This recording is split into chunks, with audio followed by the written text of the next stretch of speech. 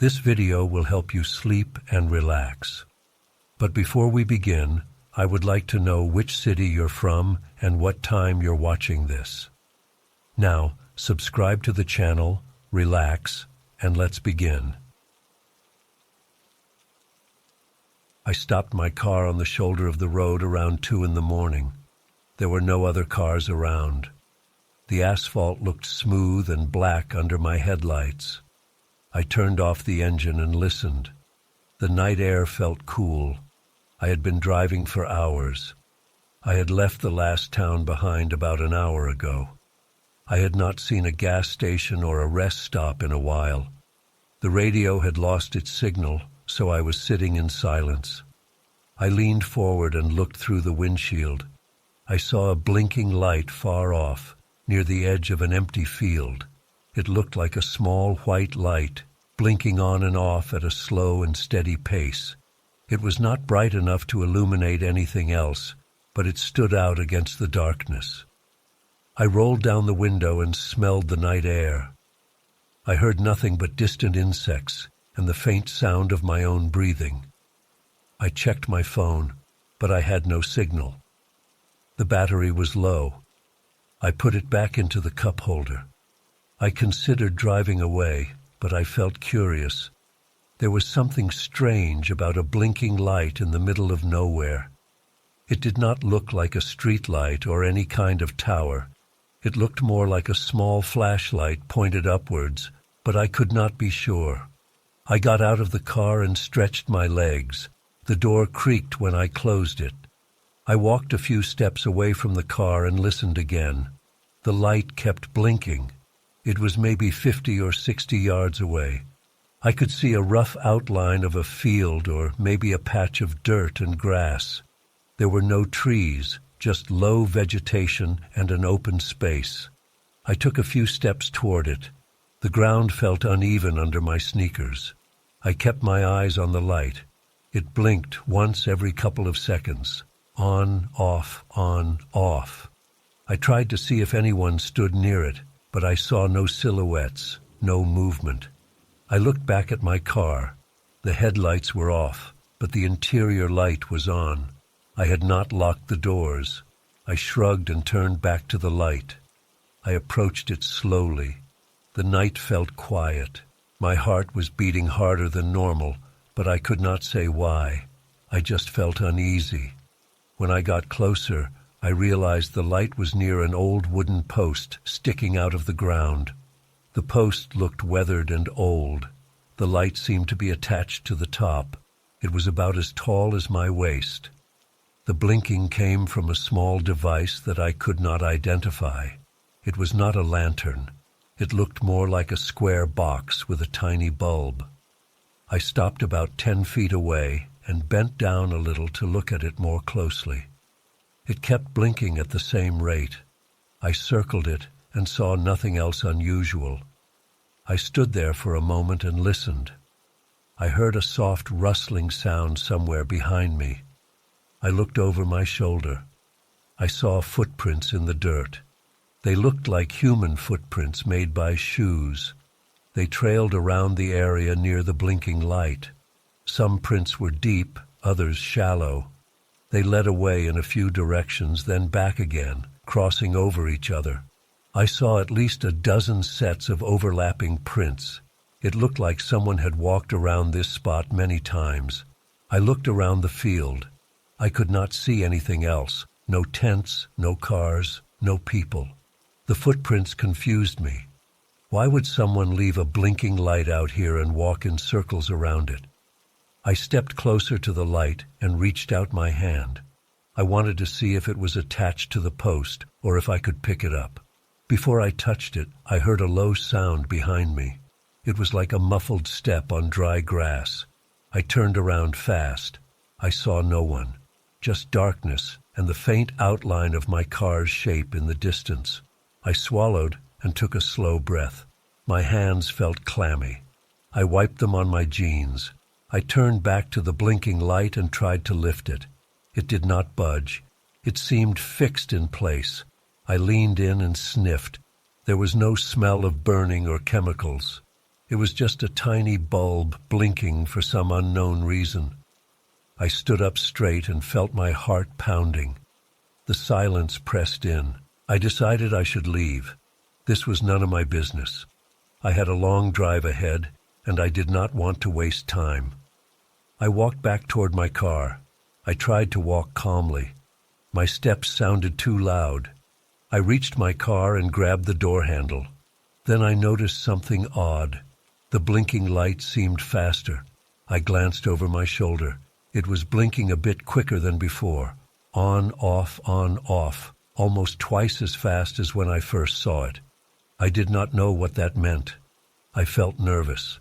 I opened the car door, sat down and locked it. I started the engine. The headlights shone on the road ahead. I looked at the field again. The blinking light flashed rapidly now, like it was reacting to something. I shifted into drive and started moving. The car rolled forward a few yards. I took one last look at the blinking light. It was blinking even faster, as if trying to get my attention. My stomach felt tight. My neck muscles stiffened. I pressed the gas pedal and moved onto the road. I drove slowly at first. The darkness seemed thicker now. I could barely see the road's edges. I tried to pick up speed, but I felt uncertain. The steering wheel felt slippery in my hands. I wiped my right hand on my pant leg. After about 30 seconds of driving, I realized something. The blinking light was reflecting in my rearview mirror. I saw a faint glow behind me. That made no sense, because I had driven away from it. I looked over my shoulder. The field was behind me, but the blinking seemed somehow closer. I slowed down and stared at my rearview mirror.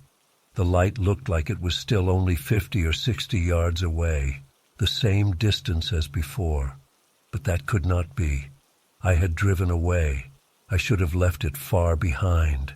I pulled over again and turned off the engine. The light still blinked in the distance, at the same intensity. I got out of the car. My hands shook. The night air felt colder. I stood there, straining my eyes. The blinking light seemed to have followed me. It was off the road, to the side, just as before. I could make out the wooden post again. How could it have moved? I walked toward it slowly, trying to stay calm. The ground felt rough under my shoes. I tried to control my breathing. My chest felt tight. I kept my eyes locked on that blinking light. As I approached, I saw the same footprints. They spread out around the post. They still looked the same, overlapping, forming loops. The light blinked rapidly, maybe once a second. I spoke aloud. "Hello?"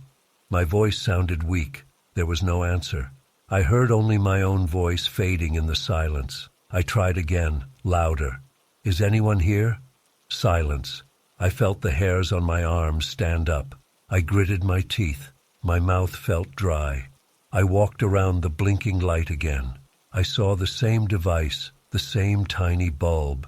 It looked identical. I could have sworn I had driven away. How was it here again? I tried picking it up once more. It would not move. I pulled harder. Nothing. I kicked the post lightly with my shoe. It made a dull sound. Nothing happened. I considered leaving on foot, but that made no sense. I had nowhere to go. My car was my only option. I stepped back from the light and turned around. I started walking to my car again. As I walked, I thought I heard footsteps behind me. I stopped and listened. No footsteps, just silence. I walked faster. My heart beat faster too. I reached my car and got inside. I locked the doors and started the engine again. I pressed the accelerator hard this time. I wanted to get away from there. The tires kicked up dust as I sped off down the road. I kept my eyes on the rearview mirror, expecting to see the light vanish behind me. But it did not vanish. It still blinked at the same distance. I swore under my breath. I could not understand it. It felt impossible. I turned the wheel and sped up, hoping to put a few miles between me and that light. After a few minutes, I slowed down and looked back. The light still blinked. I pulled over once more, breathing heavily. The silence was suffocating. I opened the door and stepped out. I looked around. The road looked the same. The field looked the same. The blinking light stood off to the side, unchanged. I felt my forehead sweat. I felt tense. My legs shook. I decided to walk up to it again. This time I grabbed a wrench from the trunk. I felt safer holding something heavy. I approached the light and tried to smash it. I hit the post with the wrench. It made a solid thump. The light kept blinking. I hit the device itself, but it did not crack. It felt solid and immovable. I cursed and kicked the dirt. I turned back and saw more footprints than before. I saw footprints behind where I stood, as if someone had walked there recently. My footsteps were there too, but I saw others that did not match my shoes. They looked older, but I could not be sure. I called out again, "Who's here?" No answer. My voice sounded shaky. I took a deep breath. I tried to calm down. My neck felt stiff. My eyes watered. I wiped them with my sleeve. I raised my wrench and tried to pry the device off the post. It would not move. I felt it vibrate slightly under my grip, as if it were fixed deep into the wood. I gave up and backed away. As I stood there, I heard a low scraping sound. It came from somewhere in the darkness. I turned my head but saw nothing. The sound stopped. I held my breath. My ears rang with silence. I hurried back to my car. I started the engine and tried driving in the opposite direction. After a few minutes, I checked the mirror. The blinking light was still there, off to the side, always the same distance, always blinking at the same speed. I shouted in frustration and hit the steering wheel. My heart pounded. My teeth clenched. I felt trapped. I tried turning around again, searching for a different route. I drove slowly and watched the sides of the road. I saw the blinking light again, as if it had moved around me, always staying the same distance away. I tried driving toward it directly. I left the road and bumped over the rough ground. The car's tires crunched on small rocks. The blinking light seemed closer. I pushed forward until I was only a few yards away. I stepped out quickly and ran to it. I touched the post. It felt cold and rough. I tried again to remove the device. Nothing happened. I returned to my car. I climbed inside and looked out at the darkness. The wind felt still. The car's engine hummed softly. I sat there, thinking only about escape. I decided to keep driving. Maybe if I kept going for hours, I would leave it behind. I drove for what felt like an hour. My headlights lit up a narrow stretch of road. I saw no signs, no houses, no landmarks, just empty fields and a dark sky. Eventually, I stopped and looked around. The blinking light stood off to the side, as always. My stomach churned. My hands trembled. I leaned forward and rested my head on the steering wheel. My breath felt shallow. I stared at the dashboard. I turned off the engine and listened. No sound, except a faint rustling outside. I raised my head and looked out the window. I saw a shape near the blinking light this time. It looked like a human figure standing still, but I could not see details. It did not move. I froze and stared. The figure stood about 20 yards away near the post. I blinked and it was gone. I looked away and looked back again. Nothing. I closed my eyes and opened them. The blinking light was all I could see out there. I tried honking the horn.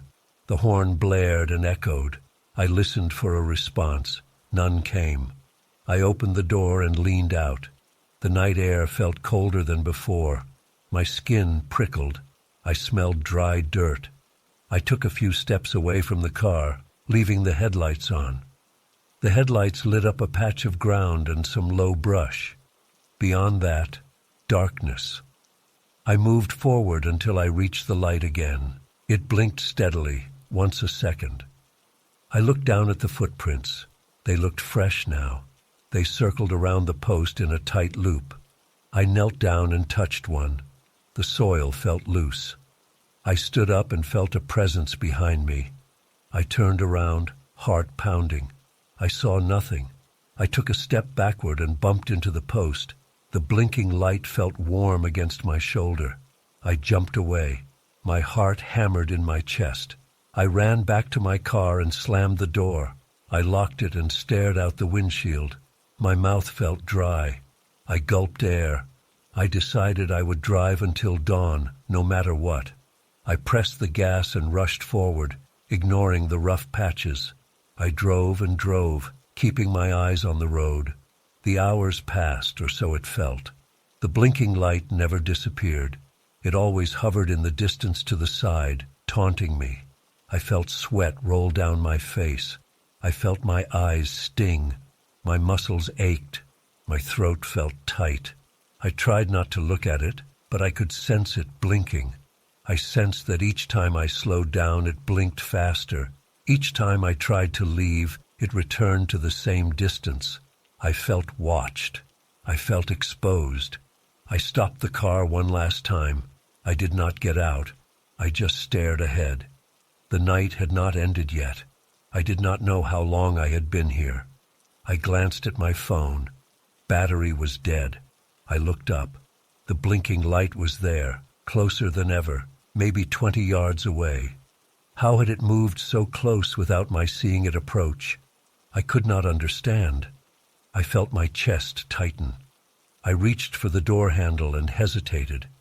I locked the doors again. I leaned forward and squinted. I thought I saw a shape next to the post. Something stood there watching me. It did not move. It just stood in silence. I gripped the steering wheel. My knuckles hurt. I could not leave. I could not stay. I just sat there, breathing hard, eyes fixed on that spot. The light kept blinking. The figure stayed where it was, silent, patient, too far to see clearly, too close to ignore. I waited for something to happen. Nothing did.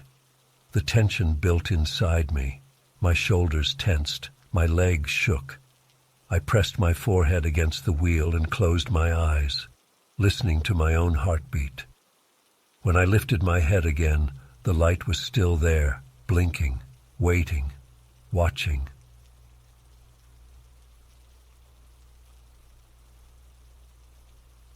I got home from work late one night and noticed something unusual at the end of my street. There was a house that I passed almost every evening, and I had never seen any lights on inside. That night, I saw a single window lit up on the second floor. It was around midnight, and everything else on my block looked normal. Dark windows, silent yards, empty driveways. I slowed down as I approached that house. The sidewalk felt a bit uneven. There was no noise from inside. The front yard looked plain. The lawn was short and neat. The curtains on the lit window were drawn, but I could see a faint glow behind them. I did not think much of it at first. I just kept walking until I reached my own building a few houses away. I went inside, locked my door, and went to bed. The next night, I finished work even later. It was closer to 1 a.m. I walked the same route home. The streets were empty. The air felt cool. When I reached that house again, I noticed the light was on in the same window. I paused on the sidewalk and stared for a few seconds. The light flickered once. It did not go off completely, just a quick dimming, and then back to normal. I waited, watching for movement. I did not see any silhouettes, no shadows, no sound. I shook my head and continued home. I told myself it was probably nothing. Maybe someone had moved in, or maybe the owner was just a night owl. I had never actually seen anyone come in or out of that house, though. It had always seemed empty, like a vacant property nobody wanted. The following night I took my usual route. I did not think about the house until I got close. This time I walked slower as I approached. I looked at the window again. It was lit as before, and it flickered when I got near. I did not see any person. The curtains did not shift. I stood there for about a minute. I heard a faint humming sound, but I could not tell if it came from the house or from somewhere else on the street. Everything else looked normal. I hurried home and locked my door. My heart beat a bit faster than usual. I felt uneasy. Over the next few nights, I tried to ignore the house. I tried to walk past without looking up, but I always glanced. The light was always on. Each time I passed, it seemed to react. Sometimes it flickered twice, sometimes it dimmed and then brightened. One night, I thought I heard a quiet click, like a switch, but I could not be sure. I decided to watch from a distance. A few nights later, I left work a bit early. It was about 11 p.m. I walked down my street and stopped about half a block before reaching the house. I stood behind a parked car and watched the window. The light stayed steady until I stepped closer. When I moved closer, the flicker happened. It felt like it was triggered by my presence. I took a step back. The light stayed steady again. I took a step forward. It flickered. I tried this a few times. I felt ridiculous, but I could not stop. The light responded each time I moved closer. It did not flicker when I stepped back. It only reacted when I approached. After a few minutes, I crossed the street and stood on the opposite sidewalk. From that angle, I saw something on the windowsill. It looked like small objects arranged in a row. I could not tell what they were. They looked like maybe figurines or small boxes or something else. The curtains blocked most of the view, but I saw shapes in the light. The next night, I brought a small flashlight. I stayed on the opposite side of the street again. I tried to shine the light quickly, just a brief flash, to see if I could make out the objects better. The moment my flashlight beam hit the window, the light inside went out for a second, then came back on. I gasped and turned off my flashlight. I crouched behind a bush and waited. After a few seconds, the indoor light flickered slowly, 3 times. I could feel my heartbeat in my ears. My mouth felt dry. My hands shook a bit. I forced myself to breathe quietly. I decided to try again the next night without the flashlight. That night, I just stood there and watched. The objects on the windowsill changed position. On the first night, I noticed them. They were all in a row. Now one of them was turned sideways. Another looked higher, like it was on top of something else. I could not identify them clearly, but they definitely were not in the same arrangement as before. Each subsequent night, I saw changes. Once, I noticed a tall, thin object on the left side. Then the next night it moved to the right. Another time, I saw a short, wide object appear in front of the others. The arrangement made no sense to me. They did not form letters or symbols that I recognized. They were just different every night. I tried to ignore it, but I could not. It bothered me. I felt like whoever was inside that house was playing a game. They were reacting to my presence. They knew I was watching. I never saw anyone, though. No face, no hand, no movement of the curtains. Just the light and those objects. One night, I decided to get closer. I waited until very late. It must have been almost 2 a.m. The street was empty. No cars, no pedestrians. I approached the house quietly. My footsteps sounded loud on the sidewalk. I stepped onto the front yard and tried to see if there was a name on the mailbox. The mailbox was empty and had no name. Just a metal box with a faded number that I could not read in the dark.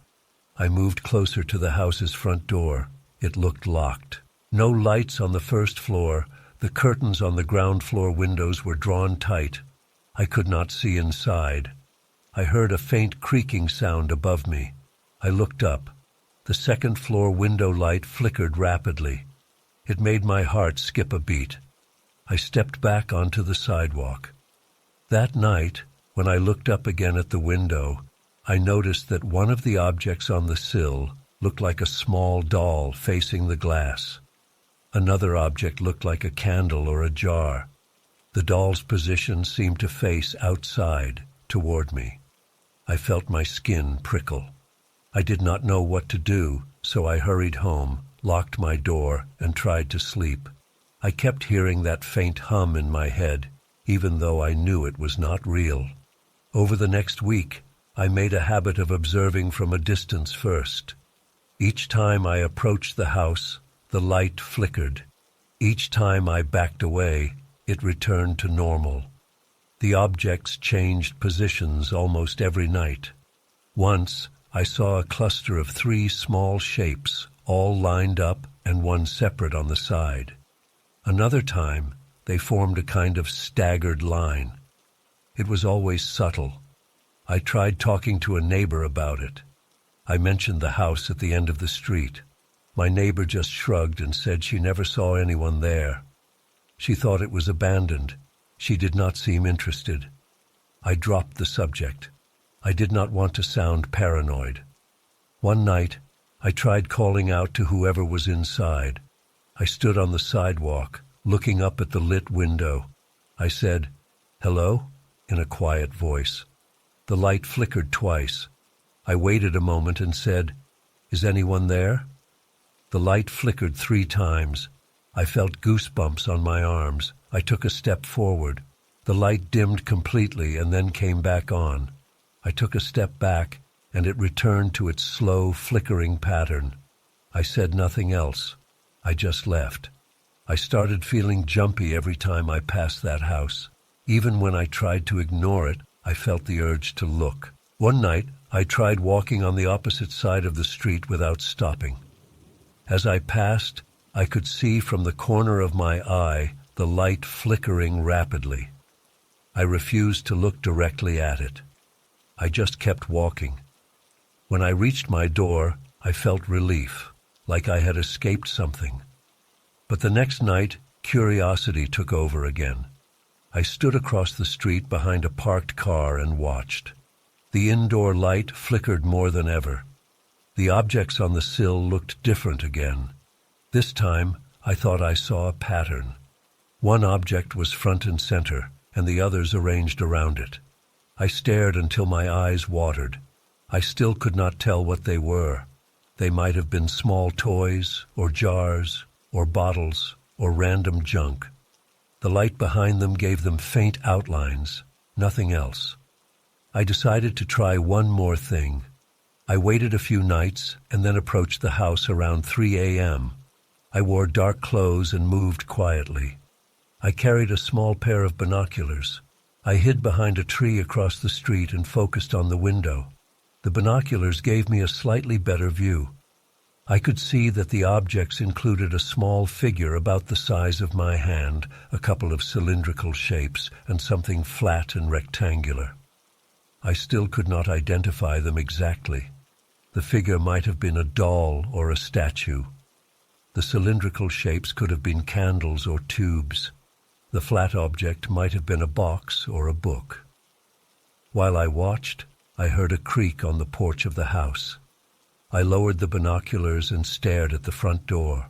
It looked unchanged. No movement. I raised the binoculars again. The window light flickered rapidly. The doll-like figure was now turned slightly to the left. I did not see how it moved. It was just different when I looked again. My heart pounded. My hands were sweaty. I breathed through my nose, trying to stay calm. I took a step back, and my shoe scraped the sidewalk. The sound echoed in my ears.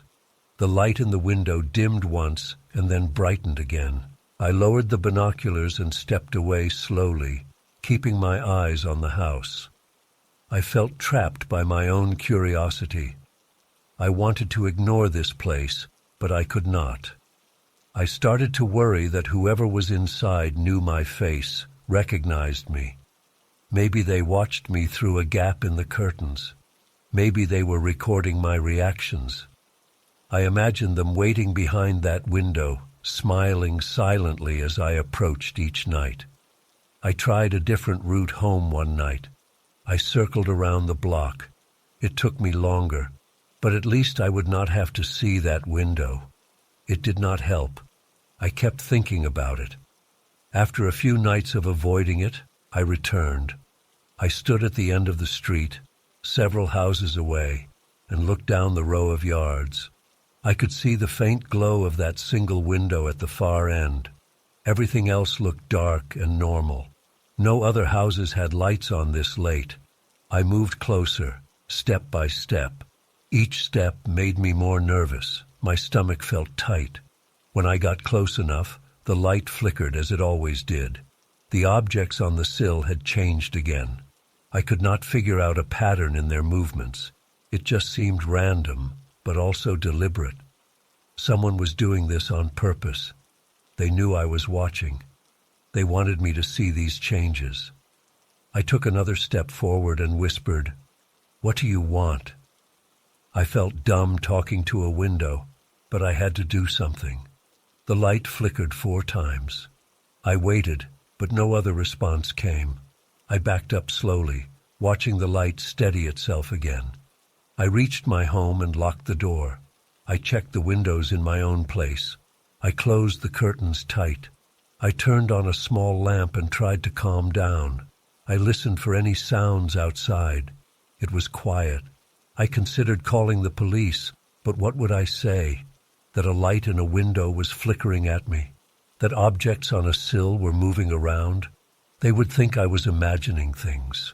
I managed to sleep a bit, but I woke up twice thinking I heard tapping on my own window. I checked each time and saw nothing. It was just my nerves. The next night, I passed by again, this time walking briskly. I tried not to pause. I glanced at the window. The light flickered in a rapid pattern. The objects looked spread out, like they were placed at different angles. One of them caught the light in a way that looked like a small reflection. I did not stop. I did not say anything. I just hurried home. As the weeks passed, the pattern continued. The light never stayed off. It was always on, always flickering when I came near. The objects always changed. I never saw anyone go in or out of that house. I never heard voices. No one else on the street mentioned it to me. It was like I was the only one who noticed. I stopped trying to figure it out. I realized I could do nothing about it. I still felt tense every time I walked past. My hands would shake a little. My neck would feel stiff. Sometimes I held my breath until I was a few houses away. But I could not move to another neighborhood, and I did not have another route to take every single night. Now I just acknowledge it in my head. That house is there. The window is lit. The light flickers. The objects move. Someone inside wants me to know they are there. Maybe they want me to come closer, to step onto that porch, to knock on the door. I never do. I never will. I walk by, I see the light, I feel the tension, and I keep going. Each night, I feel a chill as I pass. I do not know who they are or what they want. I just know that I am part of their routine now. They wait for me. They change something small, and they watch my reaction. I cannot stop them. I cannot pretend it does not exist. I can only keep walking, keep my head down, and hope it does not escalate. I still have no answers. I still feel that pressure in my chest every time I come home late. But I survive it by ignoring it as best I can. The house remains silent, the window lit, and the watcher unseen. I come and go, and the game continues.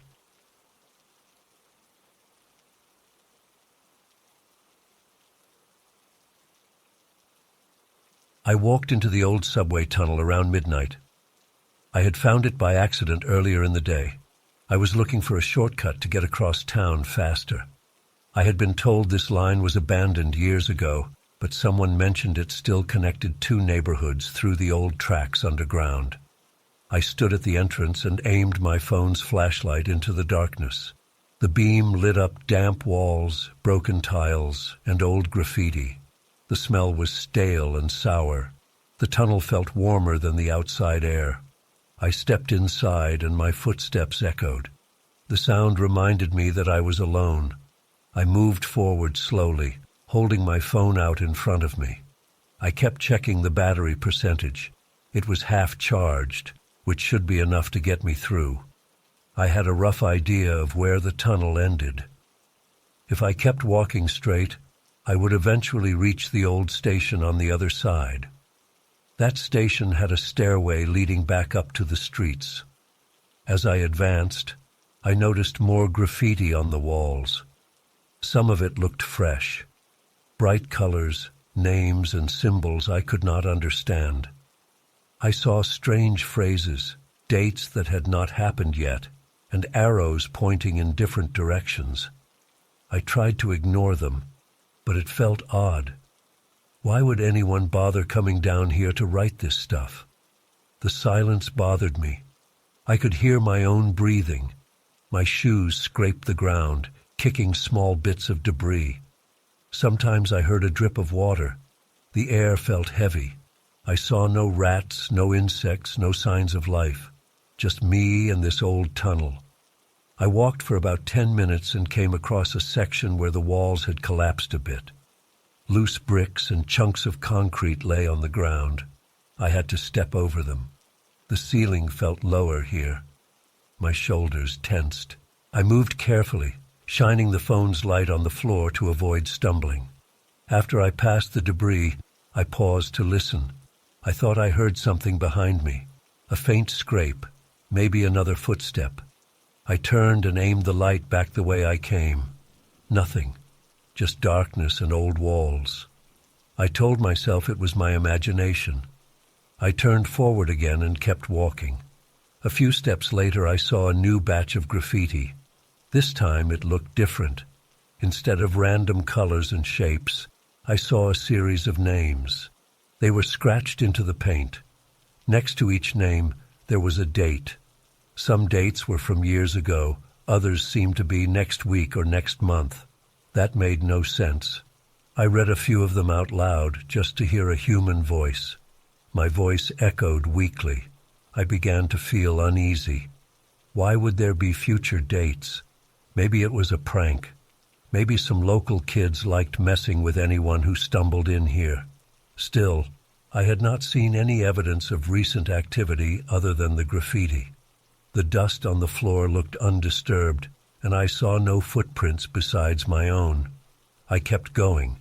The tunnel seemed endless. I expected to see some sign of the old station soon, but nothing changed. Just tracks embedded in the ground and dark walls. My phone's flashlight began to feel weaker, but that was probably my nerves. I checked my battery again. It was at 40%, still okay. I could not turn back now. I felt like going forward was the only option. The way back would be too long, and I did not want to admit I had wasted this much time. I sped up a bit. My footsteps echoed louder. After a few minutes of faster walking, I heard something again. A soft rustle, maybe behind me. I stopped. The sound stopped.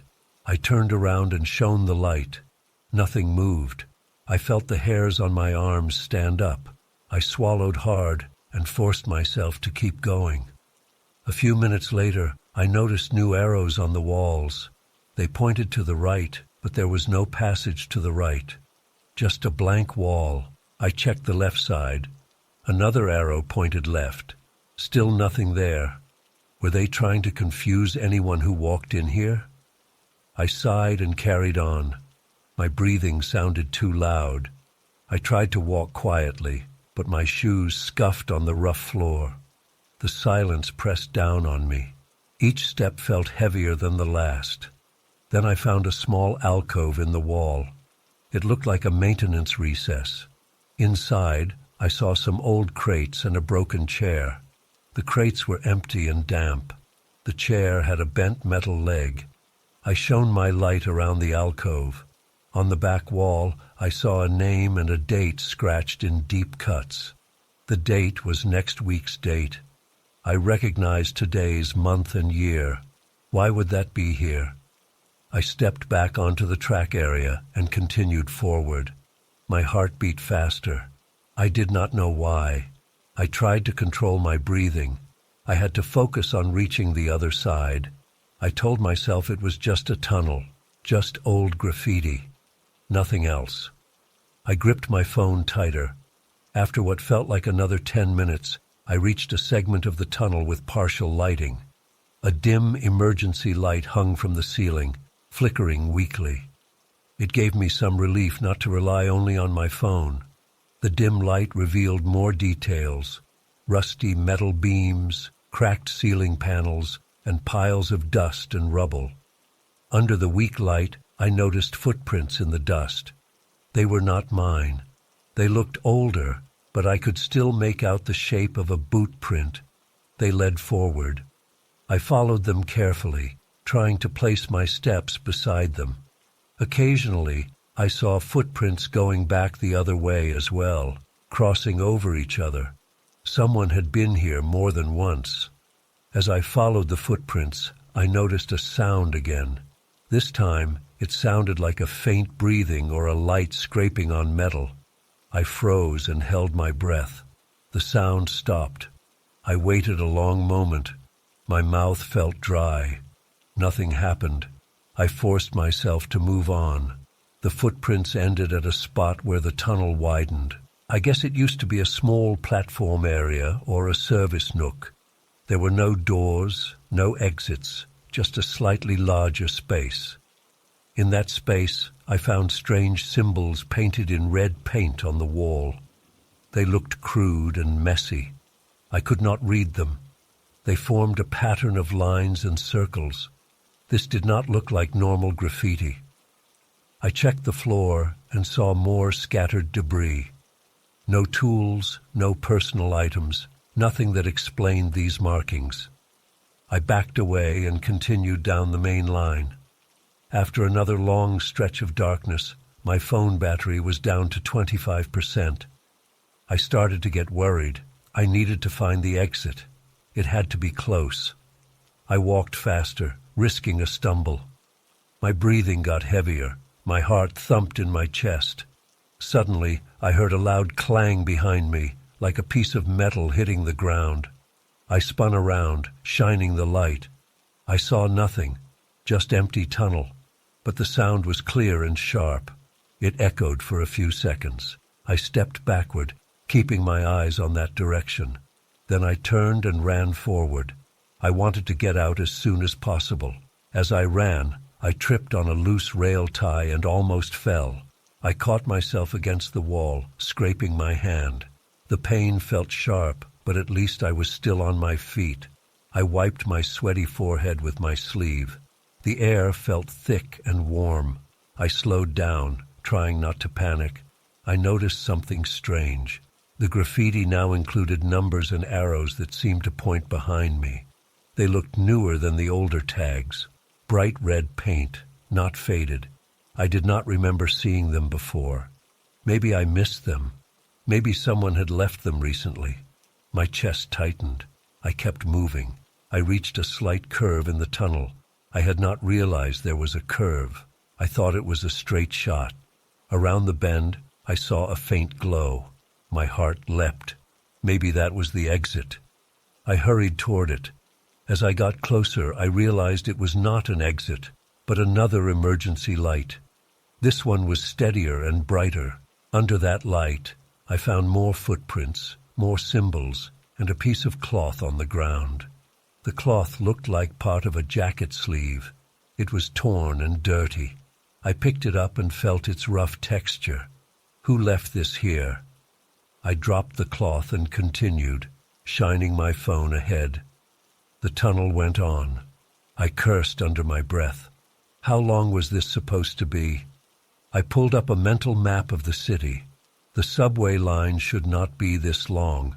I should have reached the old station by now. My phone battery was at 15%. I decided to conserve it. I turned off the flashlight for a moment and tried to let my eyes adjust to the darkness. I saw nothing. Total blackness. After a few seconds, I turned it back on. I could not risk walking blindly. I kept going and noticed the walls changing. The tiles were gone. Now it was just rough concrete. The air smelled stronger, like mold and wet earth. The ground felt uneven. My legs ached from walking so long. A sudden scraping sound came from ahead of me this time. I stopped. The sound repeated, like something dragging on the floor. I aimed my phone forward but saw nothing. I clenched my jaw and stepped slowly, one foot after the other. As I moved, the sound stopped again. My own breathing was now too loud. I tried to breathe quieter, but I could not. My heart pounded.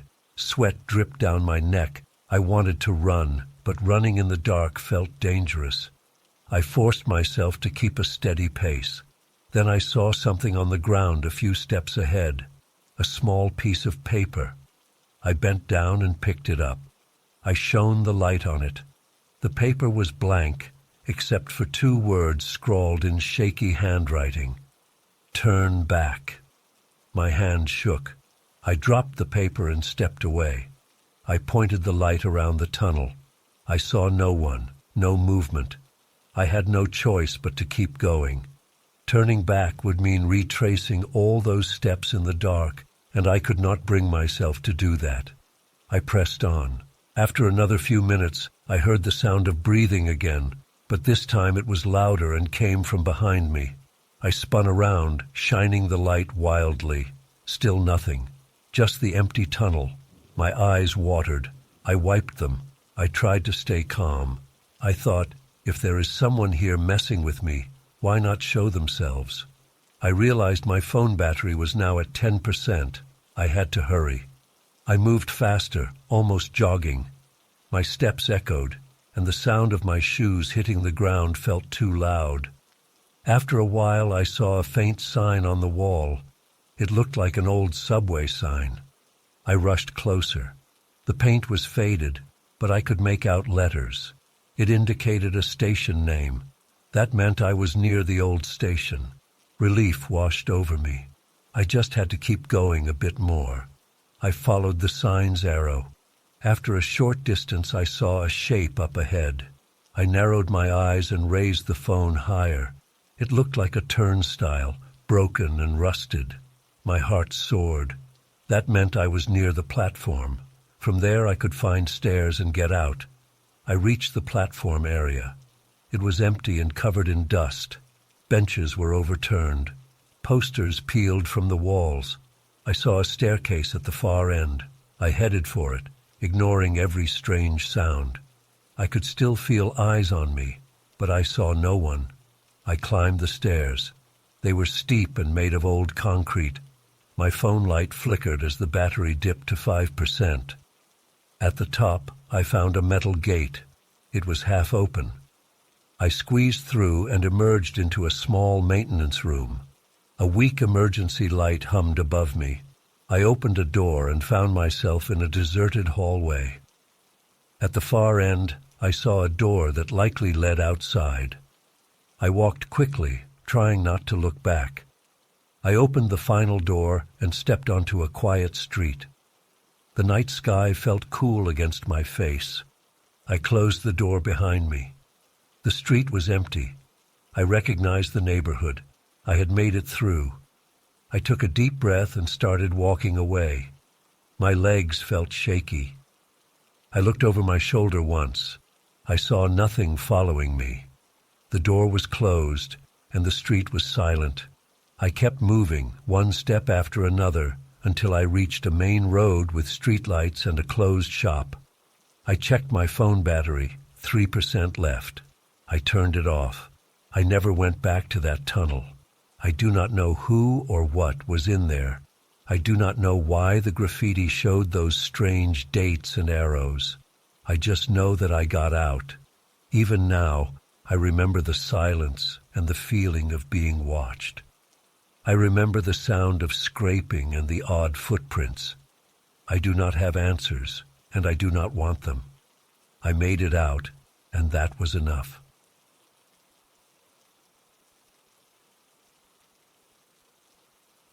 Parked my car at the lookout around midnight. The drive had been long and empty. The roadside sign said there was a scenic view ahead. I was tired and thought a short break would help. I turned off the engine and stepped out. The air was damp. A heavy white fog hung over everything. I could not see more than a few meters in any direction. The ground under my feet felt uneven, a mix of gravel and dirt. My shoes sank slightly as I moved. I tried to find the edge of the viewpoint. Usually these places have a railing or a low fence. I walked forward slowly, holding my hands out in front of me. I expected to see the faint outline of a guardrail or a bench, but the fog was too thick. I took a few more steps. Still nothing. I listened carefully. The night was quiet. No cars passed on the nearby road. No insects buzzed. I smelled damp earth and maybe wet grass. My breath came out in small clouds I could almost see. I felt uneasy but tried to ignore it. I turned around to look at my car. I could see the shape of it, the headlights off, the body dark against the pale fog. I had left the door unlocked. I told myself I would not go far, just a few steps more to see if the view opened up. It did not. I walked in a slow circle, one hand extended. My fingertips brushed something rough. It was a wooden post, maybe part of a fence. I ran my hand along it. It felt old and damp. I followed it for a short distance. I thought it would lead me to the main viewpoint area. As I moved, the fog seemed to thicken. I breathed through my nose to stay calm. The post ended abruptly. My hand grabbed at the air, and I felt nothing. I paused and tried to guess where I was. I should have been close to the edge of a hill or a small valley. But I saw no lights below, no sign of the landscape, just white fog. I stepped carefully back the way I came. I expected to reach my car within a few seconds. I walked straight, keeping my eyes open for the dark shape of the vehicle. After 10 steps, I still saw nothing. I stopped. I knew I had not walked that far from the car. My stomach tightened. I felt a slight tremor in my hands. I tried to stay calm. I turned my body slightly and walked in another direction. I counted my steps, sure that I had gone only a short distance from the car. After another 10 steps, no sign of it. I tried another angle. This time I moved slowly and quietly. I listened for any sound that might guide me. The night was silent. Each footstep made a dull crunch. I could not tell if I was walking in circles. I decided to call out. "Hello?" My voice sounded small and muffled. The fog swallowed it. I waited. No response. I tried again, louder. "Hello? Is anyone there?" Still nothing. I told myself this was just a patch of heavy fog. My car had to be close. I would find it if I stayed calm. I reached into my pocket for my phone. The screen glowed. I checked my battery. Half full. I turned on the flashlight feature. The light cut a weak beam through the fog, showing me a patch of gravel and a bit of short grass. I aimed the light around slowly. I saw nothing but fog and a few patches of ground. No car, no fence, no sign, no road. I took a deep breath, trying not to panic. I knew I must have turned around without realizing it. I decided to walk slowly in a straight line in one direction for a while. I picked a spot on the ground as a reference and walked forward. Each step felt heavier than the last. The silence pressed in. After maybe 20 steps, I saw something dark on the ground. I crouched down and aimed the flashlight. It was a wet rock, nothing else. I stood up and felt a sudden shiver. The temperature seemed to drop. My heart beat faster. I rubbed my arms.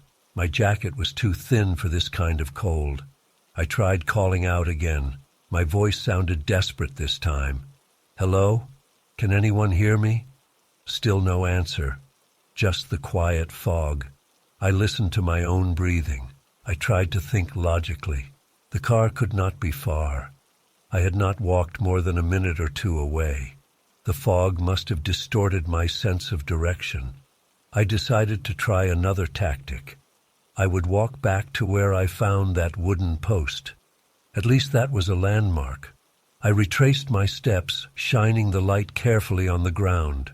I walked slowly, counting steps in my head. After 30 steps, I still had not found the post. That made no sense. I had not walked that far from it. I turned 90 degrees and moved another 20 steps. Nothing. The ground looked the same in every direction. Gravel, patches of grass, some damp soil. I kicked a small stone in frustration. It rolled away and disappeared into the fog. I considered yelling again, but it had done no good. I felt sweat on my forehead, even though the air was cold. My mouth was dry. I swallowed hard. I could not explain why I felt afraid. There was nothing visibly threatening, just empty fog. I tried to think of something else. Maybe I could listen for the road. I strained my ears, hoping to catch the faint hum of a distant engine or the rustle of a passing car. I heard nothing. The silence was absolute. I remembered I had left my phone's GPS on. I pulled out my phone and tried to open the map. The screen took a moment to load. No signal. The map would not refresh. I stared at the screen, waiting for a single bar of reception. Nothing. A sudden sound startled me. A soft shuffle, like a footstep on gravel. I spun around and aimed the flashlight. I saw no one. My heart pounded. I listened again. Silence. Maybe I had imagined it. I took a cautious step forward. My shoe made a similar sound. Maybe the noise was just my own movement. I tried staying completely still for several seconds. No noise. Then I took a single step. The sound echoed slightly. I moved again, slowly. After 3 steps, I heard something else. A faint whisper, or maybe a low murmur. I could not make out words. It came from somewhere ahead. I froze and held my breath. The whispering stopped. I called out again, my voice shaky. "Who's there?" No response. I decided I had to keep moving. Standing still would not help. I picked a direction and walked. Each step made me nervous, as if I expected something to jump out from the fog. I held the phone tight, the flashlight shaking slightly in my trembling hand. After a few minutes, I thought I saw a shape in the distance, a faint outline against the white fog. I could not tell if it was a tree, a post, or a person. I approached slowly. The shape remained still. My mouth went dry again. As I got closer, I realized it was a human silhouette. It stood motionless, facing me. I stopped about 10 meters away and shone the light. The silhouette did not move. I saw no features, just a dark outline. It looked like a tall figure wearing something long, but I could not be sure. "Hello?" I said, my voice weak. No response. The figure remained still. I felt goosebumps on my arms and neck. I took a step closer. The silhouette did not react. It did not shift or sway. I called out again. "I'm lost. Can you help me?" Nothing. Just silence. I noticed I could not see the ground clearly at the figure's feet. The fog was too thick there. I aimed the light lower, but it made no difference. My pulse pounded in my ears. I was afraid to approach further. Something felt wrong. I backed away 1 step. The silhouette stayed where it was. I backed away another step. Still no movement. I turned and walked quickly in another direction. I did not run, but I moved as fast as I dared without falling. After maybe 50 steps, I stopped and looked back. The silhouette was gone, or the fog had swallowed it up. Either way, I could not see it. I felt dizzy with fear. My chest felt tight. I needed to find my car. I tried to calm down. I turned off the flashlight for a moment to see if I could spot the car's shape by the faint difference in darkness. Everything looked the same. I turned the light on again and kept walking, choosing a random direction. My legs felt heavy. My shoulders ached from tension. I listened carefully with each step. Sometimes I thought I heard faint whispers or steps, but I could not pinpoint the source. Suddenly, my foot hit something solid. I looked down and saw a piece of wood. I bent down and felt it. It was a post, like the one I had touched before. I followed it with my hand, hoping it would lead me to the original viewpoint area. The post led to another, and then another. I realized this might be a fence line. I walked along it, holding onto the posts. Each one felt damp and old. I figured if I followed it long enough, I would reach something familiar. After a few minutes, the fence line ended at a broken section. I stepped over a fallen post. On the other side, the ground felt softer, like soil rather than gravel. The fog remained thick. I saw no landmarks. I circled around, hoping to return to the fence line and maybe find another path. After a few turns, I found myself in an open area again. I checked my phone's battery. It was getting low. I had maybe 20% left. I considered saving power, but I could not walk in the dark. I called out one more time, louder, more desperate. "Hello! Please, I'm lost!" My voice cracked. No one answered. I felt tears welling up. I wiped my eyes and sniffed. I tried to focus on something practical. My car should be parked near a gravel turnout. If I found a more solid patch of ground, maybe I would find it. I aimed the flashlight at the ground and tried to find a path of packed gravel instead of soft soil. I walked slowly, examining the ground. After a few minutes, I noticed the soil turned harder. I kicked at it and heard a more solid sound. Maybe this was the area near the parking spot. I followed this harder ground, taking small steps, shining the light carefully. I stumbled on a rock and nearly fell. I cursed under my breath. As I steadied myself, I looked up. Through the fog, I saw a dark shape that might have been the car's roof. I moved closer. Yes, it looked like my car. I recognized the curve of the roof and the position of the side mirror. I rushed forward and grabbed the door handle. It was my car, unlocked as I had left it. I nearly cried with relief. I opened the door and got inside. I slammed it shut and locked it. My breathing was fast. I looked out the windows, but they showed only white fog. I turned the key in the ignition. The engine hesitated, then started. The headlights cut through the fog, but not far. I knew the road had to be somewhere behind me. I backed up slowly, feeling the tires crunch over the gravel. I turned the wheel, hoping to align with the direction I came from. I rolled down the window a crack and listened. I heard nothing. I moved the car slowly, inching forward. Eventually, my headlights caught the edge of the road.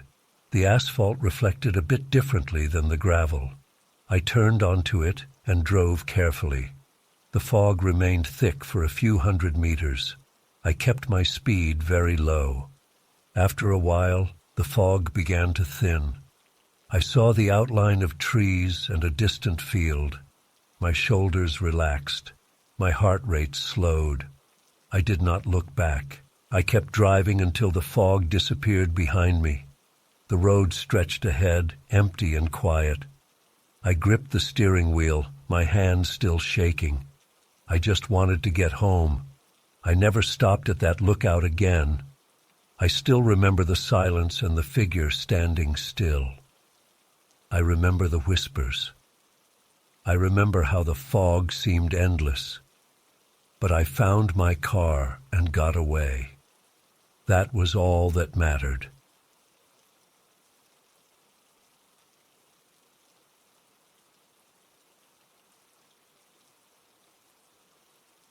Arrived at the roadside motel after midnight.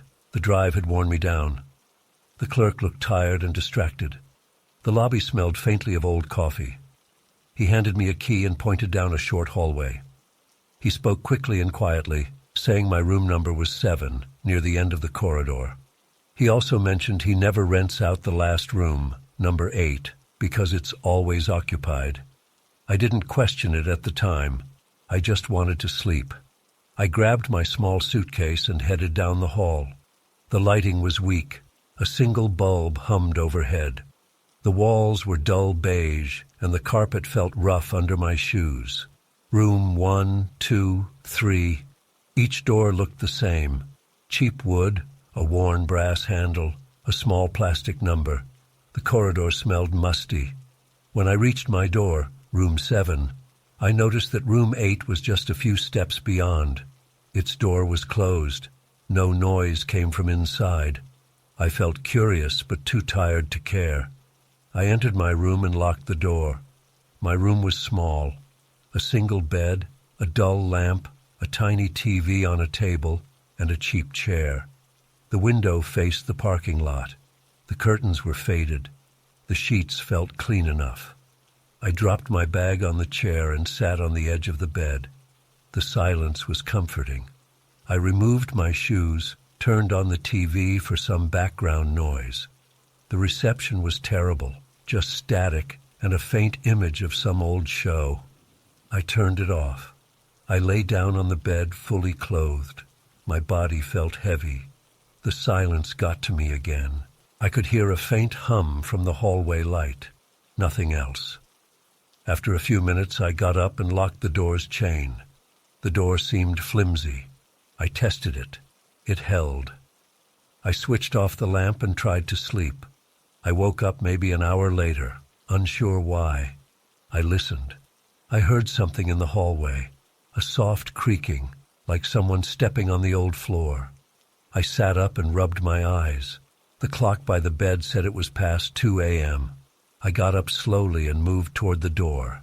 I placed my ear against it. The hallway was quiet now. No more creaking. I unlocked the chain and opened the door a crack. The hallway light still hummed. The corridor looked empty. I saw the door to room 8. There was a thin line of light shining from underneath it. It flickered slightly, as if someone inside was moving around with a lamp or a TV on. I listened for voices. I thought I heard a soft whisper, but it could have been my own breath. I closed my door quietly and returned to bed. I tried not to think about it. Someone was in room 8. That's what the clerk said. Probably just another guest. I managed to fall asleep again. A few hours later, I woke up again. This time, I was sure I heard voices in the hallway. I jumped out of bed, heart pounding. I tiptoed to the door. It was dark inside my room. I hadn't turned on any lights. The only glow came from the parking lot, light through the thin curtains. I listened again. Yes, soft voices, more than one. I couldn't make out words, just low murmurs. I opened my door a few centimeters and peeked out. The hallway looked the same. Dim light, no one there. But I could still hear the whispering. It sounded like it came from room 8. I held my breath and stared at the door. The light under it flickered faster now. I saw a shadow pass across that strip of light. Someone was definitely inside. I waited, expecting the door to open. It never did. I stood there for maybe a minute, feeling my heart race. Eventually, I closed my door and locked it again. I decided not to get involved. I lay back down, telling myself it was none of my business. Maybe a couple was arguing quietly. Maybe someone was watching a show with headphones and the sound leaked somehow. I forced myself to sleep until morning. When I woke up, it was around 8 a.m. The sunlight peeked through my curtains. I yawned, stretched, and decided to take a quick shower. The water pressure was weak but warm enough. I got dressed, gathered my things, and prepared to check out. Before leaving, I stepped into the hallway. Now, in the daylight, it felt less eerie. The light bulb overhead was off. I guess it was on a timer. I looked at room 8's door. No light under it now. I wondered if the occupant had left early. On my way out, I stopped at the front desk. The clerk from last night wasn't there. A woman stood behind the counter, reading a magazine. She looked up and nodded at me. "I'll be checking out," I said, handing her my key. "Room 7, she said, glancing at her ledger. She asked how my stay was. I said it was fine, just short. I hesitated a moment and then asked, "That room at the end of the hall, number 8, is someone staying there?" She looked at me strangely. "Yes, it's always occupied," she said, repeating what the previous clerk had mentioned. "We don't rent it out." I frowned. "If it's occupied, who stays there?" She shrugged. "The owner keeps it for storage or something. I don't know the details." I left it at that, not wanting to push. I stepped outside. The morning air felt fresh. I got in my car and prepared to drive off. But something bothered me. Why did I feel uneasy about that room? I started the engine, then turned it off. I got out and walked around the building. Maybe I could see something from the outside. The motel was small, just one floor. Room 8 should be at the far end. I walked along the side, looking for a window. Each room had a small window except for room 8.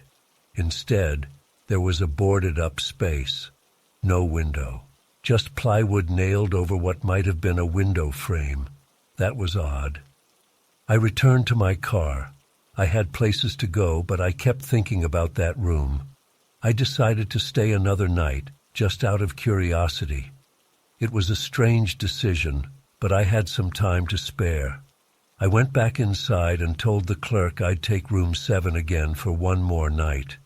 She looked surprised but gave me the key. I spent the day driving around nearby towns. I ate lunch at a diner, killed time at a small park, and returned to the motel around 9 p.m. The same clerk was there. She nodded as I passed by. I went straight to room 7 and locked myself in. I turned off the lamp and waited. Around midnight, I listened at the door again. At first, silence. Then, after a while, I heard a faint scraping sound. I opened the door carefully. The hallway light was on, casting its weak glow. I saw the door to room 8. Light flickered underneath it again. This time I decided to try something else. I walked slowly down the hall and stood in front of room 8's door. I didn't knock. I just listened. Soft murmurs came from inside. I placed my ear against the wood. The voices were too low. I couldn't make out words. Then I heard a creaking sound like someone shifting their weight on old floorboards. I stood there for a moment, heart pounding. The door handle was old brass. I touched it lightly. It was cold. I felt a slight resistance when I tried to turn it. Locked, of course. I tried to peek under the door, but the gap was too small. Just that faint, flickering light coming through. I backed away, not wanting to get caught. I returned to room 7 and closed the door quietly. I felt my hands shake a bit. This was weird. Why was I doing this? It wasn't my problem, but I couldn't stop thinking about it. I lay on the bed, fully clothed, waiting. Hours passed. Around 2 a.m. I heard footsteps in the hallway, slow and heavy. I jumped up and looked out through the peephole. It was tiny and distorted. I saw a blurry shape move past my door, heading toward room 8. It stopped there. I held my breath. The shape stood still, blocking what little I could see. After a minute, the shape moved back, heading toward the lobby. I couldn't tell who it was. Maybe the clerk, maybe the owner. I waited a few minutes, then opened my door a crack. No one in the hallway, but the door to room 8 still showed light underneath, still flickering. I stepped out, my heart pounding. I walked slowly toward the lobby. It was empty. The night clerk was not at the desk.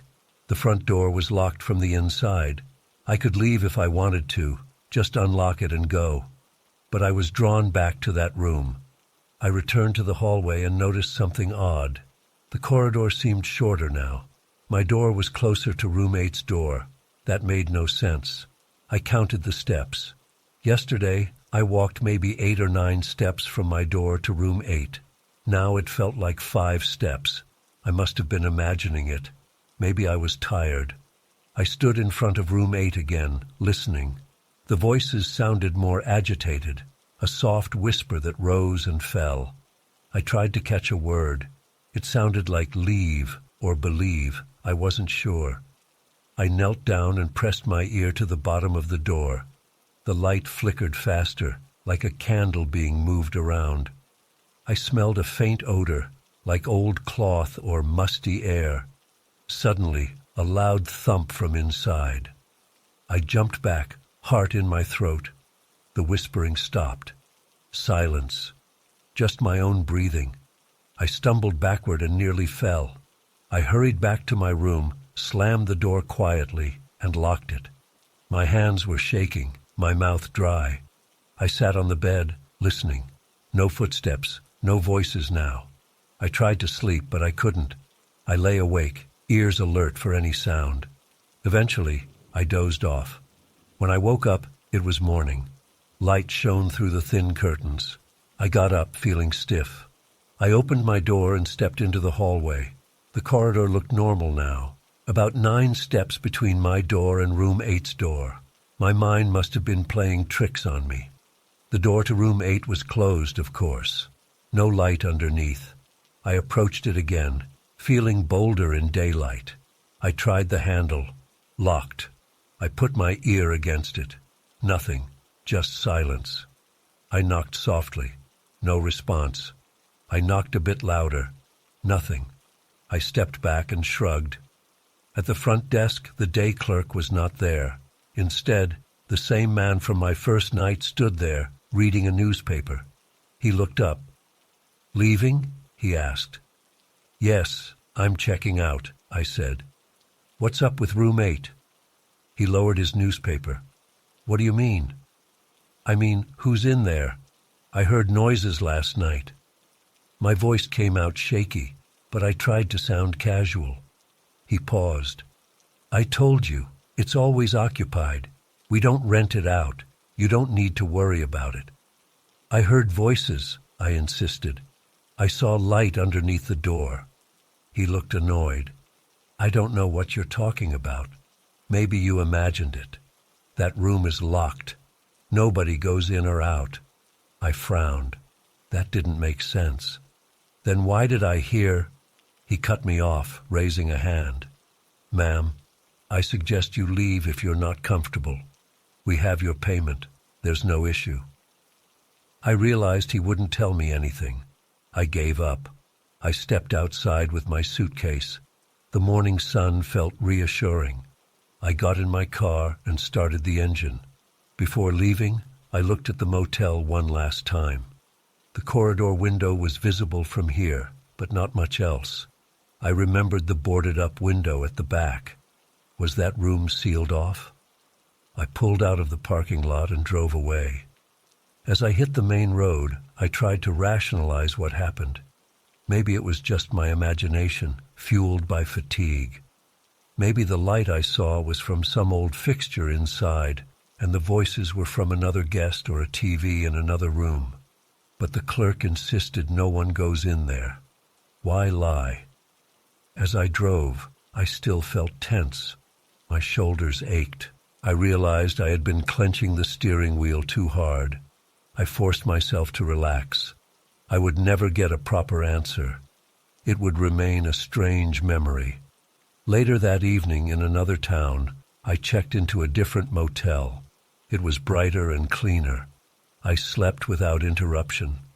But I couldn't shake the feeling that someone from room 8 had been aware of me, that they had listened as I listened, that behind that locked door, something had watched me through the thin gap under the door as I tried to see inside. I never returned to that roadside motel. The experience left me uneasy. To this day, I can recall the flickering light, the whispered voices, the sudden thump, and the clerk's evasive answers.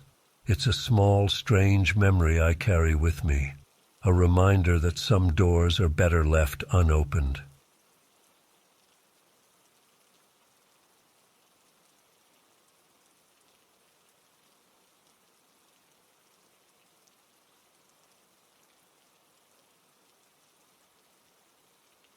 I started the hike at sunrise. The trail was supposed to be simple and well marked. I wanted to finish by noon. I carried a small backpack with water, a few granola bars, and my phone. The map at the trailhead showed a loop through the forest, about 5 kilometers long. The sign said the exit would be clearly indicated at the halfway mark. I trusted the signs and stepped onto the path.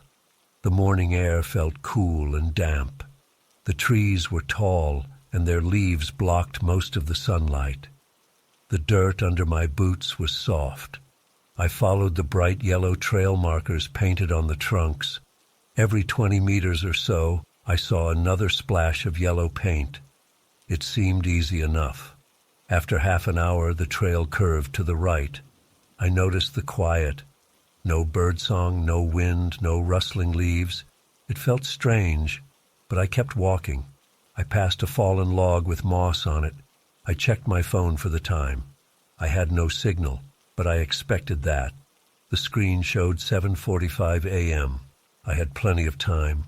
I drank some water and kept moving.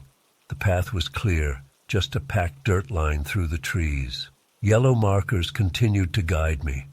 After another half hour, I expected to see the halfway sign or something indicating the loop's midpoint. But I saw nothing, just more trees and more markers. I stopped and listened. Still no sound of animals or distant roads. My breathing felt louder than normal. I pushed forward, convinced I must be close to the halfway point. The trail began to look familiar. I saw a large tree with a twisted trunk that I could swear I had passed before. I shook my head, thinking maybe I confused it with another tree. I walked on. After another half hour, I checked my watch. It was now past 9 a.m. I should have been near the exit sign or at least the loop's turning point. Instead, everything looked the same. The yellow markers kept appearing, but I felt like I was going in circles. I tried to calm down. Maybe the trail was longer than I remembered. Maybe I misread the map. I kept walking. The silence pressed in. No birds, no insects, nothing. Just my footsteps and my breathing. I stopped again and looked around carefully. I recognized the twisted tree again. I was sure of it now. I had passed this tree twice. I crouched down and touched the dirt. It felt loose. I dragged my finger through it to make a small mark and dropped a leaf there. I walked forward for 20 minutes, following the markers. Then I saw the twisted tree for the third time. I checked the ground.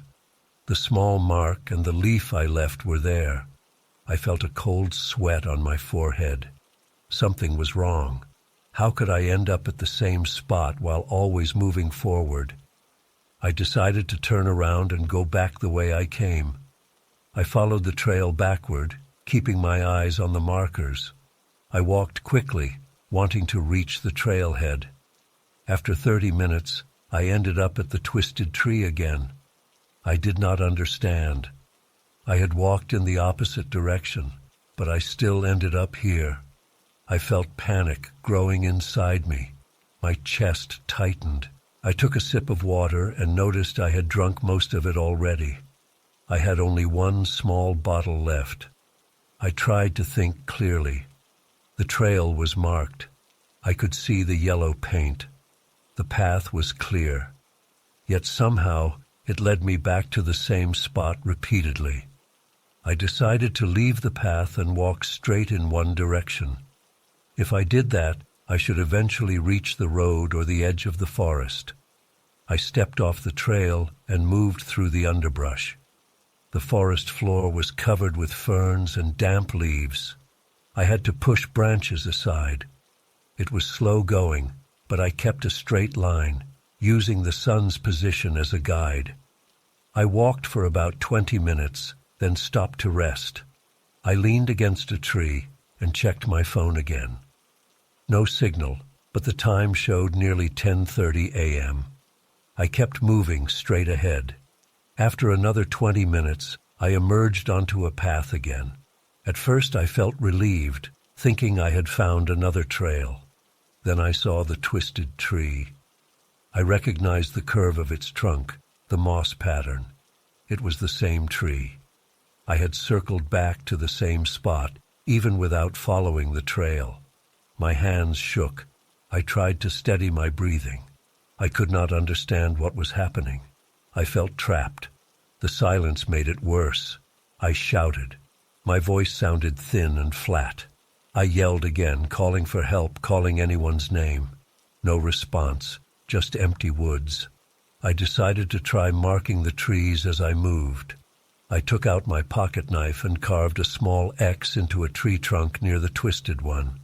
Then I followed the trail forward again. I walked fast, almost running. After about 15 minutes, I saw a tree with an X carved on it. I checked the shape of the trunk. It was the same tree I had marked. I had returned again. I screamed in frustration. I kicked the dirt and threw a small branch at the ground. My heart pounded. I felt my shirt sticking to my back with sweat. I forced myself to drink some water to stay calm. I had to think differently. Maybe I should try following the yellow markers carefully and see if I could find any irregularities. I started walking slowly, looking closely at each marker.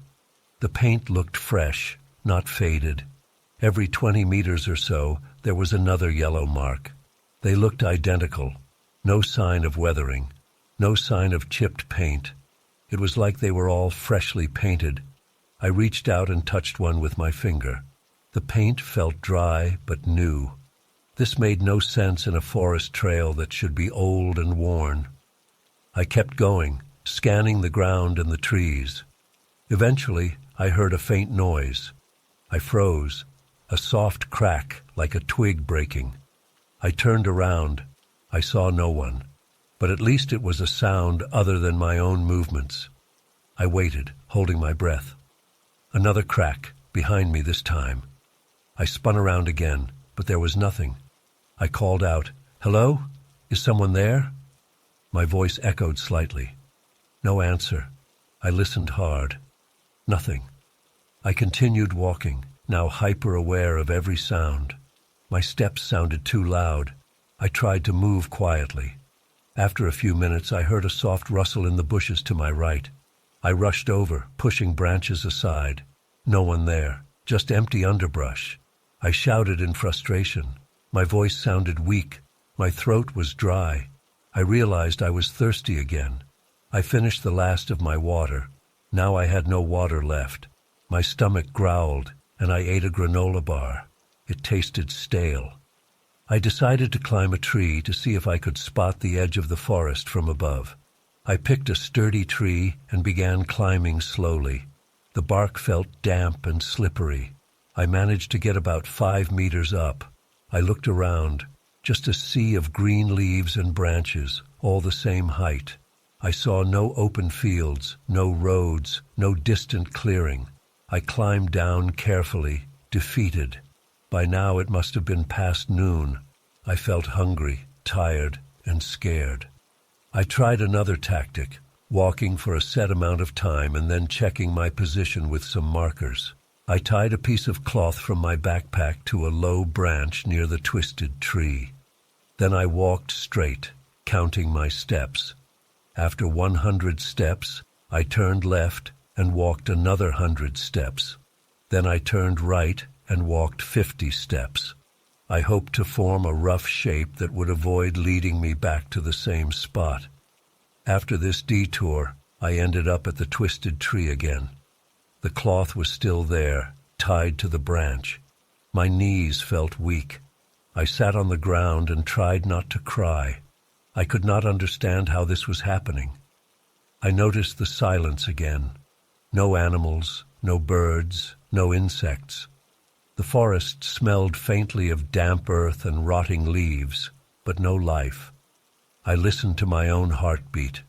I thought about spending the night here. I had no tent, no more water. I felt panic rising. I got up and started running. I ran as fast as I could along the trail, ignoring the branches that scratched my arms. I ran until I couldn't breathe. Then I stopped, bent over, and tried to calm down. When I looked up, the twisted tree stood a few meters away. I felt dizzy. I dropped to my knees and punched the ground. Dirt got under my nails. I took deep breaths. I told myself to keep moving. I couldn't just sit and wait. I tried to break a branch to use as a walking stick. The branch snapped loudly. That sound startled me. For a moment, I thought I heard a low whisper, like someone behind me exhaling. I spun around again, nothing there. I started talking out loud to myself, just to break the silence. I said my name, my address, what I had eaten for breakfast. Hearing my own voice helped a little, but it also felt strange. The forest absorbed every sound. I heard no echo, no feedback, just my own words disappearing into the trees. I tried one more desperate idea. I would follow the yellow markers backward very carefully, touching each tree that had a mark on it, counting them out loud.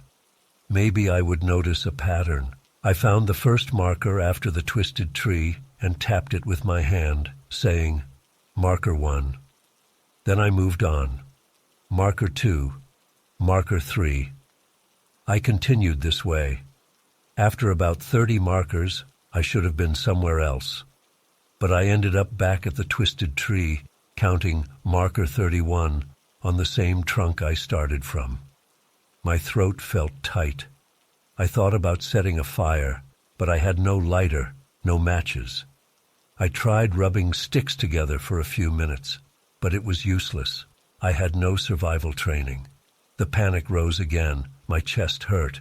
I needed to calm down. I realized I was sweating a lot, losing fluid.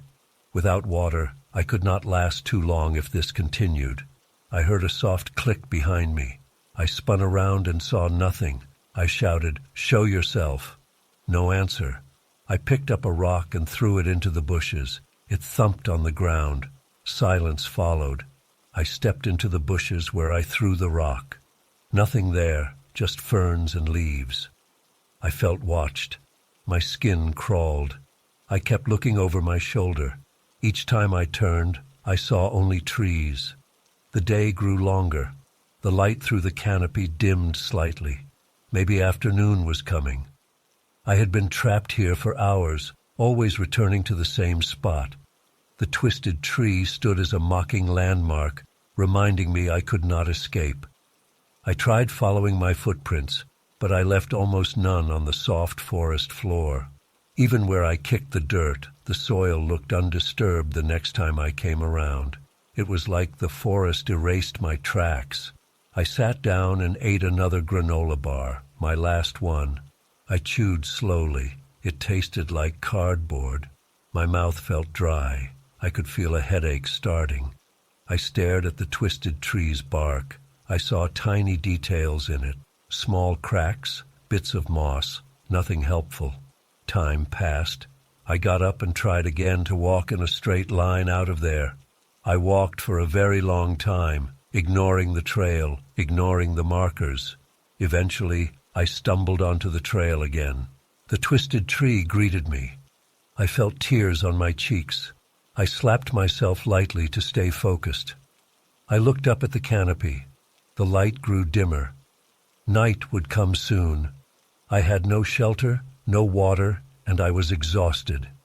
I paced around the twisted tree, muttering to myself. The silence was total, except for my voice. Suddenly I heard a light rustle very close by. I froze. This time I knew I heard it clearly. I turned slowly. I saw a slight movement of leaves behind a thick trunk. I stepped closer, heart pounding. I found nothing there, just empty forest. I called out again, my voice cracking, "What do you want?" No reply. I stood there for a while, listening. The silence returned. As the light faded, I realized I might not survive the night if I couldn't find a way out. My throat burned from thirst. My legs felt weak. I walked back to the twisted tree and leaned against it. The bark felt damp and rough against my back. I closed my eyes for a moment, thinking of nothing, just breathing. When I opened my eyes, darkness had begun to settle. I had no flashlight, just my phone's screen. It was almost dead. I checked the battery, 5%. No use. I turned it off to save the last bit of battery. Maybe I could use it as a dim light source later. I stood there, feeling the darkness gather around me. The forest was silent and motionless. I sensed that I would never leave this place. My head ached. I felt dizzy. I tried one last time to call for help, but my voice came out as a weak croak. No answer. Nothing. I realized I was truly alone. I sat down beside the twisted tree, hugging my knees. The darkness grew thicker. I felt the hair on my arm stand up, as if something hovered just beyond my vision. I dared not move anymore. All I could do was wait. I heard a faint crack in the distance, or maybe it was nearby. I could not tell. My eyes adjusted to the dim light, seeing only vague shapes of trunks and leaves. My body trembled. I forced myself to breathe slowly. I listened hard, but there was only silence now. I understood I might die here. I had no way out. The forest would not let me go. I lowered my head and stayed still, too weak to fight anymore. The night covered me, and the forest watched in silence.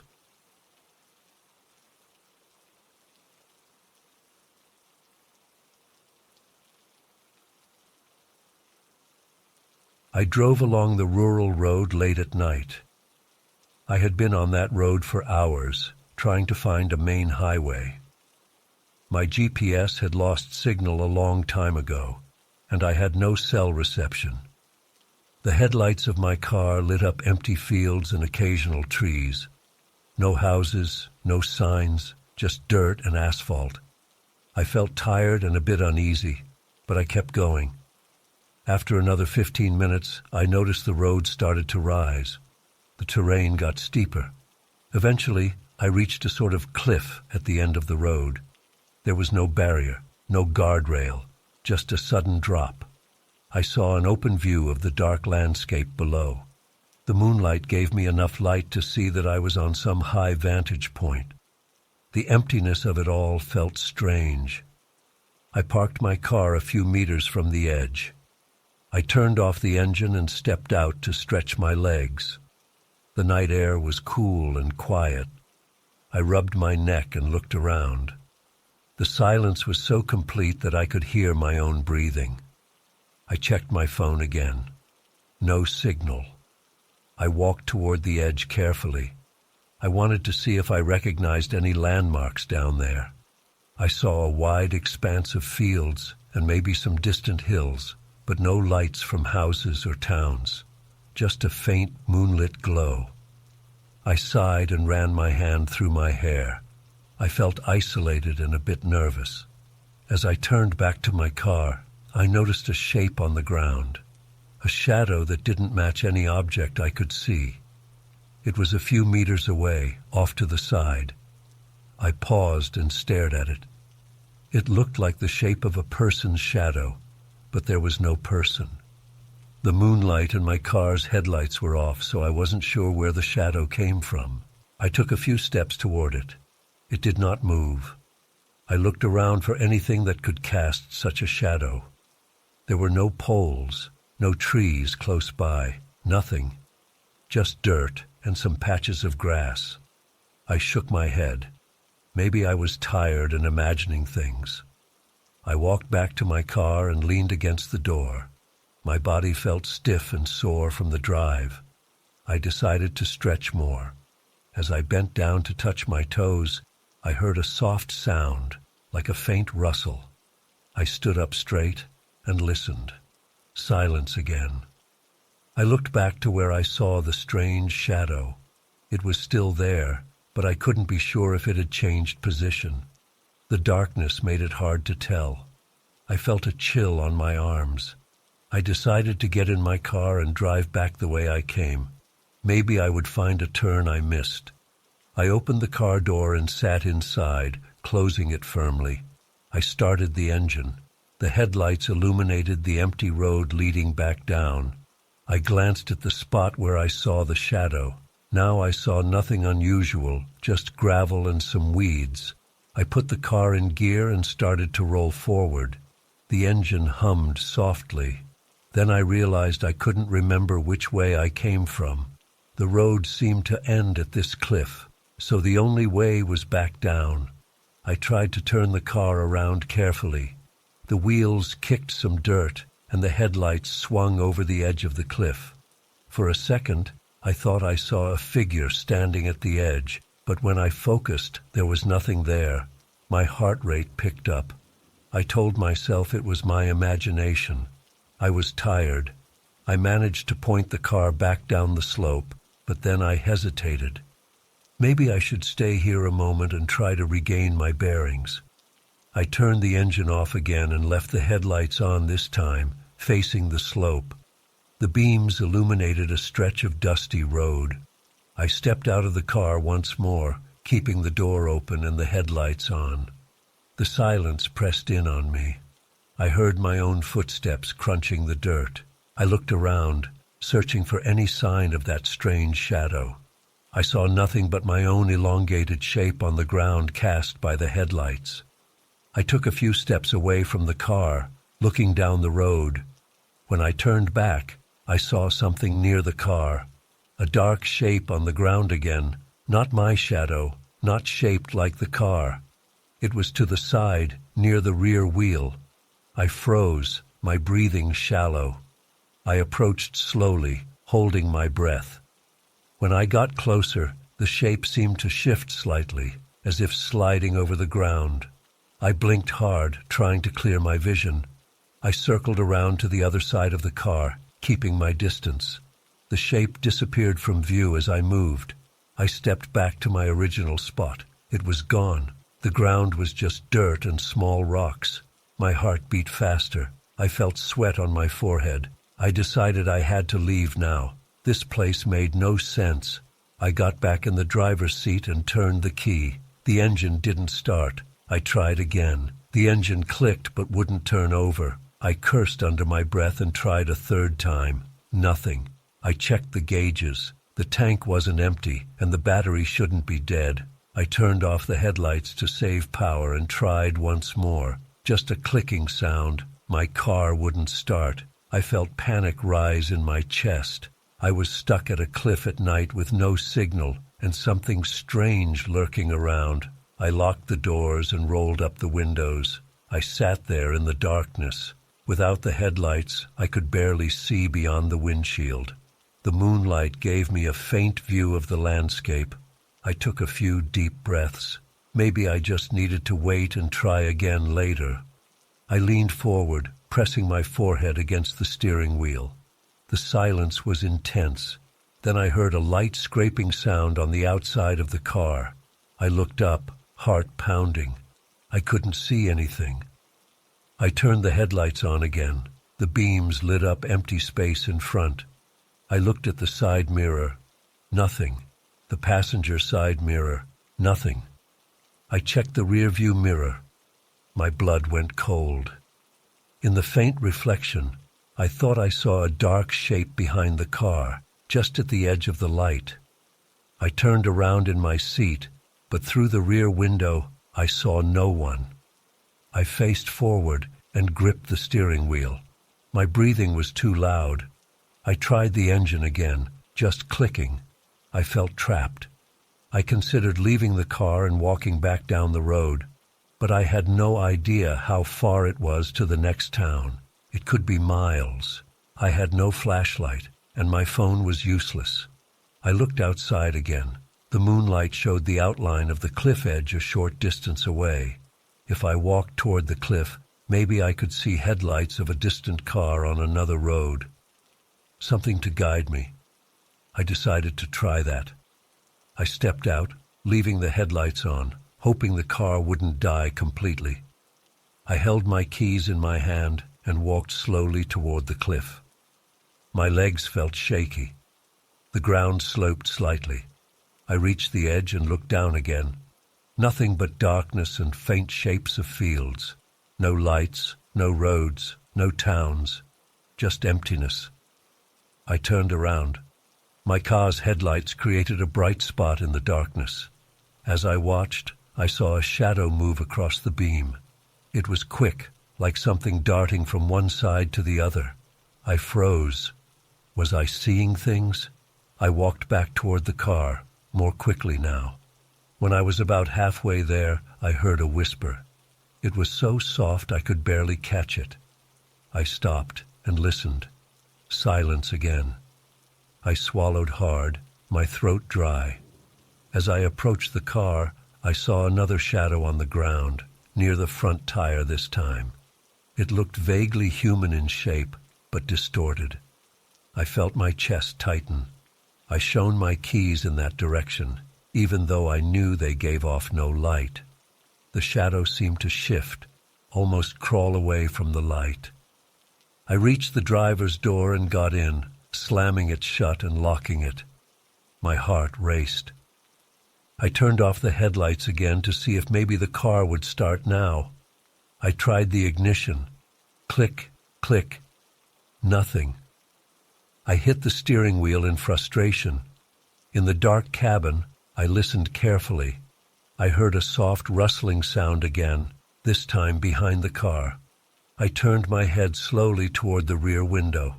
The glass reflected only darkness. Then, a dull thump against the trunk. I nearly jumped out of my seat. I flicked the headlights back on. The beams lit the empty road ahead. I checked the mirrors again. I saw no one. I heard no more thumps.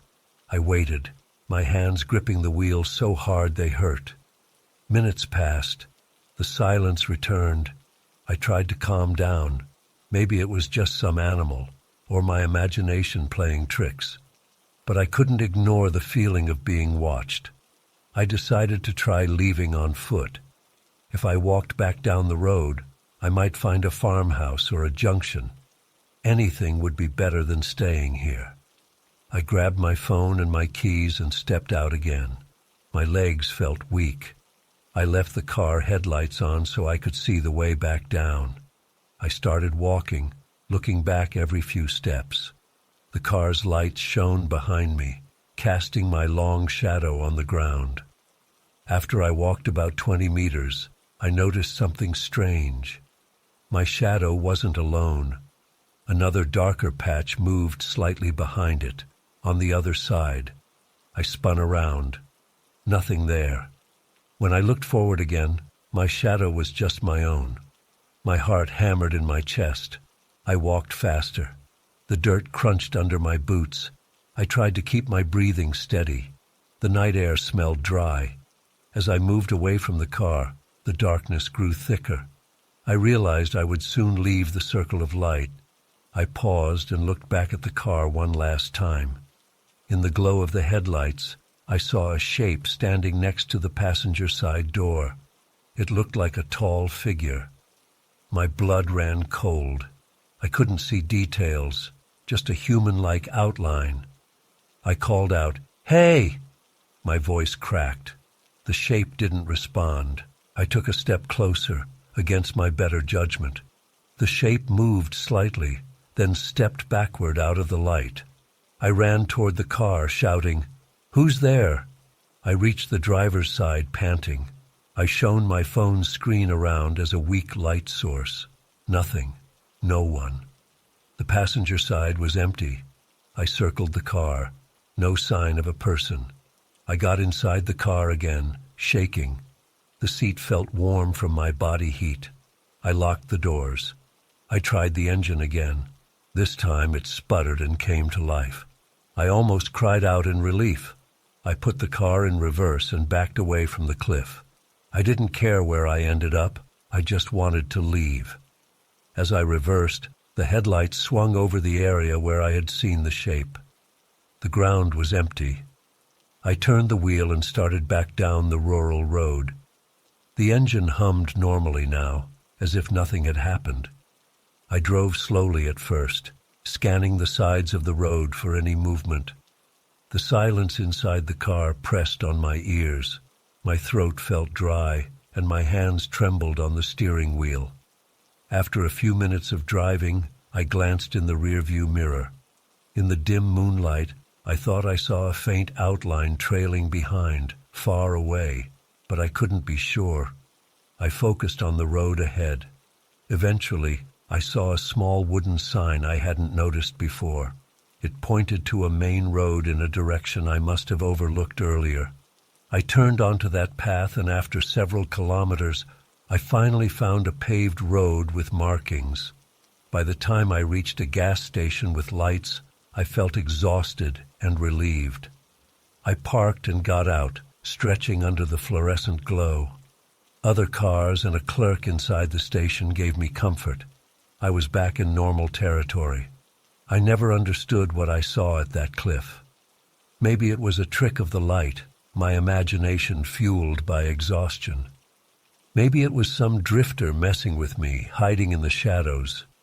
I don't know, but the memory of that strange shadow and the figure by my car still makes my skin crawl.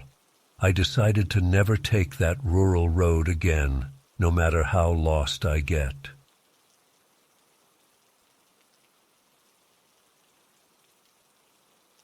I'd been driving my truck through the night, crossing a long stretch of empty highway. There were no cars around. The road was straight, the asphalt smooth, and my headlights cut through the darkness. I felt tired, but not enough to stop. I wanted to reach the next town before sunrise. My dashboard clock read close to 2 a.m. The radio had lost its signal hours ago, so I drove in silence. The hum of the engine and the faint rattle of some loose items behind the seat were my only companions. I sipped water from a plastic bottle to stay alert. The night sky showed no stars, just a dull darkness above. I kept checking my mirrors out of habit. The side mirrors showed an empty road, no headlights behind me. The rear-view mirror inside the cab mostly showed the sleeping area and part of the truck's interior. Normally, I saw nothing unusual there, just my spare jacket, a small backpack, and some boxes. After a while, I felt uneasy for no clear reason. Maybe it was just fatigue. I rolled down the window a crack, letting cool air hit my face. The smell of distant fields and dry grass filled the cab. I rubbed my eyes and focused on the white lines flashing under my headlights. A few minutes later, I glanced at the rear-view mirror inside the cab. I thought I saw a slight movement behind the driver's seat. I frowned. The sleeping area was small and packed with my personal items. Nothing should move by itself. I looked again, keeping one hand on the wheel and my eyes switching between the road and the mirror. I saw nothing now, just the dim shapes of my belongings. I told myself it must have been a trick of the light or my tired eyes. Still, I felt a tension in my shoulders. I sat up straighter and tried to relax. As I continued, I heard a soft rustling sound behind me. It could have been a piece of plastic shifting, or maybe my jacket sliding off a box. I tried to ignore it. The truck rolled on, steady and calm, the engine's drone constant. I checked the mirror again, this time more carefully. I kept my eyes on the reflection for a good 5 seconds. In the dim light from the dashboard and my overhead lamp, I thought I saw a shape crouched low, as if someone was trying to stay out of sight. My heart skipped a beat. I turned my head slightly, risking a quick look over my shoulder. Nothing. Just dark shapes of my jacket and backpack. I sighed and shook my head. I couldn't afford to imagine things. I had a delivery to make. I reached for my phone to see if I had a signal. Maybe I could play some music. No signal. Just an empty battery bar icon. Great. I placed the phone back in the cup holder. I needed to stay focused. The road stretched ahead, endless and silent. I noticed the temperature inside the cab felt cooler than before, even with the window barely open. I rolled the window up all the way, thinking maybe I let in more cold air than I realized. Another rustle behind me. This time I whipped my head around quickly, just a second. I saw something move. I was sure of it. A shadow that shifted position. I felt sweat on my forehead. I forced myself to face forward again before I swerved off the road. My pulse was fast now. I could not stop on this dark highway in the middle of nowhere. But I also couldn't ignore this feeling. If someone had somehow climbed into my truck at my last stop, they might be hiding back there. I tried to recall if I locked the doors when I last stepped out. I was pretty sure I did, but now I doubted myself. I decided to speak out loud. "Hey," I said, voice firm. "If someone's in here, show yourself." My words sounded strange in the silence. Nothing replied. No sound. Just the engine and wheels on asphalt. I reached over to the passenger seat, looking for something I could use as a weapon. I found a small wrench in the glove compartment. I held it in my right hand, steering with my left. It felt ridiculous, but it calmed me a bit. I checked the rearview mirror again. My eyes adjusted to the dim light, and I tried to make sense of the shapes. My jacket hung from a hook, my backpack rested on the small mattress, and a couple of boxes were stacked near the back wall. Nothing looked like a person, but I couldn't shake the feeling of being watched. I decided to turn on the interior light above the sleeping area. I fumbled for the switch on the overhead console. I pressed it, expecting a soft glow to fill the back area. The light flickered but didn't stay on. I pressed it again. Nothing. Maybe the bulb was out. I cursed under my breath. Without a proper light, I relied on the faint glow from the dashboard. I stared into the mirror again, trying not to drive off the road. Suddenly, I saw the shape shift again. It was subtle, like a silhouette rising slightly before lowering again. My throat went dry. I gripped the wrench tighter. I had to pull over. I knew it was risky to stop on a lonely road at night, but I couldn't keep driving with the possibility of someone hiding behind me. I slowed down, guiding the truck to the side of the road. The tires rolled over gravel, and I stopped the engine, leaving the headlights on.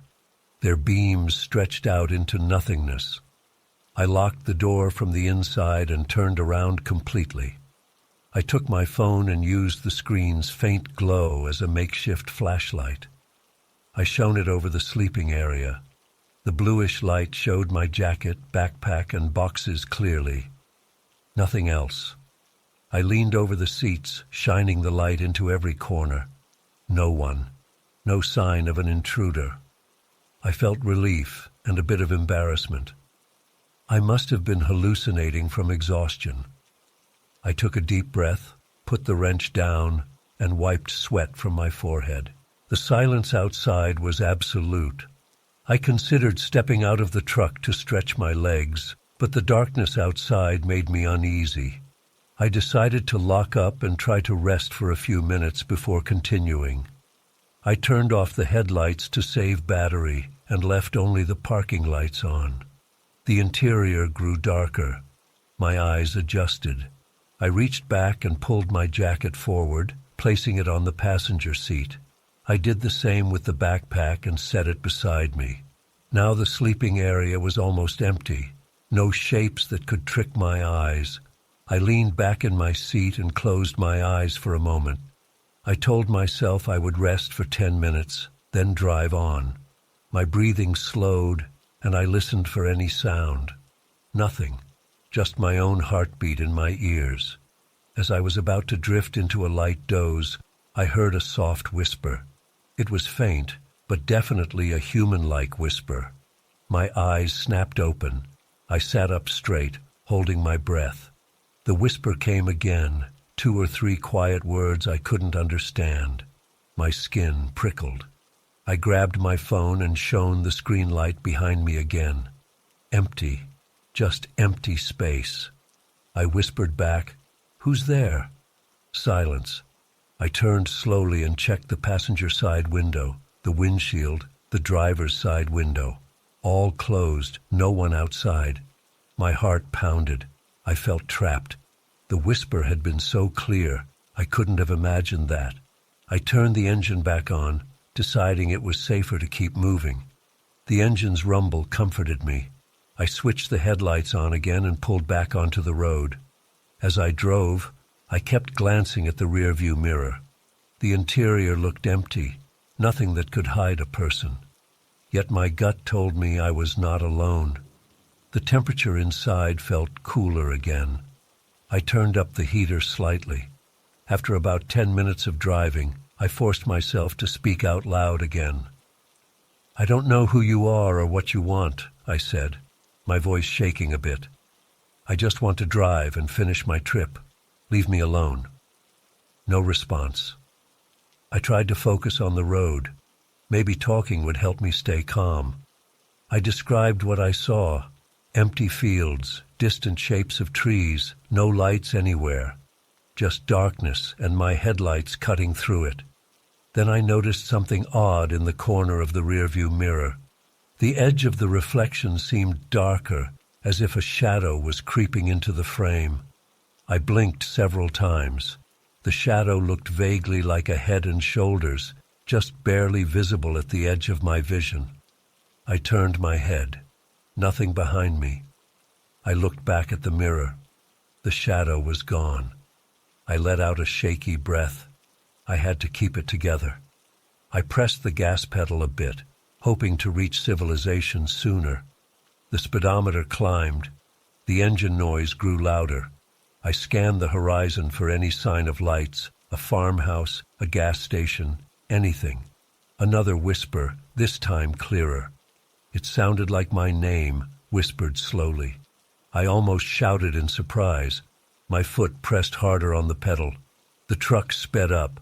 I shouted back, "Stop it! Leave me alone!" My voice sounded desperate. Silence again. I breathed heavily, my hands gripping the wheel until my knuckles turned white. I had to calm down. I decided to pretend it was all in my head. Just ignore it. Focus on driving. 5 minutes passed. Nothing happened. My heartbeat slowed a bit. Then I felt a slight pressure on the back of my seat, as if someone pressed a hand against it. I jerked forward, almost losing control of the wheel. I swerved slightly, then corrected the course. I shouted again, "No, no, don't do that." I reached behind the seat with one hand, feeling only the fabric of the seat. No hand, no object. The pressure was gone. My breath came in gasps. Tears welled in my eyes. I bit my lip, trying to stay focused. I had to get out of this nightmare. At last, I saw a faint glow ahead, maybe distant streetlights. I headed toward that glow, praying it was a town or a rest stop. The road bent slightly. As I rounded the bend, I saw a small gas station with lights and a parked car. Relief washed over me. I slowed down and pulled into the station's lot. I parked under a bright fluorescent light near the pump. I turned off the engine and listened. Normal sounds, the humming of the gas station's neon sign, a faint buzzing from a soda machine outside. No whispering, no rustling. I got out of the truck and looked inside with the door open. The interior was empty, just my stuff. I checked behind the seat, under the bed, everywhere. Nothing and no one. I ran a hand through my hair and exhaled sharply. The station's attendant was inside, reading a newspaper. I entered and bought a bottle of soda, trying to act normal. The bright light and the human presence calmed me. The attendant asked if I was okay. I said I was just tired. I stepped back outside and leaned against the truck, drinking the soda slowly. After a few minutes, I returned to the cab and sat down. Everything looked normal in the harsh light of the gas station. I decided to rest here until morning. I locked the doors and turned off the lights, except for a small reading lamp. I listened. Only the distant hum of the station's equipment. No whispering. I waited. Nothing happened. Eventually, I dozed off for a short nap. When I woke up, the sky had a hint of dawn. I felt safer. I started the engine, glanced at the back area one last time, and pulled out onto the road again. For the rest of the trip, I kept thinking about that night. I couldn't explain what I heard or saw. I tried to convince myself it was exhaustion, a half-dream state. But the whispers and the pressure on my seat felt too real. I never drove that stretch of highway at night again. If I ever had to pass through there, I made sure to do it during daylight. I still get nervous when I check my mirrors in the dark. That night taught me to respect my instincts and never trust an empty cabin on a lonely road.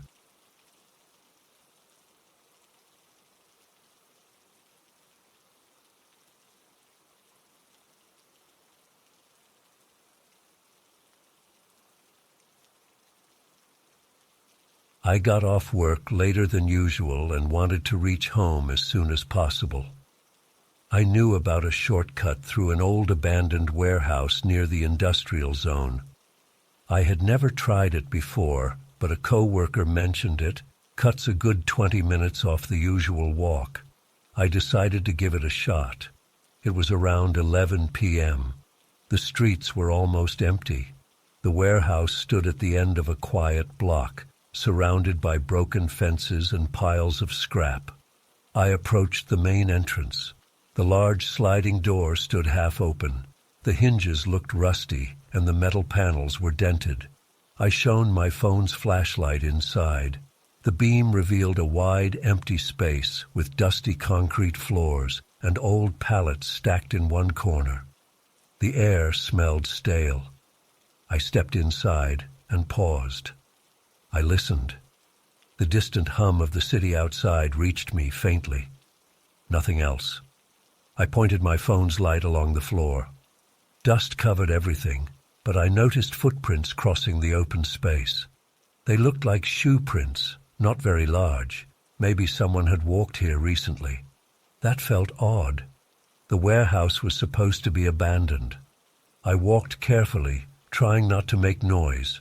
My footsteps echoed slightly. I aimed the light at the walls.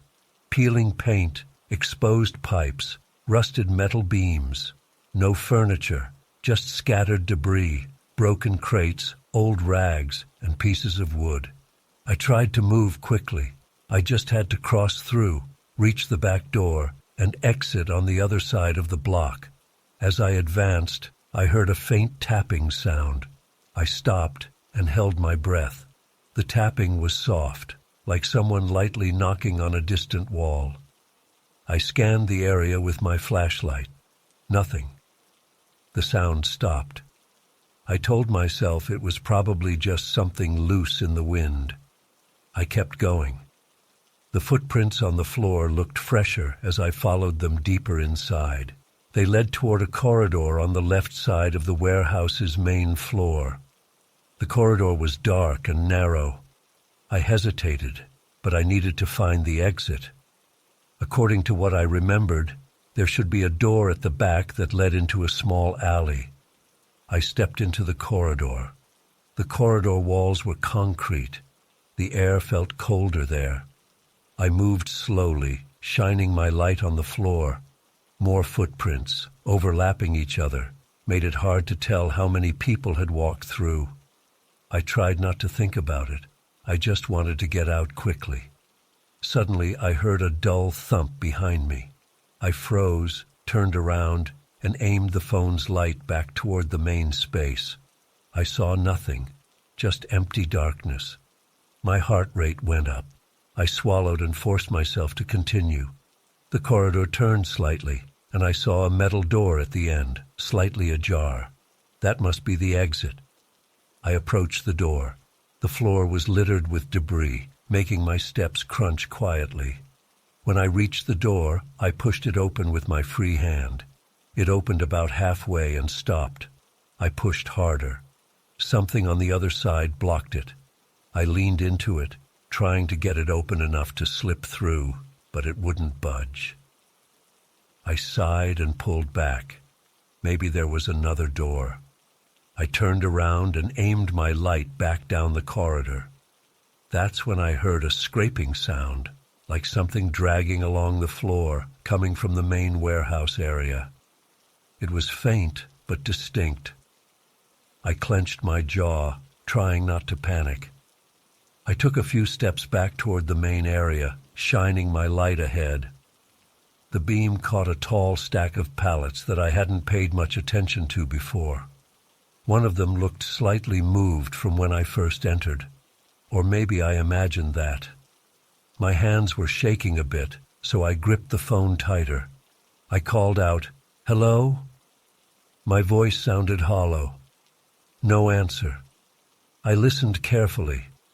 The silence pressed on my ears. I stepped forward, trying to return to the front entrance. If I couldn't exit the back way, I would just go around the block. Forget the shortcut. As I neared the open space, I heard a quiet scraping again, closer this time. I swung the flashlight beam toward the pallets. Nothing visible. I took another step, and my foot kicked a small piece of metal, sending it tinkling across the floor. The sudden noise made me flinch. Out of the corner of my eye, I saw movement. I turned the light. I caught a glimpse of a shape sliding behind a tall metal crate. I couldn't make out details, just a dark figure ducking out of sight. My stomach tightened. Someone was in here with me. I took a step back toward the corridor. My breathing got faster. I tried to keep calm. Maybe I could find another route. I noticed another passageway on the opposite side of the warehouse floor, near a stack of old boxes. I decided to try that way. I moved slowly, keeping my eyes on the spot where I saw the figure. As I walked, I listened for footsteps. Nothing. Just my own breathing and the faint hum outside. The figure didn't reappear. I reached the other passage, which led to a small storage room. The door was half-rotten and easy to push aside. Inside, I found shelves with old tools, empty containers, and a window high up on the wall. The window was too high to reach. I backed out of the storage room and returned to the main area. I had to try something else. I decided to head straight for the front entrance where I came in. The large sliding door might still be open enough for me to get out. I started walking quickly, shining my light ahead. The open door was on the far side, maybe 20 meters away. Halfway there, I heard a loud knock, like someone hitting a metal pipe with a solid object. I froze and aimed my light toward the sound. It came from above, maybe a catwalk or a loft area. I looked up. I saw rafters and rusty beams, nothing else. The darkness up there was thick. I couldn't see any catwalk, but maybe it was hidden in the shadows. I decided not to wait around. I moved forward again, faster. The sliding door looked the same as before, half open. I reached it and pulled. It didn't move. I tried pushing. It budged a little but then stuck. I tried to squeeze through the opening, but it was too narrow. I needed another few centimeters. I bent down and tried to lift from the bottom. The door screeched and moved slightly, then got stuck again. My hands felt sweaty. I wiped them on my pants and tried again. No luck. Then I heard a soft footstep behind me. I spun around, heart racing. I shone the flashlight into the darkness. For a second, I thought I saw a face in the corner, but when I focused, it was just a jumble of shadows. I stepped backward, pressing myself against the door. I whispered, "Who's there?" No answer. I realized the door behind me might not be my friend if someone rushed me. I moved away from it, putting myself back into the warehouse space. If I had to run, I needed room. My flashlight beam swung across the floor. I caught sight of fresh footprints in the dust. These prints didn't match the ones I saw before. They were larger and seemed to circle around one of the support pillars. I tried another direction to see if there was an emergency exit sign somewhere. Warehouses often have them.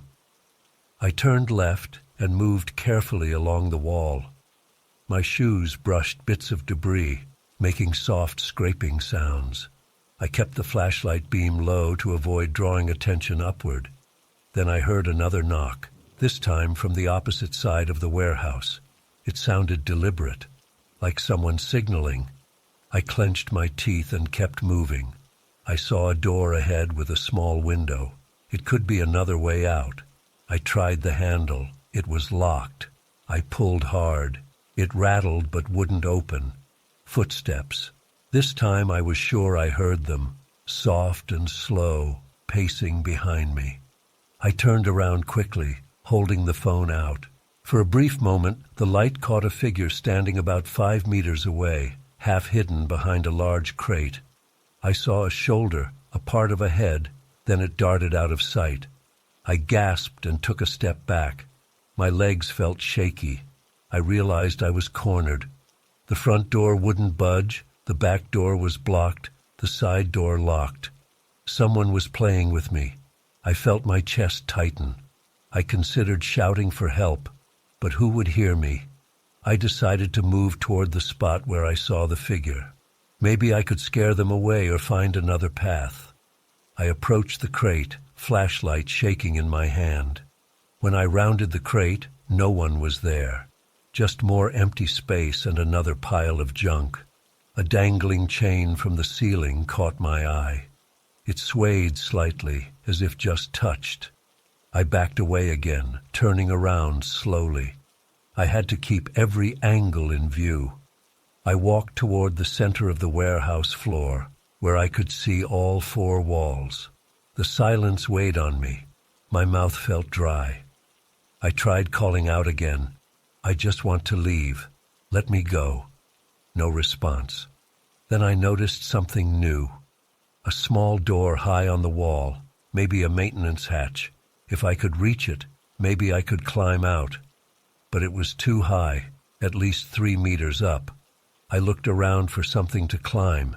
There were some boxes stacked near one wall. I headed that way.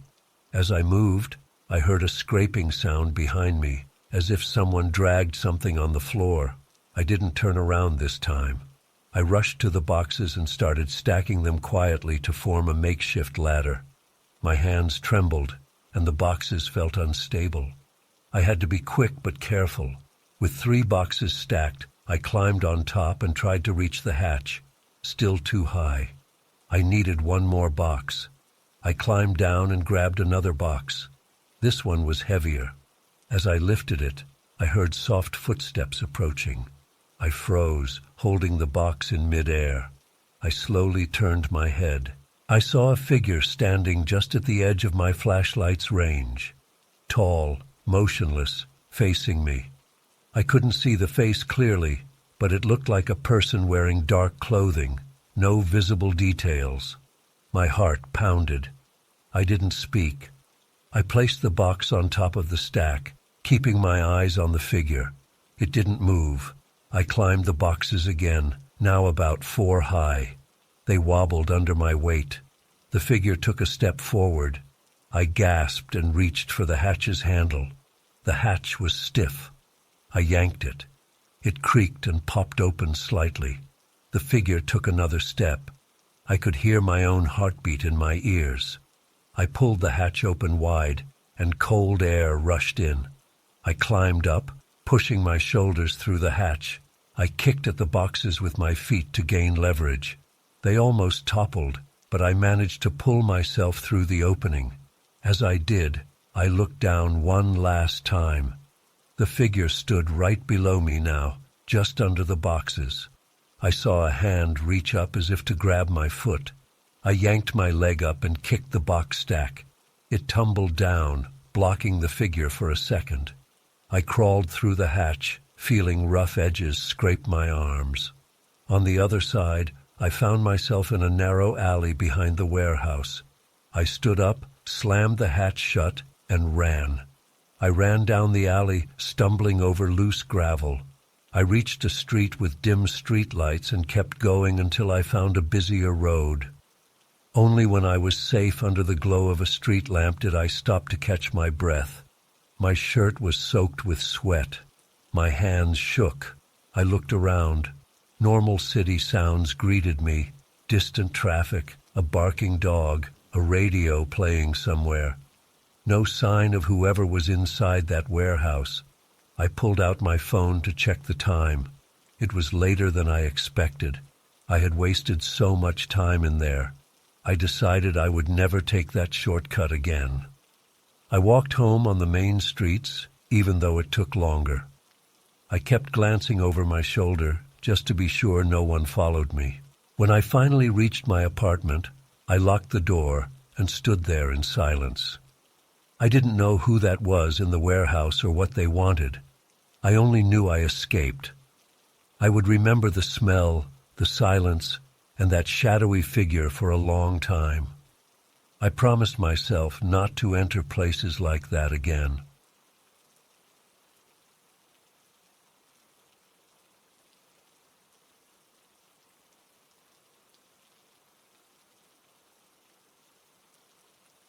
I parked my car in the underground garage of my apartment building late at night. It was close to 1 a.m. I had come home from a long shift and just wanted to get to my apartment and sleep. This garage was 2 levels below ground. It always felt a bit quiet, but that night it seemed even quieter. No humming of distant machinery, no dripping water, no other cars coming in or out. Just my footsteps and my breathing. I stepped out of my car and shut the door. The slam echoed. I looked around.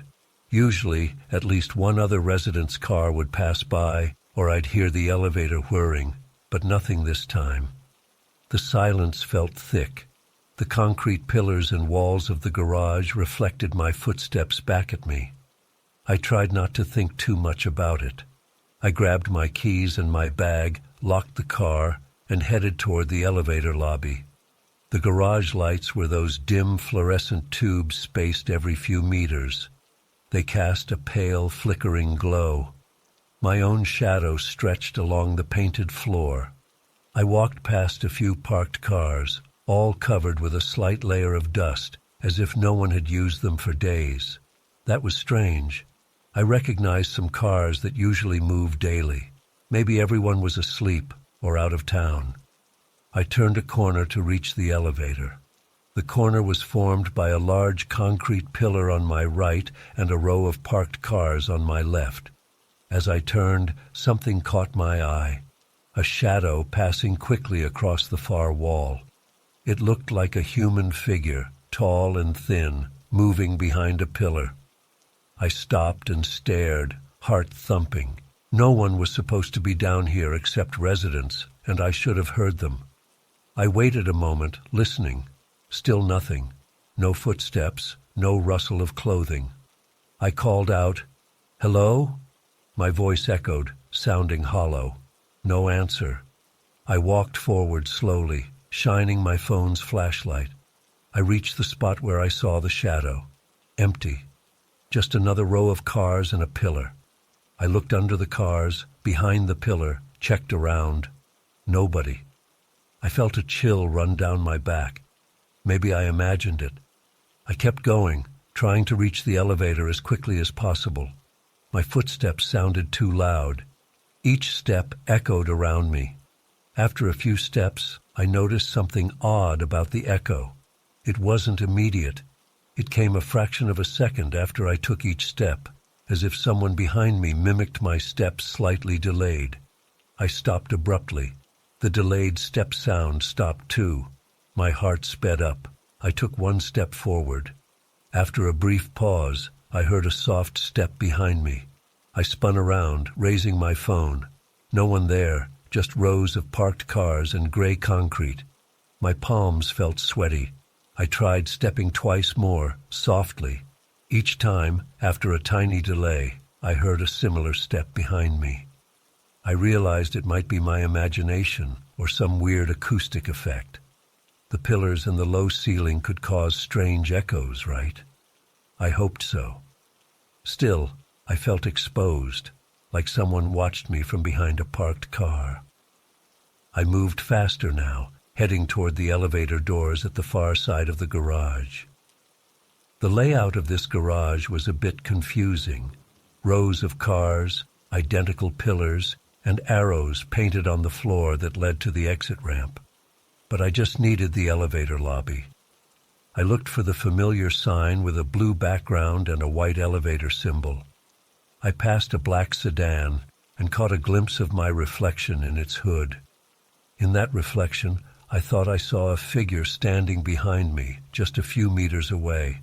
I jerked around, shining my light. Nobody. I checked the reflection again. It was just me now. My eyes must be playing tricks. Maybe a smudge or dent in the car's surface looked like a person's outline. I hurried forward. The silence pressed in. I tried humming softly to break the tension, but it only made me more aware of how alone I was. I needed to find that elevator. I turned another corner, expecting to see the familiar green sign that pointed to the lobby. Instead, I found another identical stretch of cars and pillars. Did I take a wrong turn? I slowed down and tried to orient myself. I remembered that the elevator doors were usually near the middle of the garage. I must have gone too far. I turned back to retrace my steps. After walking a few meters, I heard a soft scraping sound, like rubber sole on concrete, not mine. I spun around again, annoyed and scared. This time, I spoke louder. "Who's there? Stop messing around." No reply. The silence mocked me. My heart pounded, and I noticed my breathing getting faster. I clenched my teeth and moved on. I tried another route, passing between two rows of cars. As I moved, I kept checking reflections on the car's windows and hoods. Each time, I saw a hint of movement behind me in the reflections, but when I turned, nothing was there. The tension built. My head started to ache. I thought about running. Maybe if I ran straight toward where I thought the elevator was, I'd see it. But running felt risky. What if I tripped or ran into whoever was lurking here? I decided to walk steadily but quickly, keeping my senses alert. I found a section of the garage that looked unfamiliar. There was a maintenance door and a fire extinguisher on the wall. I never noticed these before. Was I on the right floor? Maybe I was on the lower level, not my usual level. I remembered I parked on level B2. Yes, I was on B2. The elevator should be near the center, but I kept circling around rows of cars and pillars, not finding the central area. I tried looking for signs painted on the floor. The floor had letters and numbers indicating sections like B2D, B2E, etc. I found a marking, B2F. I didn't recall seeing that before. Great, I must have gone too far. I turned around and tried to follow the letters backward. B2F, then B2E, B2D. Yes, if I reached B2C or B2B, I might find the elevator lobby. While I searched for letters on the floor, I heard a soft whisper. It was so quiet I almost thought it was my imagination. I froze and listened. Nothing. I moved again. After a few steps, a whisper again, a faint psst from somewhere behind a pillar. I couldn't pinpoint the direction. This was too much. I shouted, "Leave me alone!" My voice echoed, no answer. I clenched my fists. My mouth felt dry. I spotted a small metal sign on a pillar that said, "Exit," with an arrow pointing left. Good. I followed that arrow. Maybe I could leave through the ramp. I'd rather walk up the ramp to the street than deal with this. I walked in that direction, careful not to glance too much at the reflective car surfaces that might show more disturbing illusions. After a short distance, I saw the ramp leading upward. It was steep and curved. I headed for it. Before I reached it, I noticed something blocking part of the ramp. A maintenance barrier, a bright orange stand with a sign, "Under maintenance, do not enter." I groaned in frustration. Still, I might climb over it and escape that way. I approached the barrier. As I reached to move it aside, I heard footsteps approaching fast behind me. I spun around, raising my phone's flashlight high. The footsteps stopped.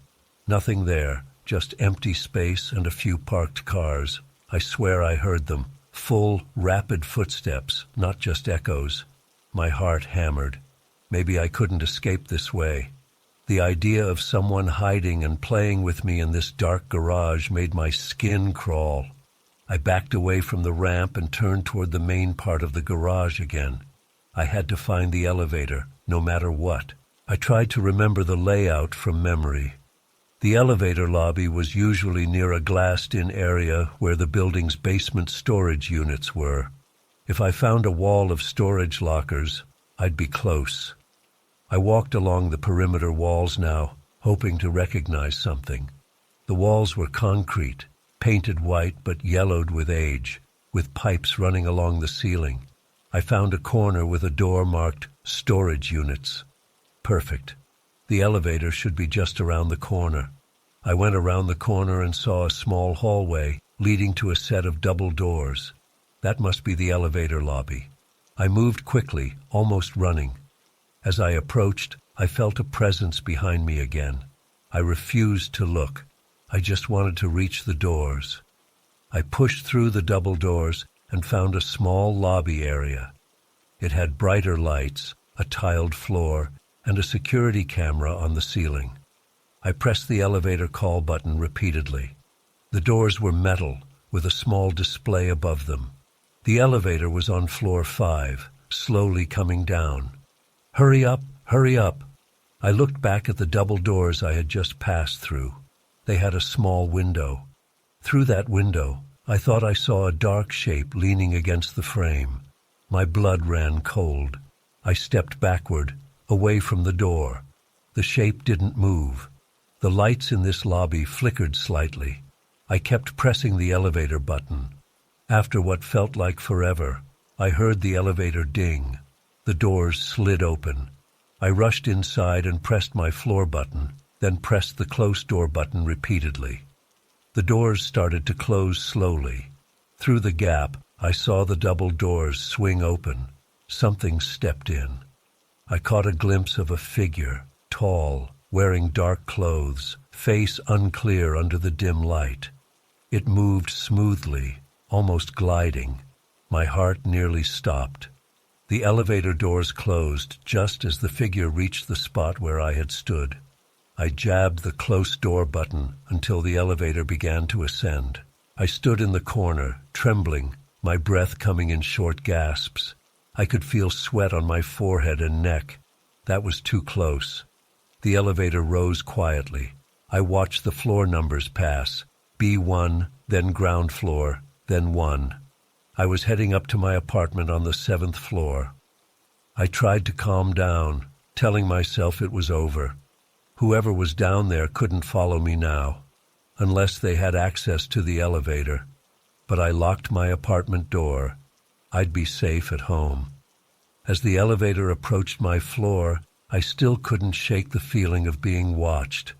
When the doors opened, I stepped into the hallway, which was well lit and normal. I walked to my apartment door, my footsteps muffled by the carpet. I entered my apartment, locked the door, and leaned against it, breathing deeply. In the quiet of my familiar living room, I replayed what happened in my mind. I tried to find a rational explanation. Maybe it was just echoes and my imagination playing tricks. Maybe a neighbor was down there, though why wouldn't they say something? And what about that figure I saw at the end? A trick of the light? I couldn't sleep right away. I sat on my couch, a lamp turned on, and sipped a glass of water with shaky hands. The city outside looked normal from my window. Cars passing in the distance, lights in other apartments. Nothing strange. But I couldn't help feeling that something was off with that underground garage. Next time, I'd park somewhere else or come home earlier. As the night wore on, I tried to forget the details. I'd tell myself it was just a late-night scare, nothing real. But deep inside, I knew what I experienced felt too tangible. The footsteps, the whispers, the reflections, and that final glimpse of a figure. All too real. I never told anyone in the building about that night. I just avoided going down to the garage alone at night. If I had to, I'd take the elevator straight to my car and leave quickly, without wandering around. I'd keep my phone's flashlight ready and my keys in hand, heart pounding until I drove out into the open air and felt safe again.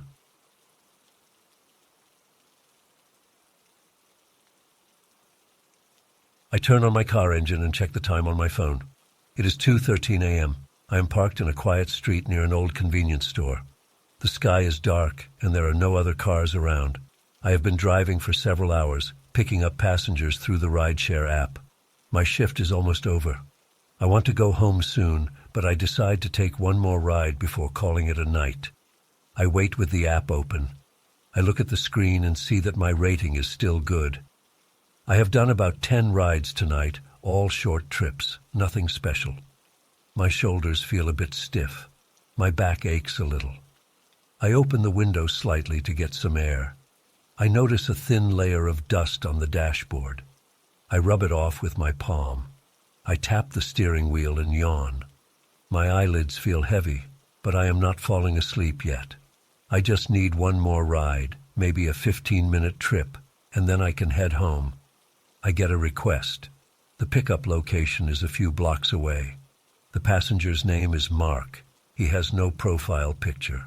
4 stars average rating, only 2 reviews. I do not think much about it. It is late, and not everyone bothers with a profile. The address looks like a quiet neighborhood.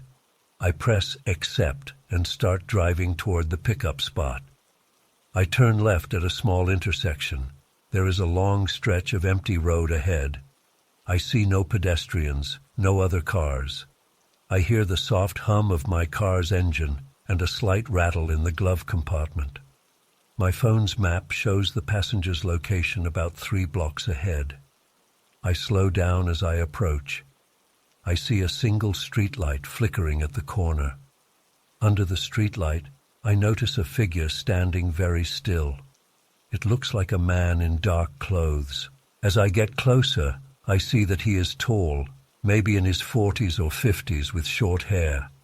He wears a dark jacket and dark pants. He has a plain face, no beard, no mustache. He is looking toward the street, but I cannot see his eyes clearly. He is not on his phone. He does not wave. He just stands there waiting. I stop the car and lower the passenger side front window. "Hi, are you Mark?" I ask. I keep my voice calm. I do not see anyone else around. He looks at me and nods once. He walks around the front of the car and opens the rear door on the passenger side. He slips into the back seat. He shuts the door quietly. He does not say anything. I say, "Good evening, Mark. Where are we going tonight?" I check the app and see that he did not enter a destination. That is unusual, but not impossible. He clears his throat. His voice is low and calm. "Just drive straight for a while," he says. "I'll tell you when to turn."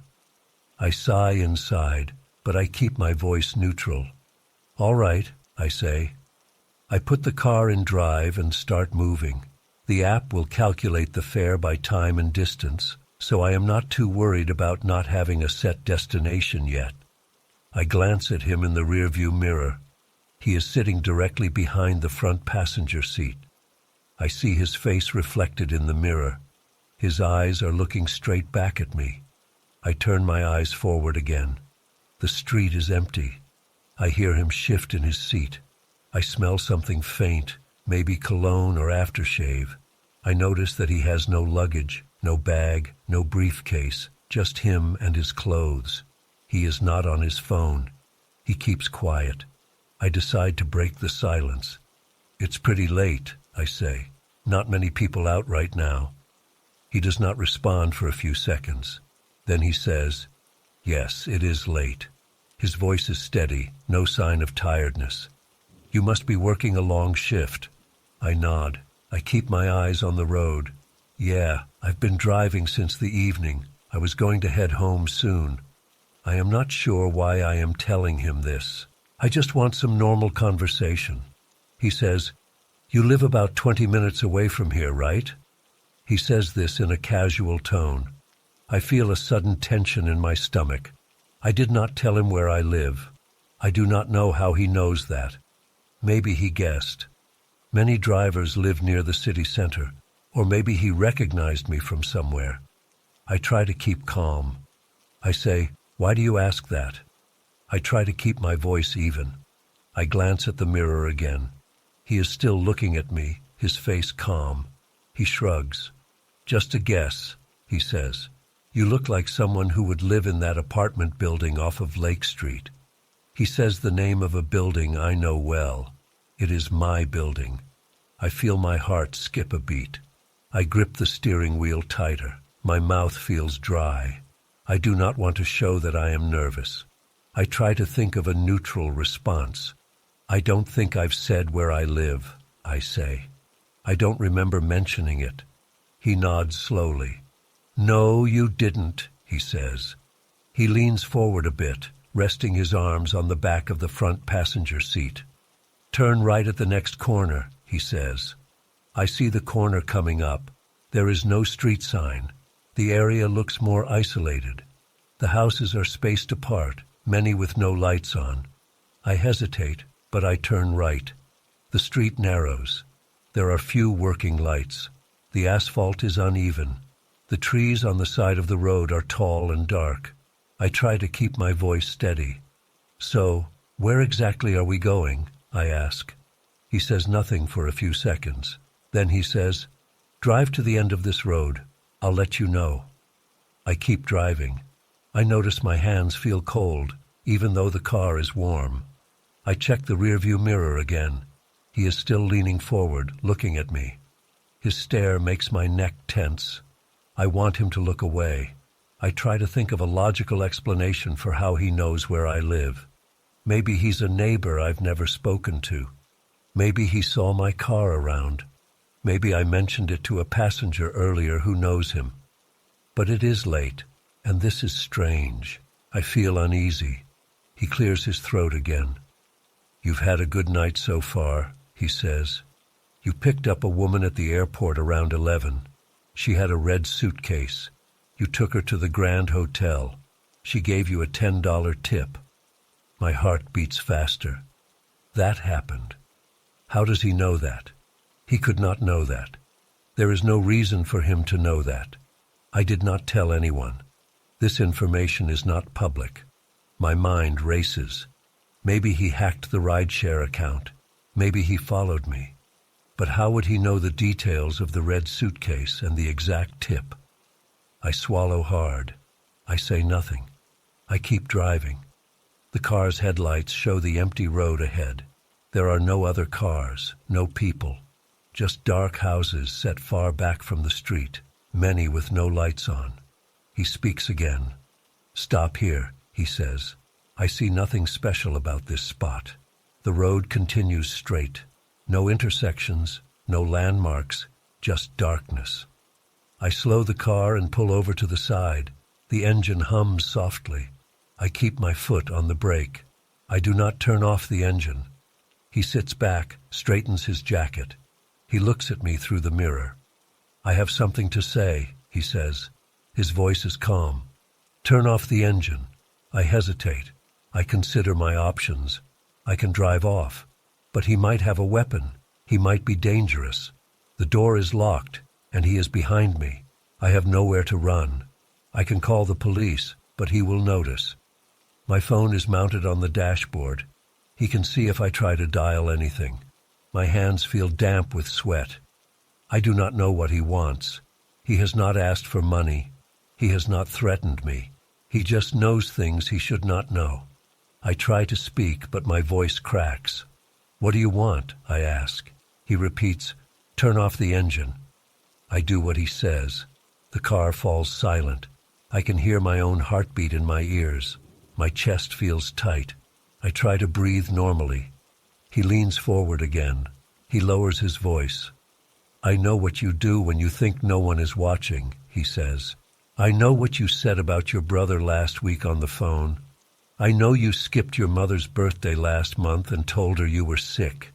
I know you lost your temper at that cashier 2 days ago and felt bad about it later. I know everything you have done this week. My heart pounds harder. My face feels hot. My mind tries to find an explanation. I ask, who are you? How do you know these things? He does not answer my question. Instead, he says, unlock the doors. I pause. If I unlock the doors, he can get out. Maybe that is good. Maybe he will leave. But why would he tell me all these things just to leave? I press the button to unlock the doors. I hear the click. He reaches for the handle. He opens the door. Before he steps out, he turns to me once more. Drive away and do not look back, he says. Do not tell anyone about this. He steps out and closes the door quietly.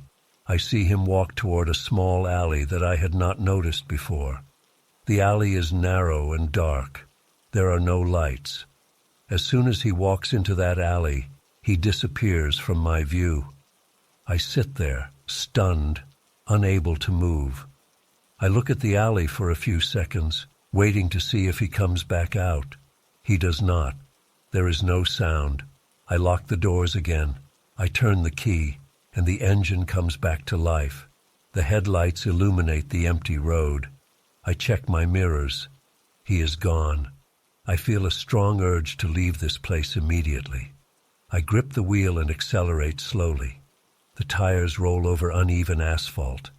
I keep checking the mirrors. The back seat is empty. I feel a dull pain in my stomach. I clench my teeth. My mind is full of questions, but I do not want to think right now. I just want to get away. I drive back the way I came. The street is silent. I do not see any other cars. I pass the corner where I turned right. I return to the better-lit street. The flickering streetlight is still there. The convenience store from before is still closed. The time on my phone reads 2:41 a.m. I consider calling the police, but I have nothing concrete to tell them. The passenger did not harm me. He did not take anything. He did not even threaten me with a weapon. He just said things that he should not know. I swallow, try to calm my breathing. I focus on getting home. I drive toward the main road. I check the app. The trip did not register any destination, so it shows as ended. I have a small fare credited, not enough to explain what just happened. I feel the sweat drying on my forehead. My neck is sore. I have a slight headache. I rub my eyes at a red light. I wait for the light to change. There are no cars behind me, no cars in front. When the light turns green, I drive toward my apartment. I cross a few intersections, pass some closed shops, pass a few parked cars. I park in my usual spot. The lot is quiet. The security light hums above me. I turn off the engine and step out of the car. I close the door and lock it. I look around. The building is the same as always. There are no strange shadows, no one waiting for me. I climb the stairs and open the door to my apartment. The air inside smells like old laundry and stale coffee. I stand in the hallway and listen. Nothing unusual. I turn on a lamp in the living room. I remove my jacket and sit on the couch. I feel the cushion under me. I listen for any sound. My ears ring slightly. My throat is dry. I drink a glass of water from the kitchen. The water tastes normal. My stomach still feels tight. I check my phone. There are no new messages, no missed calls. I think about reporting the passenger to the rideshare company, but I have no proof. He did nothing that breaks their rules, except he knew personal details that he should not know. That alone is strange, but not something the company can solve. I decide to try and sleep. I walk to the bathroom and wash my face. The water is cold. I see my reflection in the mirror. My eyes look tired. I brush my teeth quickly. I do not think about anything except the basic action. Toothpaste, water, rinse. I walk to the bedroom and turn off the light. I lie on the bed, still dressed, and stare at the ceiling. My heart rate has slowed down. I breathe calmly, in and out. My sheets feel rough against my skin. I remember the passenger's face, his eyes, his calm voice, the details he knew, the way he asked me to stop and turn off the engine, the way he left without a trace. I do not know who he was. I do not know how he knew those things. I do not know what he wanted. I close my eyes and try to sleep. I think about normal things, tomorrow's tasks, my laundry, my groceries. I try not to think about tonight. My body feels heavy. My legs ache from sitting too long in the car. My shoulders feel tight. Eventually my thoughts slow down. I hear distant sounds of the city outside. A car passing by in the distance, a door closing somewhere. Nothing unusual. I keep my eyes closed and wait for sleep to come. It takes a while, but finally I drift off.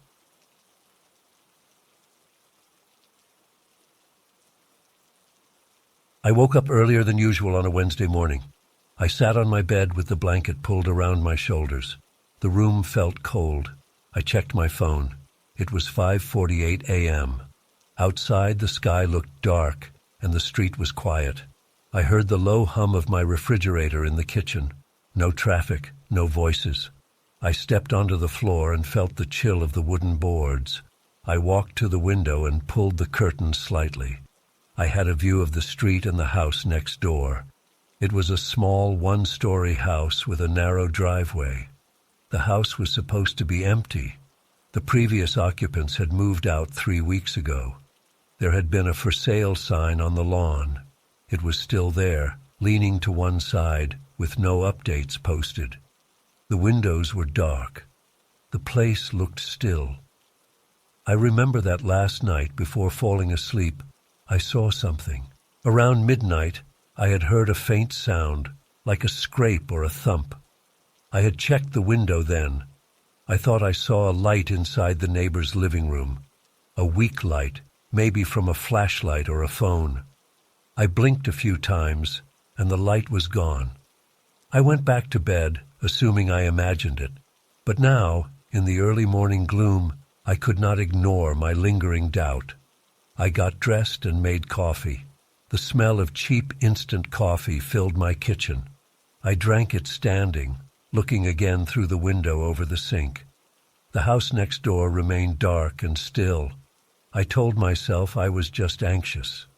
Maybe homeless people got in, or maybe an agent was showing it secretly. But who would show it at midnight? I tried to forget about it as I left for work. I walked outside, locked my door, and passed the neighbor's place on the way to my car. I noticed footprints in the slightly muddy front yard. The ground was soft from a recent rain. The footprints were faint, but they looked fresh.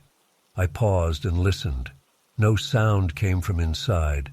The mailbox was empty. The curtains were drawn tight. I felt a mild discomfort in my stomach. I got into my car and drove off. At work, I tried not to think about it. My day passed slowly. I typed reports, answered emails, ate a sandwich at my desk. My mind drifted back to that empty house. I remembered hearing strange sounds in the past week, a soft bump one night, a quiet creak another night. I had shrugged it off, thinking it was normal settling noises, or maybe neighborhood cats. Now I wondered if someone was inside that empty house. The thought made me uneasy. When I returned home around 6 p.m., I parked in my usual spot. I stepped out of the car and looked at the neighbor's house. The for sale sign was still there.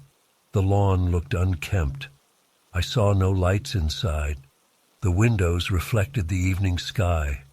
I stood there for a moment, feeling the cool air on my face. I walked to my door, unlocked it, and stepped inside. I locked the door behind me. I turned on my living room lamp. I tried to relax. I made a quick dinner, pasta with canned sauce. I ate in silence. After washing my plate, I stood at my living room window and looked at the neighbor's house again. The streetlights were on, casting a dim glow. Everything looked normal. I tried to watch some TV, but I kept checking the window. Hours passed. Eventually, around 11 p.m., I felt tired.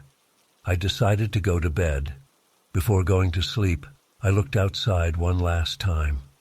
That was when I noticed something strange. The house next door had a small rocking chair on the front porch. I had seen it before when the old owners lived there.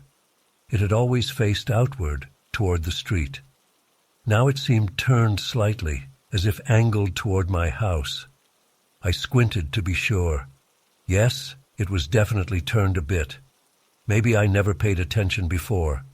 Maybe it just got bumped by the wind. But there was no strong wind. I felt a mild tension in my neck. I closed the curtain and got into bed. I tried to sleep, but I kept listening for noises. Around midnight, I heard a soft scraping sound. I held my breath and listened more. It came from outside, maybe from that house next door. It stopped after a few seconds. My heart beat faster. I wondered if someone was dragging something across the floorboards in there. Eventually I fell asleep, but it was a restless sleep. The next morning, I woke up feeling tired. It was my day off, so I had no strict schedule. I ate a quick breakfast and decided to walk around the outside of my house. I wanted to see if there were any signs of activity on the neighbor's property. I walked slowly, pretending I was just stretching my legs. I passed the property line and looked at the side of the neighbor's house. All curtains were closed. I noticed a faint, muddy footprint on their front step. It looked like a small shoe, but not a child's shoe. Maybe a man's shoe, size medium. The print was smeared. I stood there, listening. I heard a soft tapping sound from inside. I could not place it. It could have been a loose shutter. I decided not to push my luck. I went back to my house and locked the door. Throughout the day, I checked the window often. At one point, I noticed a faint light inside their living room. It lasted only a few seconds. It looked like someone turned on a flashlight, or maybe the screen of a phone. I stepped closer to my window and tried to see better. I could not see anyone's silhouette, just a vague glow and then darkness again. My chest felt tight. I thought about calling the police, but what would I say? I think someone might be inside the empty house next door. They would ask for signs of forced entry, for visible damage. I did not have that. I only had strange noises and a shifting rocking chair. I decided to wait and see. As evening fell, I cooked a simple dinner. I ate quickly. I left the lights off in my living room and watched the neighbor's house from my darkened window. Around 10 p.m., I saw a shadow move behind their curtain. It was brief. A tall, narrow shape passed by the window from inside. My throat felt dry. I leaned closer to the glass. I could see a faint outline of furniture inside. The old owners had left some items behind, a small table, a chair, some boxes. Everything looked unchanged when I viewed it during the day. But now I noticed the table was not in the same position as before. It had been near the center of the window. Now it seemed pushed to the side. I tried to calm myself. Maybe the real estate agent came by. Maybe someone was evaluating the house. But why at this hour, and why so quiet? I waited in the dark. I listened with my window cracked open slightly. I heard a soft creaking sound, like a floorboard bending under weight. I heard a faint breathing sound, but I could not be sure if it was just my imagination. Midnight came. and I was still watching. That was when the curtain in their living room shifted. It moved slightly to the left, just a few centimeters, as if someone peeked out. I froze. I did not move from my spot. I wondered if whoever was inside could see me. I was in the dark, with only the streetlight outside. I remained perfectly still. The curtain dropped back into place. The window looked normal again. But I knew someone was in there, watching. My heart pounded. I felt sweat on my forehead. I closed my window slowly, careful not to make a sound. Then I turned off all my lights and went to my bedroom. I sat on the edge of my bed, thinking about what to do. I decided that if I heard anything else, I would call the police. I climbed under the blankets and tried to slow my breathing. I heard a thump. It sounded like it came from the neighbor's direction. It was a dull, heavy sound, like something falling onto a carpeted floor. My hand shook as I reached for my phone. I dialed the non-emergency line first. It rang a few times. A tired-sounding officer answered. I explained the situation. The neighbor's house was supposed to be empty, but I suspected someone was inside. I mentioned the lights, the sounds, and the movement of furniture. The officer asked if I saw anyone enter or leave. I said no, just strange signs. He said they would send someone to check it out when they could, but it might take time. I hung up and waited. I stayed in the dark, listening. After about 20 minutes, I saw a police car drive slowly down the street. It stopped near the neighbor's house. I saw an officer shine a flashlight at the windows. He got out and walked around. He tried the front door. It was locked. He knocked. No response. He circled the house, shining the light along the walls and windows. After a few minutes, he returned to his car and left. I felt frustrated. Whoever was inside must have stayed quiet and hidden. Maybe they were in a back room. I tried to sleep, but my mind raced. I kept hearing faint noises. Around 2 a.m., I drifted off out of sheer exhaustion. In the morning, I checked the neighbor's house again. Everything looked normal. The rocking chair on the porch was now facing forward again. The curtains were still drawn. The for sale sign leaned in the same position. I stepped outside and pretended to check my mailbox. As I stood there, I heard a low scraping sound. I realized it was coming from the small attic vent of the neighbor's house. It was a tiny circular vent near the roofline.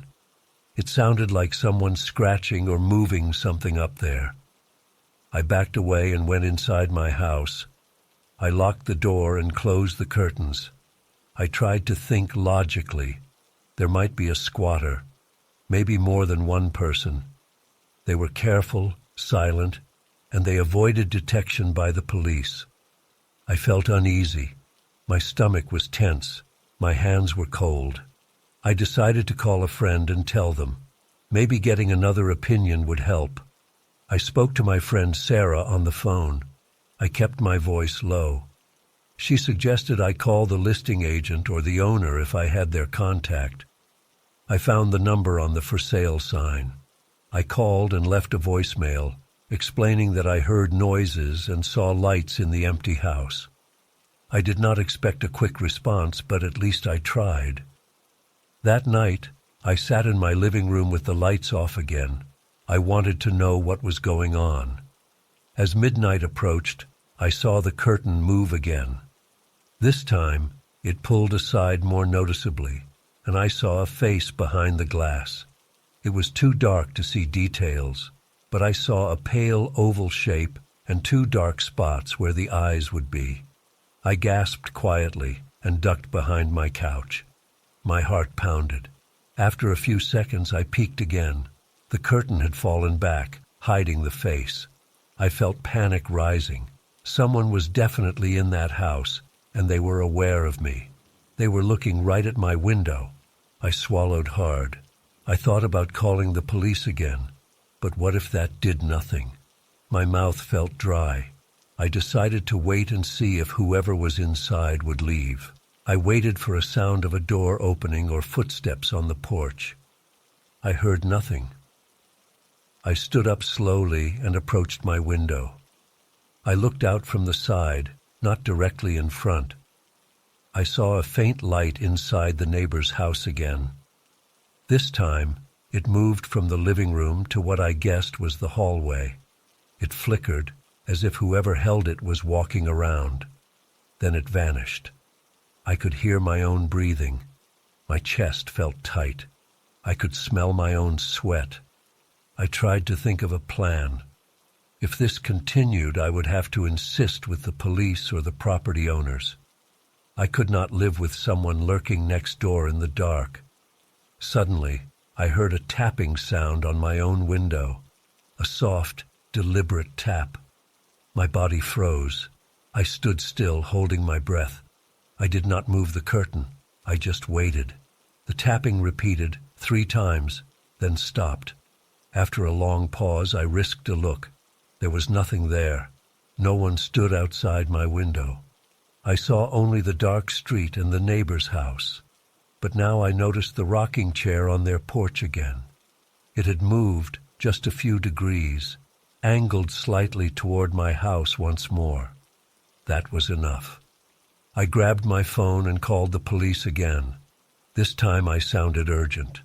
I said I saw someone's face. I said they tapped on my window. The dispatcher said they would send someone again. I waited, heart pounding. After 10 minutes, a patrol car arrived. 2 officers got out. They shone their flashlights into the neighbors' windows. They knocked on the door, tried the handle. Nothing. They walked around back. I watched from my window. I saw one officer disappear around the side of the house. I heard muffled voices. Then I saw both officers return to the front. They stood on the porch talking. One shone a flashlight into the attic vent. They called out, "Anyone in there?" No reply. They eventually came to my door. I opened it a crack, keeping the chain on. They asked if I had seen anyone leaving. I said no. They said they found no signs of forced entry, no open windows or doors. They noted that the house was dusty and seemed undisturbed inside, as far as they could tell through the windows. I insisted that I saw a face. The officers said they believed me, but without evidence they couldn't break in. They suggested I contact the property owner or the listing agent to inspect the interior. After they left, I felt drained. I looked at my phone. A missed call from a number I didn't recognize. I listened to the voicemail. It was a man from the real estate office. He said the house had been vacant and locked for weeks. No one should be inside. He would send someone tomorrow to check. That night, I barely slept. I sat in my dark living room waiting for something to happen. I heard a few faint sounds, a scrape, a tap, a quiet rustle, but I saw no lights and no faces. Eventually, I dozed off on the couch. In the morning, I woke up stiff and sore. I checked outside. A car was parked in the neighbor's driveway. A man in a suit stood at the front door, fiddling with keys. He opened the door and disappeared inside. After about 10 minutes, he came back out, shaking his head. He walked around the house, checking windows. He paused at the porch, adjusted the rocking chair, and left it facing forward. Then he locked up and left. I waited until he was gone, then stepped outside. I walked over to the porch and looked through the window. Inside, everything looked dusty and untouched. No footprints, no furniture moved. The table was in the center again, just like before. I saw no signs of anyone. It was like the events of the past few nights never happened. But I knew what I saw and heard. I stood there, listening to the silence. The house gave no answers. It remained dark, still, and empty. But I never forgot the face behind the curtain, the light inside, and the quiet tapping on my window.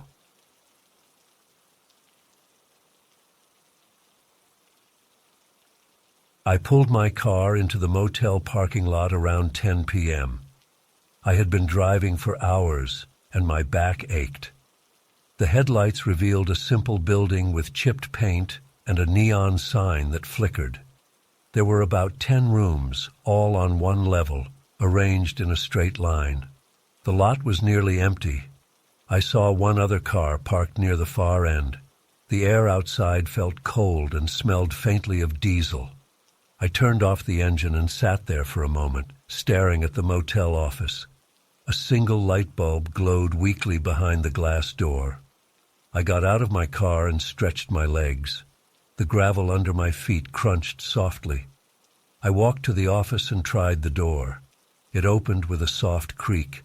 Inside, a small reception desk stood against a wall. A bell sat on the counter. I rang it once. No one came. I rang again and waited, shifting my weight from one foot to the other. After about a minute, a man emerged from a back room. He looked tired. He wore a stained shirt and had thin hair combed back over his scalp.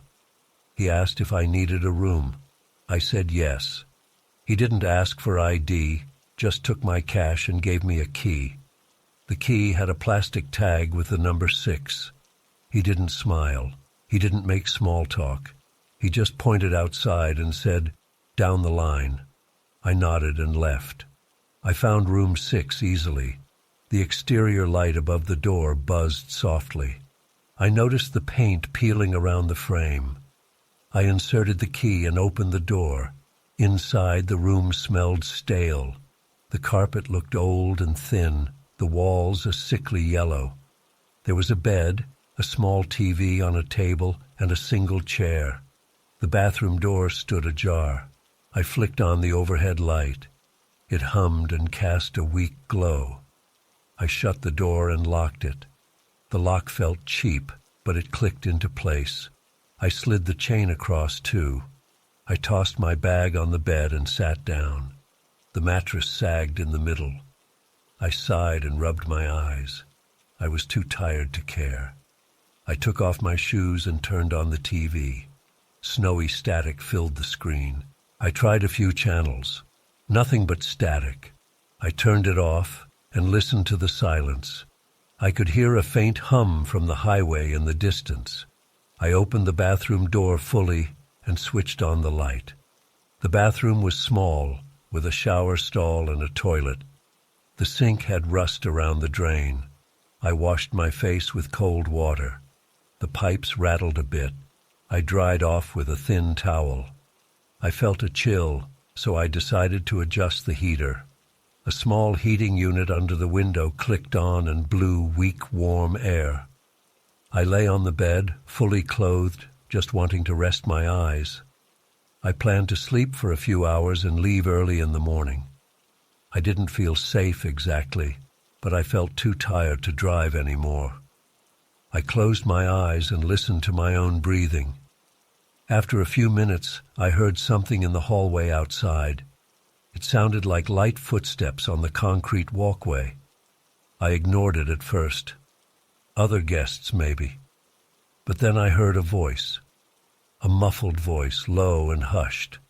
I sat up and listened. The voice seemed to be right outside my door, whispering something I couldn't make out. I held my breath, waiting for it to pass.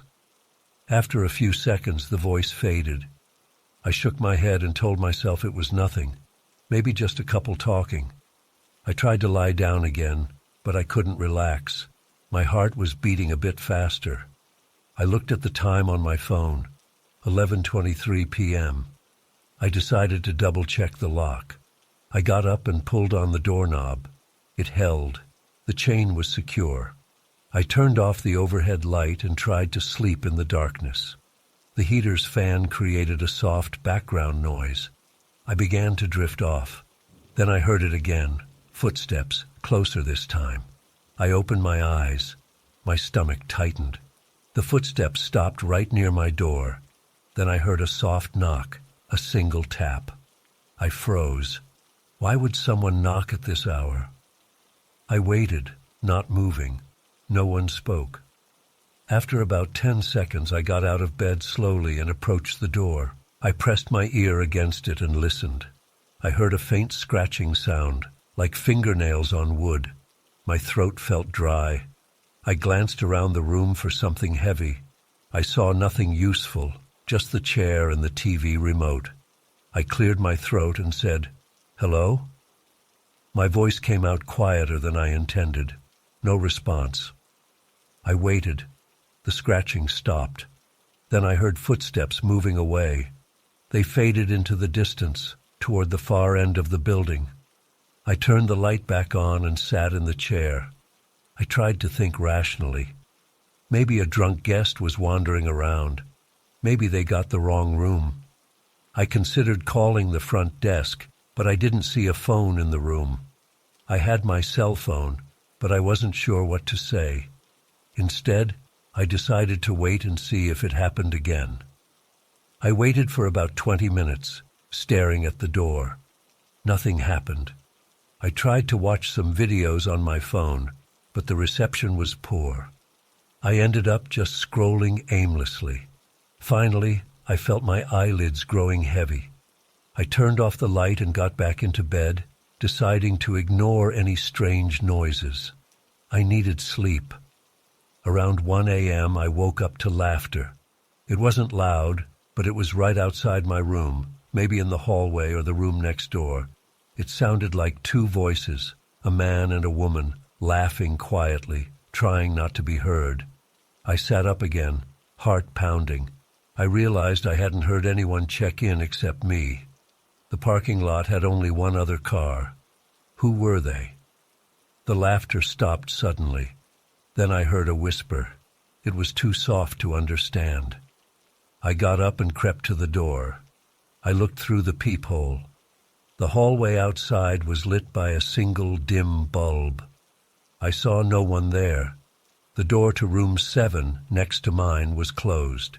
The rest of the walkway was empty. I stood there, peering through the peephole, for a solid minute. Nothing moved. I considered going outside to see if the office was open, but the thought of stepping into that hallway made my skin crawl. I didn't trust whatever was out there. Instead, I pushed the chair against the door, wedging it under the handle as best I could. It wouldn't do much, but it made me feel slightly safer.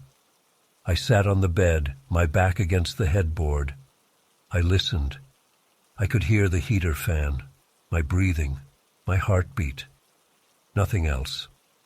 After a while, I lay down again, keeping the light off. I was determined to wait until morning. The first sign of dawn, I would pack up and leave. I must have dozed off because I woke up to a soft knocking sound again. This time, it was on the wall near the head of my bed. I turned on the light and stared at the wall. That wall should back up to room 5 or maybe a storage room. The knock sounded hollow and slow. 3 taps, then silence. My mouth went dry. I pressed my hand against the wall. It felt cold. I knocked back once, just a gentle tap with my knuckle.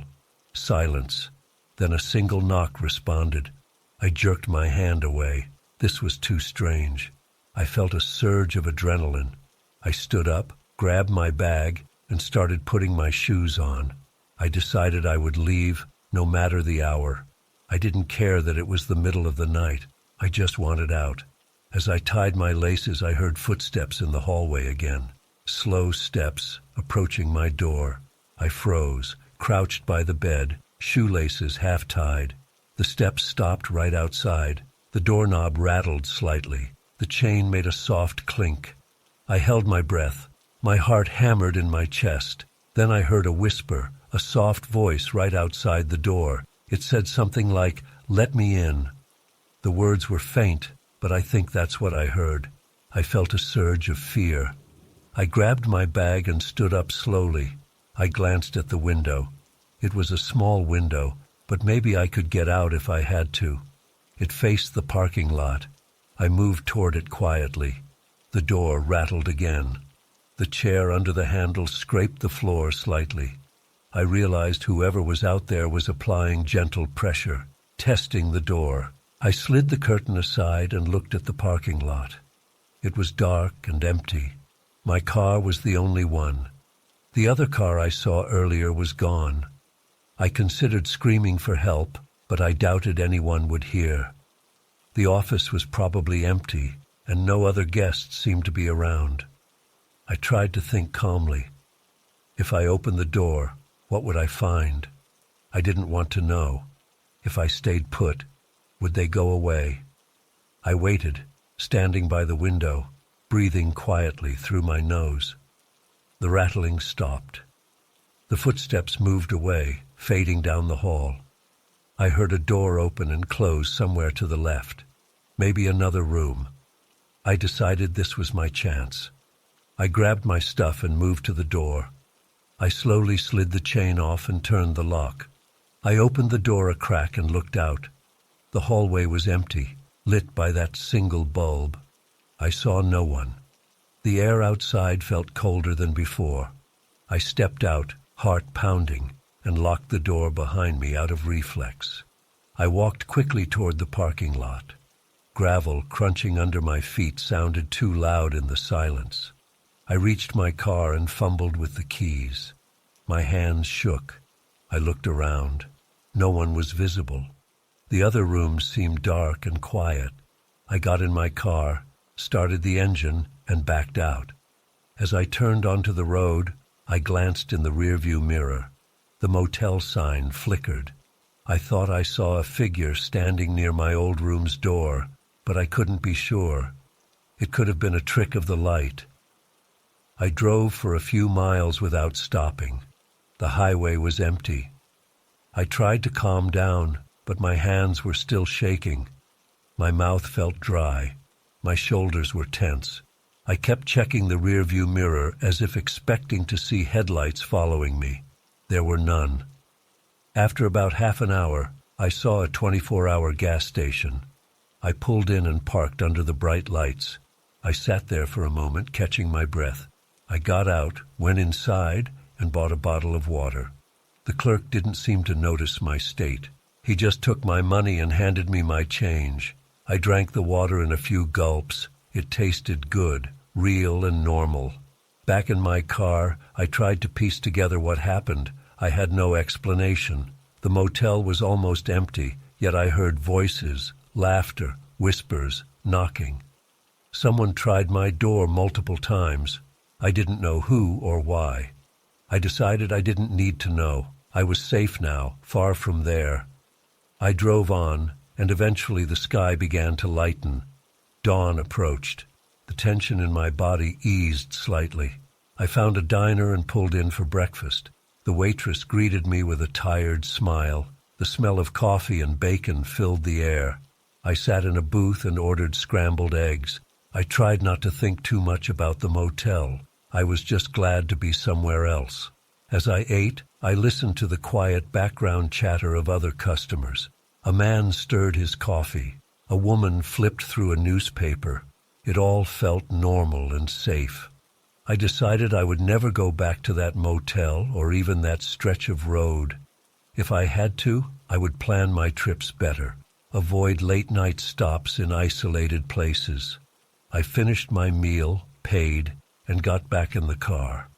The sun was rising, washing everything in a pale light. I felt tired, but I knew I could keep driving for a few more hours. I turned on the radio, found a station with soft music, and headed out onto the highway again. As the miles passed, the motel felt like a distant memory. Yet I knew I wouldn't forget the feeling of that door rattling, the whispered voice, and the laughing outside my room. It would stay with me, tucked away in my mind. I didn't understand it, but I didn't need to. I just needed to keep moving forward, away from that place, and never look back.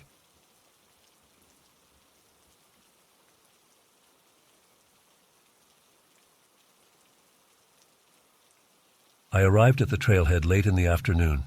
I parked my car on a patch of gravel beside a dirt road. I saw no other vehicles. The sun was still up, but it hung low in the sky. The air felt cool. The trees stood tall and close, their trunks thick and covered in rough bark. I strapped on my backpack, tightened my shoelaces, and started walking. I carried a small flashlight, some water, and a few snacks. My phone had no reception here. I checked it once and saw no bars. That was expected. I followed a narrow path that led into the forest. The trail was uneven and covered with dry leaves and twigs. Each step produced a soft, crackling sound. I smelled damp earth and old wood. The air felt heavier as I moved deeper between the trees. I planned to walk for about an hour, then turn back before it got too dark. After about 20 minutes, I noticed something odd. I saw footprints on the trail. They looked fresh, pressed into the soft dirt, running parallel to my own path. At first, I assumed they were mine, but I looked closer and saw that they were slightly off to one side, as if someone else had walked here very recently. They looked similar in size to my own footprints, but not identical. I crouched down and examined one. The edges were sharp, not smudged by wind or rain. Someone was out here close by. I stood up and looked around. The forest was silent. I heard no voices, no footsteps, no animals, just the faint rustle of leaves high above. I saw nothing but trees, bushes, and shadows. I called out, "Hello?" My voice sounded weak in the silence. No one answered. I waited a few seconds, then shrugged it off. Maybe a hiker had come through just before me, and I was just catching up to their trail. I continued walking. As I moved forward, I kept an eye on the footprints. They appeared off to the right side of the trail now, slightly behind me. That made no sense. How could they be behind me if I was walking forward? I stopped again. I tried to locate the last set of footprints I had seen. I couldn't find them in front of me now. Instead, they seemed to shift position. I felt a slight tension in my stomach. I listened carefully. Still nothing. I decided I might be confusing my own footprints with another set. The ground was uneven. Maybe I had circled slightly and stepped over my own tracks. I tried to ignore it and kept going. After another 10 minutes, the daylight began to fade. The trees blocked much of the sunset. Long shadows stretched across the trail. My breathing sounded louder in my ears. I slowed my pace. I didn't want to trip on a root. I glanced over my shoulder. The trail behind me looked empty. Brown leaves, dark trunks, no movement. But I felt uneasy. The silence pressed in on me. I thought about turning back. The plan was to walk for an hour, but maybe I should cut it short. The forest felt strange, as if watching me. I didn't like that feeling. I decided to continue for just a bit more, then head back. I took another few steps, and I heard a faint whisper. It sounded like a hushed voice drifting through the branches. I froze. My heart rate jumped. I tried to identify the direction of the sound. It seemed to come from the right side, deeper in the woods, away from the trail. I called out again, "Hello? Is someone there?" Silence. My voice echoed slightly and then died. I waited. The whisper came again, softer this time, like a breath. I couldn't make out words. It sounded more like a gentle exhale. I stepped off the trail, just a few steps, to see if I could spot anyone behind the thick bushes. I saw nothing. The forest floor was covered in fallen branches and patches of moss. No one stood there. No animal scurried away. I felt goosebumps on my arms. I backed onto the trail and decided to return to my car. This wasn't worth it. Darkness approached, and I didn't want to be stuck here. I turned around and started walking back the way I came, faster than before. I tried to focus on the path ahead, but I kept glancing behind me. After a few minutes, I saw fresh footprints again. These prints were not mine. They were off to the side, as if made by someone following me, but not directly behind. They looked recent. The dirt at the edges was still crumbling. My breath caught in my throat. I spun around, shining my small flashlight even though there was still a bit of light left. The beam was weak, but I swept it across the trees. Nothing. Nobody standing there. I whispered to myself, "This is crazy. There's no one here." But I didn't believe my own words. I felt like something was moving just out of my field of vision, hiding behind trunks, stepping when I stepped, stopping when I stopped. I forced myself to walk steadily, not to run. Running would make noise, might cause me to fall. I wanted to keep my senses sharp. The trail looked different now, as if the forest had shifted slightly. I recognized a fallen log I had passed before. Good. I was on the right track. I kept going, listening carefully. Then I heard the whisper again, but this time it came from the left side. It seemed closer. I clenched my jaw. My heart pounded so hard I could feel it in my neck. I tried to ignore the whisper and walked on, but the whisper followed. It came from behind me, then from ahead, then from the sides. It circled me, always faint, never clear, never forming words I could understand. I stopped and shouted, "Who's there? What do you want?" My voice cracked. Silence followed. I heard a twig snap behind me. I whirled around and aimed my flashlight. Nothing moved. The beam showed only rough bark and tangled roots. I realized I was sweating. My shirt stuck to my back. My legs felt stiff. I tried to calm down. I would just keep walking until I reached the car. That was all I needed to do, 10 or 15 minutes at most. But as I walked, the trail started to look unfamiliar. I saw no familiar markers except that one fallen log. I should have passed more. I remembered a large stone, a patch of ferns, but I wasn't seeing them. Instead, the trail narrowed. The trees grew closer. Darkness thickened. I took out my phone and checked for a signal. Still nothing. I turned on my flashlight app for extra light. The combined light from my small flashlight and my phone helped a bit, but the woods were dense. Shadows danced with every step. Dry leaves rustled under my boots. I tried to stay calm. I kept moving.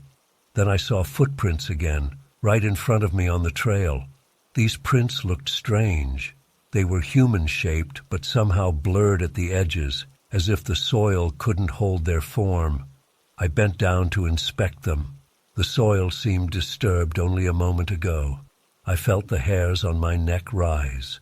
Someone was here, very close. They were playing a game with me, leading me in circles, whispering.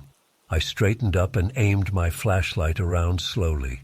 I caught a glimpse of something between two trees. A shape, tall and thin, disappearing behind a trunk.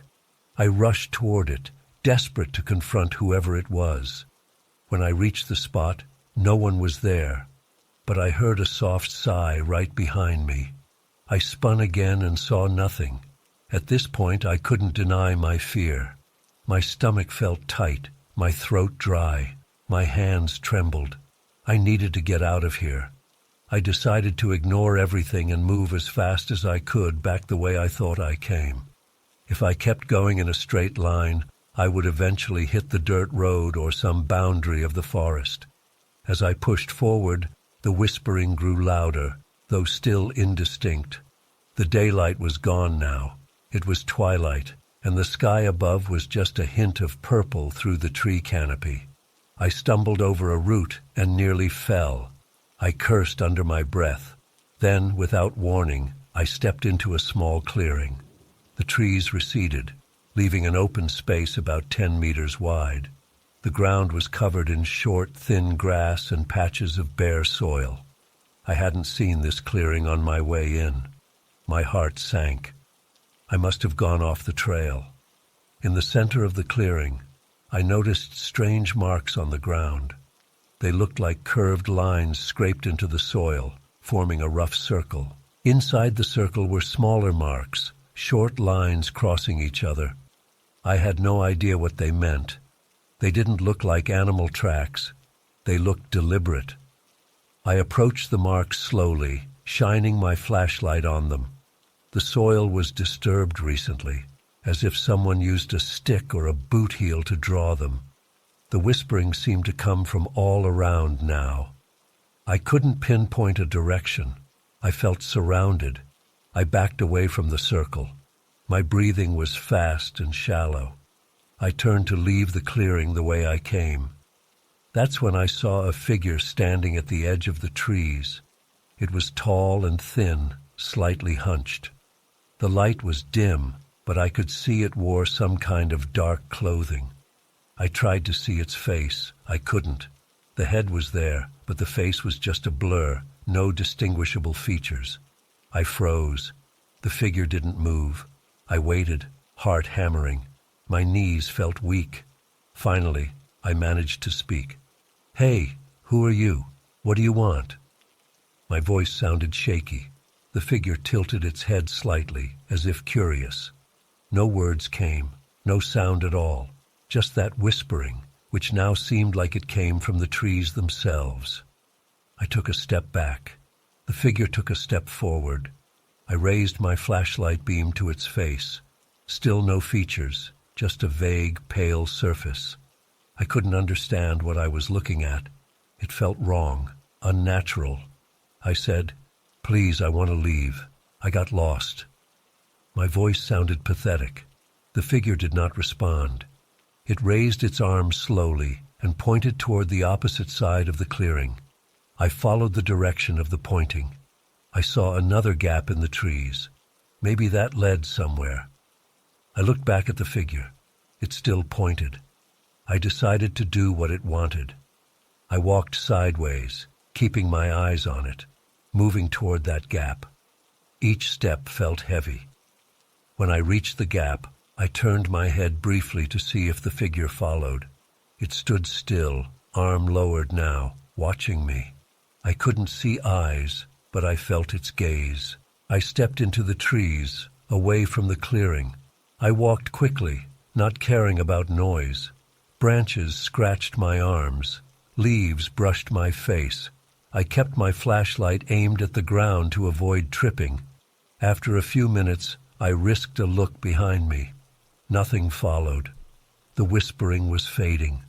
I continued forward, hoping to find the trail or the road. The forest began to thin out. I saw a glimmer of light ahead, maybe moonlight or the open sky. I pushed through a thicket and found myself back on the dirt road where I had parked. Relief flooded my body. I recognized the curve in the road and the patch of gravel. My car was right there. I ran to it, fumbled with my keys, and got inside. I locked the doors and started the engine. I sat there for a moment, catching my breath. My hands shook on the steering wheel. I looked back into the forest. The darkness swallowed the trees. I saw no movement. I didn't hear anything. I put the car in reverse and backed out, then drove away, the tires kicking up dust. As I headed down the road, I kept checking the rearview mirror. Nothing came after me. The forest remained quiet and dark. After a few miles, my phone's signal returned. I considered calling someone to report what I saw, but what would I say? That I got lost and saw a strange figure with no face? No one would believe me. I kept driving until I reached a small gas station. There, I parked under bright lights and got out to stretch my legs. I felt the tension slowly leave my body. I looked at my arms and saw small scratches from branches. I wiped sweat from my forehead. I was safe now. I never went back to that trail. I don't know who or what I encountered in those woods, but I remember the whispering, the shifting footprints, the strange marks in the clearing, and that silent figure with no face. It still makes my stomach tighten when I think about it. I'm just glad I made it out.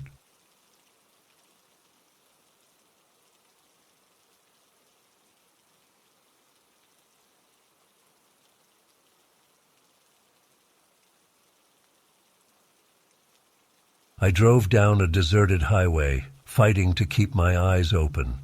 The dashboard clock read 2:37 a.m. I had been on the road for hours, heading back home after a long trip. My gas gauge hovered near empty. I had no choice but to find a gas station soon. The darkness outside was thick, no other cars in sight, no signs of life, just the faint glow of my headlights on cracked asphalt. After a few more miles, I spotted a small gas station sign. It flickered weakly against the night sky. I slowed down and turned onto a gravel driveway. The station looked old and worn. 2 pumps, no credit card readers, just an ancient setup. A single fluorescent light above the pumps buzzed and cast a pale glow. The rest of the place was dim, with a closed convenience store behind dirty glass windows. No other vehicles, no one around. I pulled up beside the pump on the left and turned off my engine.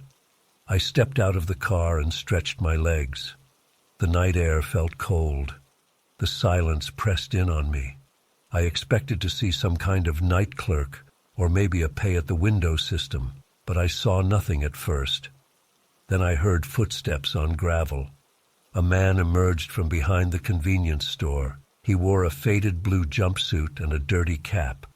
He walked slowly toward my car without saying a word. "Hi," I said, trying to sound normal. "I need a fill-up, regular gas."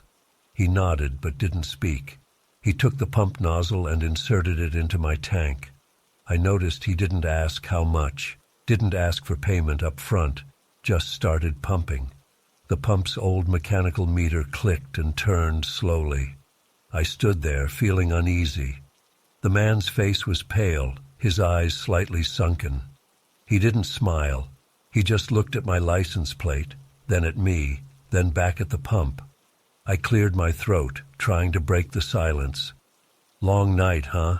He turned his head slowly, looked me in the eye, and said, "You've been driving a long way, about 300 miles since you last stopped."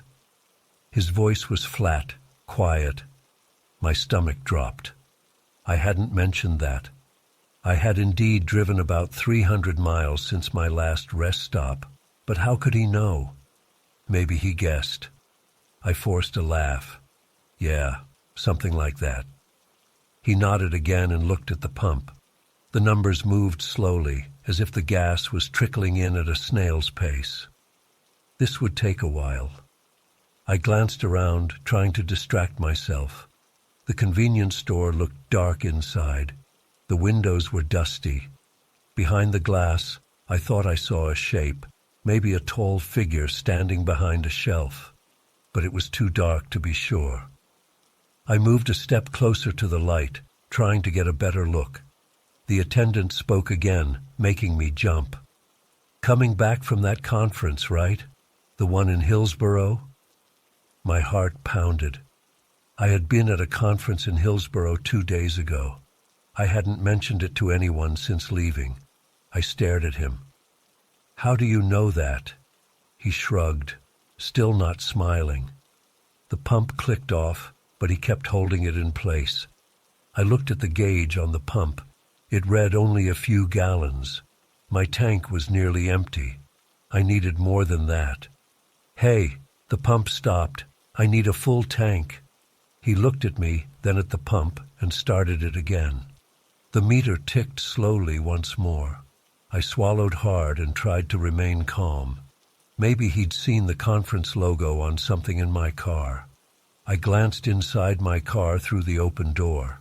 Nothing obvious, just my duffel bag on the passenger seat. No conference brochures visible. I stepped back, crossing my arms. The silence grew heavier. The man watched the pump. The only sound was the quiet hum of the overhead light and the faint ping of insects hitting it. I felt eyes on me from another direction. I turned and looked at the store again. That shape inside seemed clearer now. It looked like a person standing very still behind the glass, just beyond a row of empty shelves. The silhouette didn't move. My neck tingled. I couldn't see a face, just a dark form. I blinked, and it was gone. Maybe my eyes were playing tricks on me. The attendant spoke again.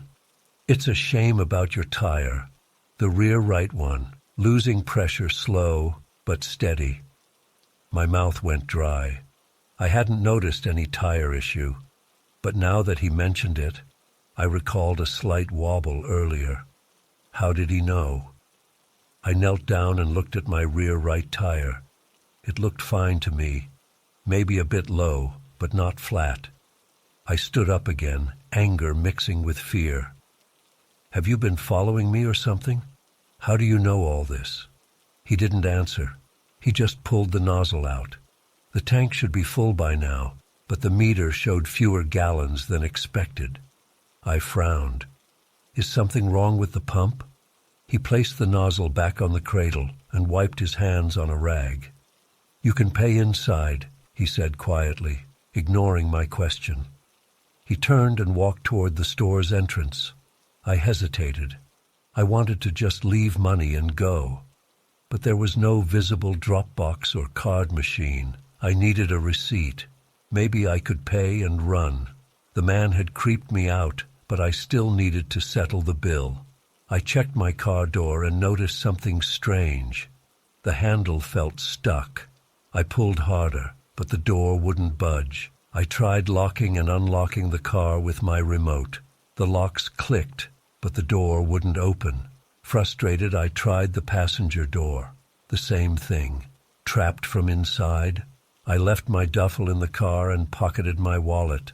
I walked to the store door. The attendant stood inside behind a grimy counter. I entered. The interior smelled of old cardboard and stale air. Shelves were mostly empty. A single light bulb hung from the ceiling. It flickered slightly. I approached the counter. The attendant held out a handwritten receipt. No items, just the price for the gas. I pulled out some cash and handed it to him, taking the receipt in return. I noticed the shape in the corner of my eye. At the back of the store, near a door that led who knows where, stood a person. They wore dark clothes, their face shadowed by a hood or a hat. They didn't move, didn't speak. I took a step back. The attendant placed my change on the counter. I scooped it up and tried to leave. The door I came through now felt stuck as well. I pulled on it. It didn't budge. I felt panic rising. "Hey, the door's stuck. Can you open it?" He just watched me. I tried harder, leaning my shoulder into it. Nothing. The figure at the back of the store made a soft sound, like a faint sigh. I spun around, shining my phone's screen light, I had no flashlight, just the phone, toward it. The figure stepped closer, slow and deliberate. I saw a hint of a face now, pale skin, eyes too dark to reflect the light, mouth slightly open as if breathing quietly. I shouted at them. "What do you want?" My voice echoed in the small space. The attendant said nothing, just stood behind the counter, motionless. The figure came closer. I backed away, pressing myself against the door. My heart pounded. I looked at the attendant again, pleading with my eyes. He spoke in a flat tone. "You shouldn't have come here." My throat went dry. "I just needed gas. Let me go, please." The figure stopped about 6 feet away from me. I could smell something musty, like old fabric. They raised a hand. Thin fingers pointed toward me. I tried the door again. It still wouldn't open. I kicked it, rattling the frame. The glass didn't even shake. I fumbled for my car keys. Maybe I could break the glass with the metal key. Before I could try, the figure moved closer, reaching out. I screamed, "Back off!" The attendant sighed and stepped around the counter. He moved with a slow grace, as if he had all the time in the world. "You've been on the road too long," he said. "You see things you shouldn't." I had no idea what he meant. My mind raced for a way out. Maybe there was a back exit. I glanced at the rear door. The figure blocked the way. The attendant now stood to my right, and the front door was behind me. I was cornered. I lunged toward the figure, hoping to push past it. If I could just get through that back door. But as I rushed forward, the figure stepped aside calmly.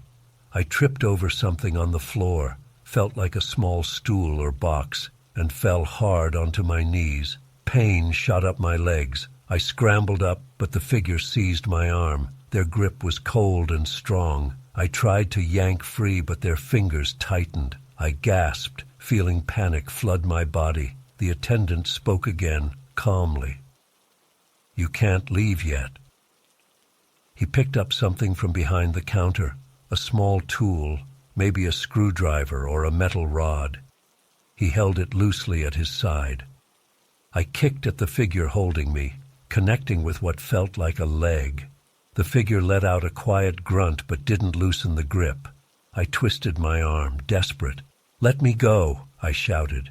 The attendant shook his head slowly. "You know where you went wrong, don't you?" His words made no sense to me. I shook my head, tears forming at the corners of my eyes. I was trapped. I thought about my car, if I could somehow get back to it. I still had my car keys. Maybe I could smash a window and drive off. But first, I needed to get out of the store. I gathered my strength and yanked my arm with all my might. The figure stumbled slightly, and I used that moment to slip free. Without thinking, I charged at the door. I threw my shoulder against it. This time, the glass cracked slightly. Encouraged, I hit it again. The attendant said nothing, but I heard footsteps rushing toward me. On my third attempt, the glass shattered. I covered my face with my arm and jumped through the frame, feeling shards cut my sleeve and scratch my skin. I landed outside, on gravel. I looked up, saw my car a few steps away. I sprinted to it, grabbing the handle. It opened now, as if nothing had happened. I jumped inside and slammed the door. The attendant and the figure stood inside the store, watching me through the broken window. The attendant's face showed no emotion. The figure remained a dark shape. I fumbled with the keys, started the engine, and reversed out of there, tires spinning on loose gravel. The overhead light flickered behind me as I sped down the driveway, back onto the empty highway. My heart still raced. I checked my rearview mirror. The gas station was barely visible in the distance. I saw two silhouettes standing in the broken window, not moving, not following, just watching. I drove for miles without stopping. I ignored the low fuel warning. I would rather run out of gas on the roadside than go back there. Eventually, I reached a small town.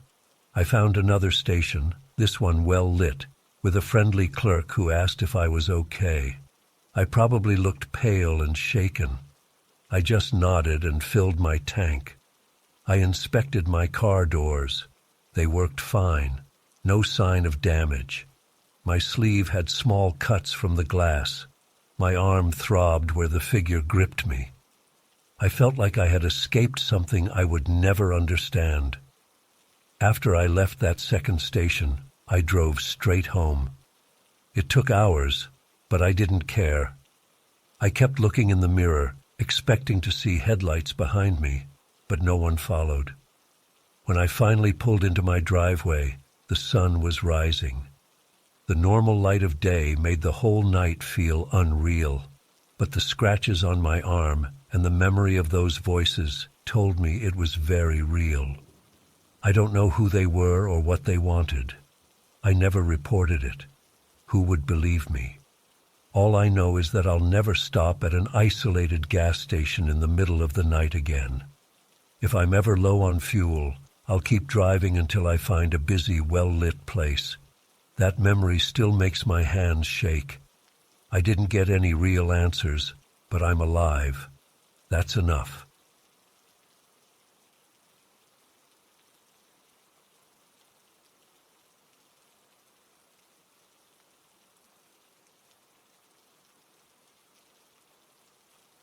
I arrived at the guest house around late afternoon.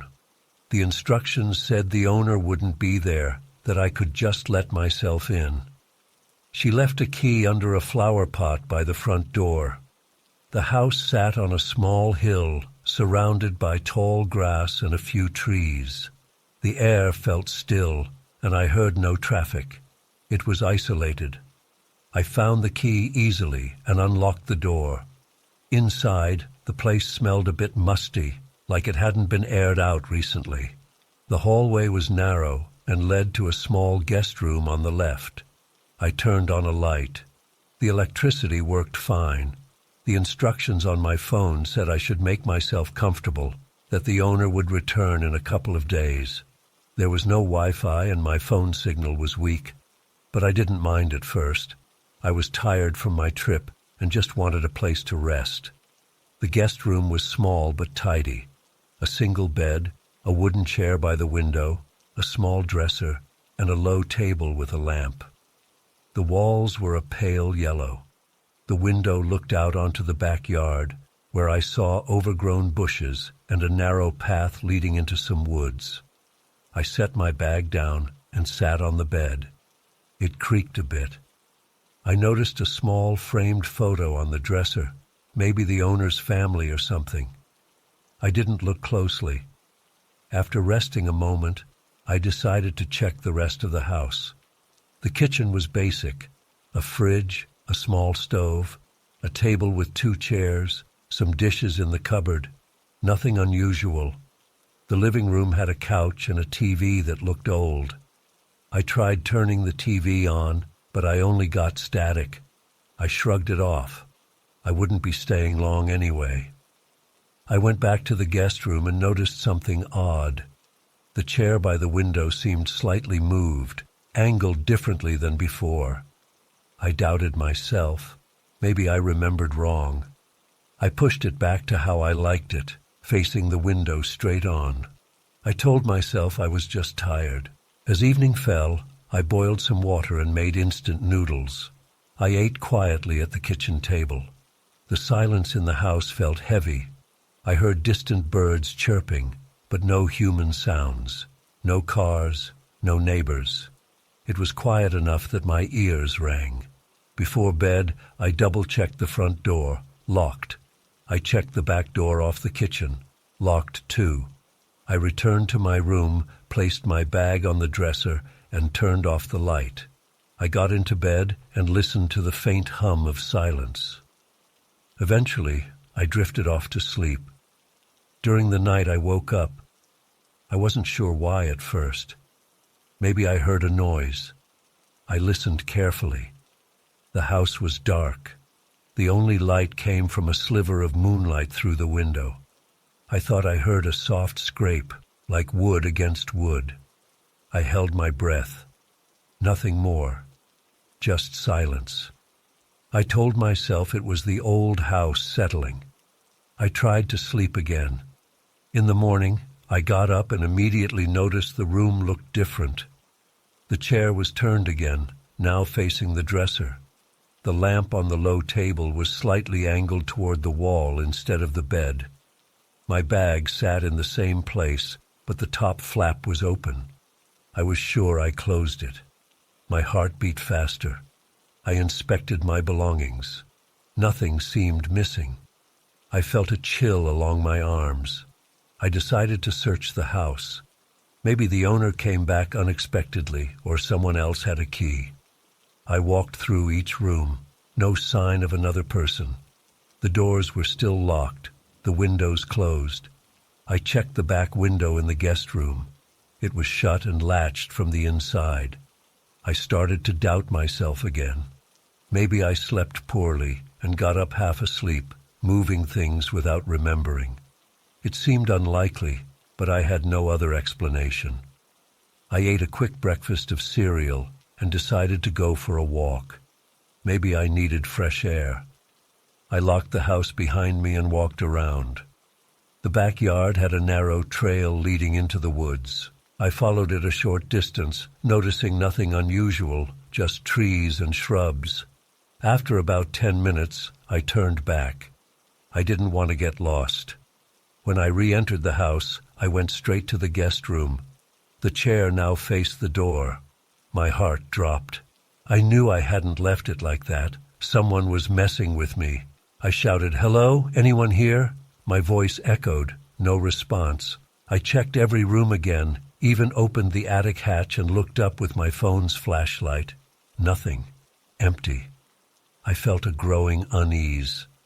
I considered leaving right then, but I had already paid for the stay, and the owner's instructions suggested I was welcome until she returned.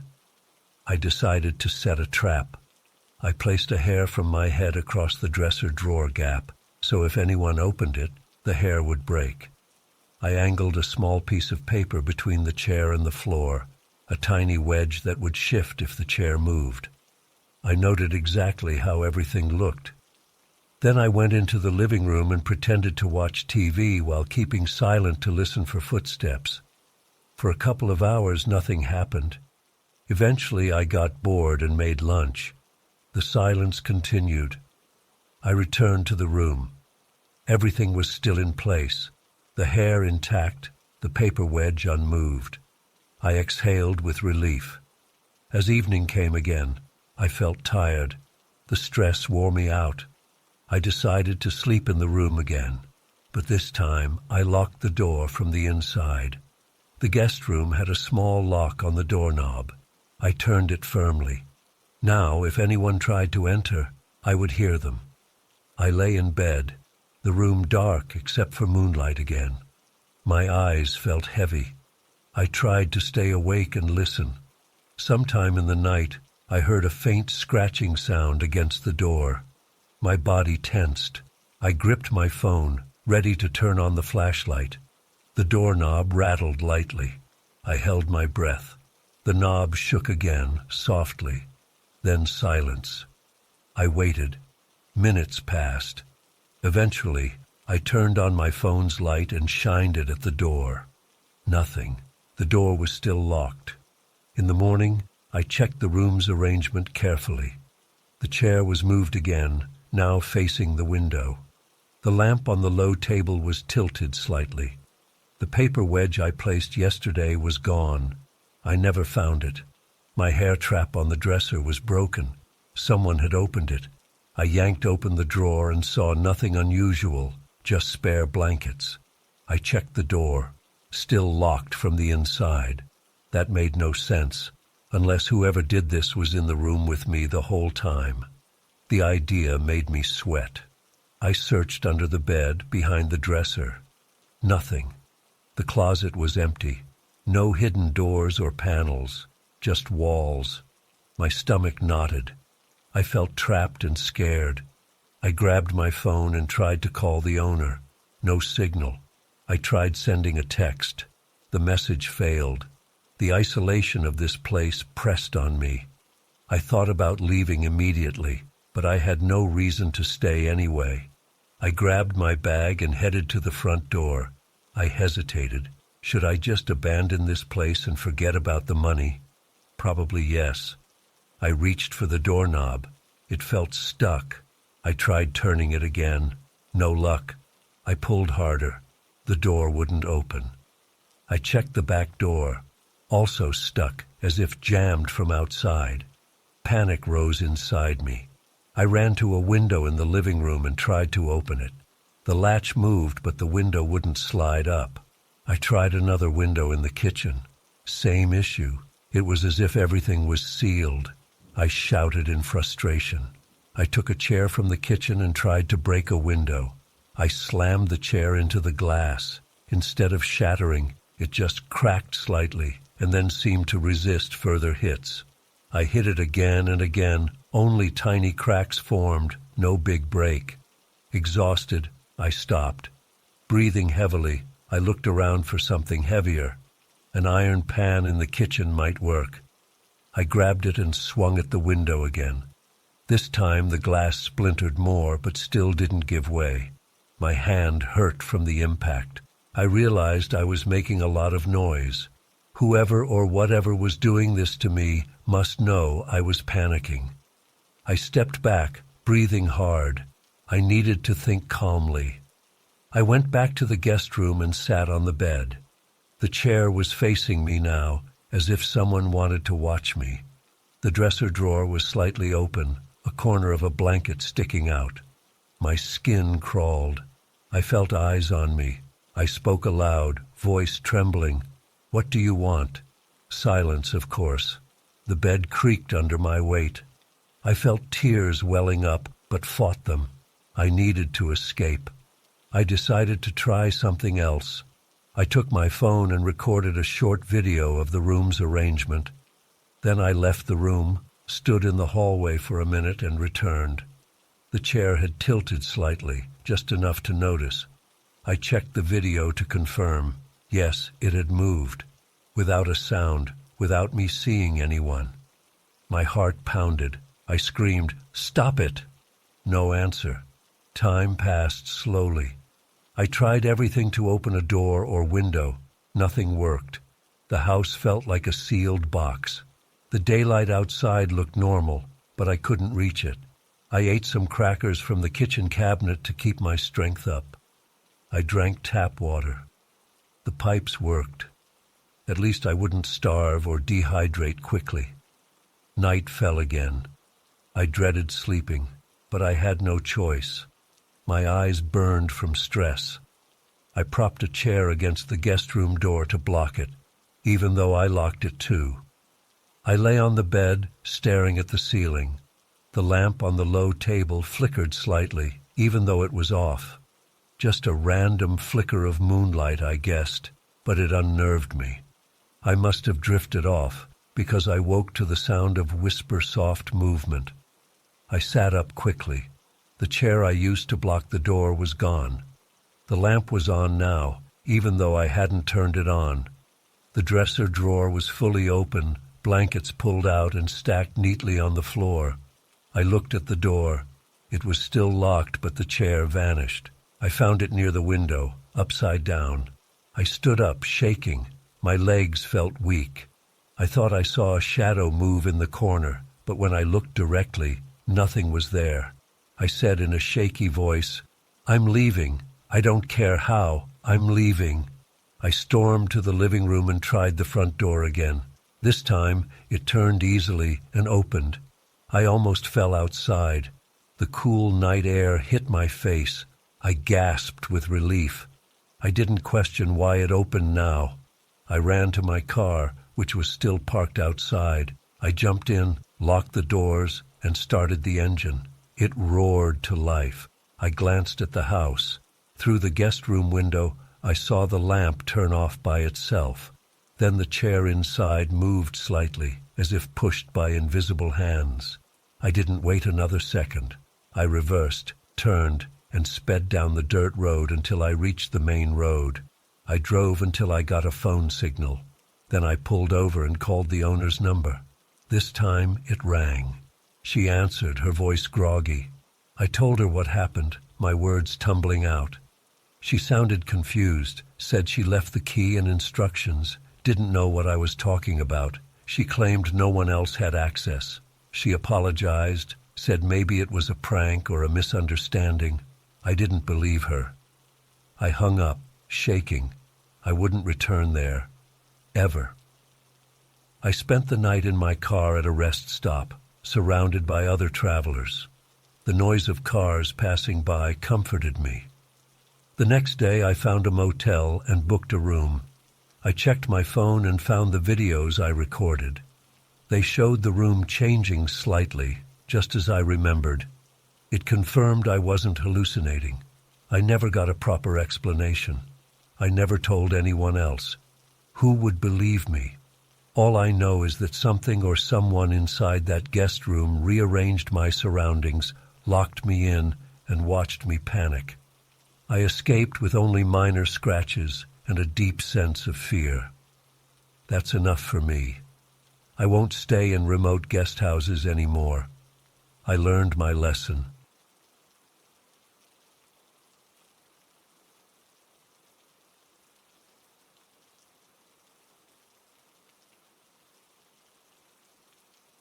I'd been driving for hours, hauling a trailer full of packaged goods down a long, empty highway.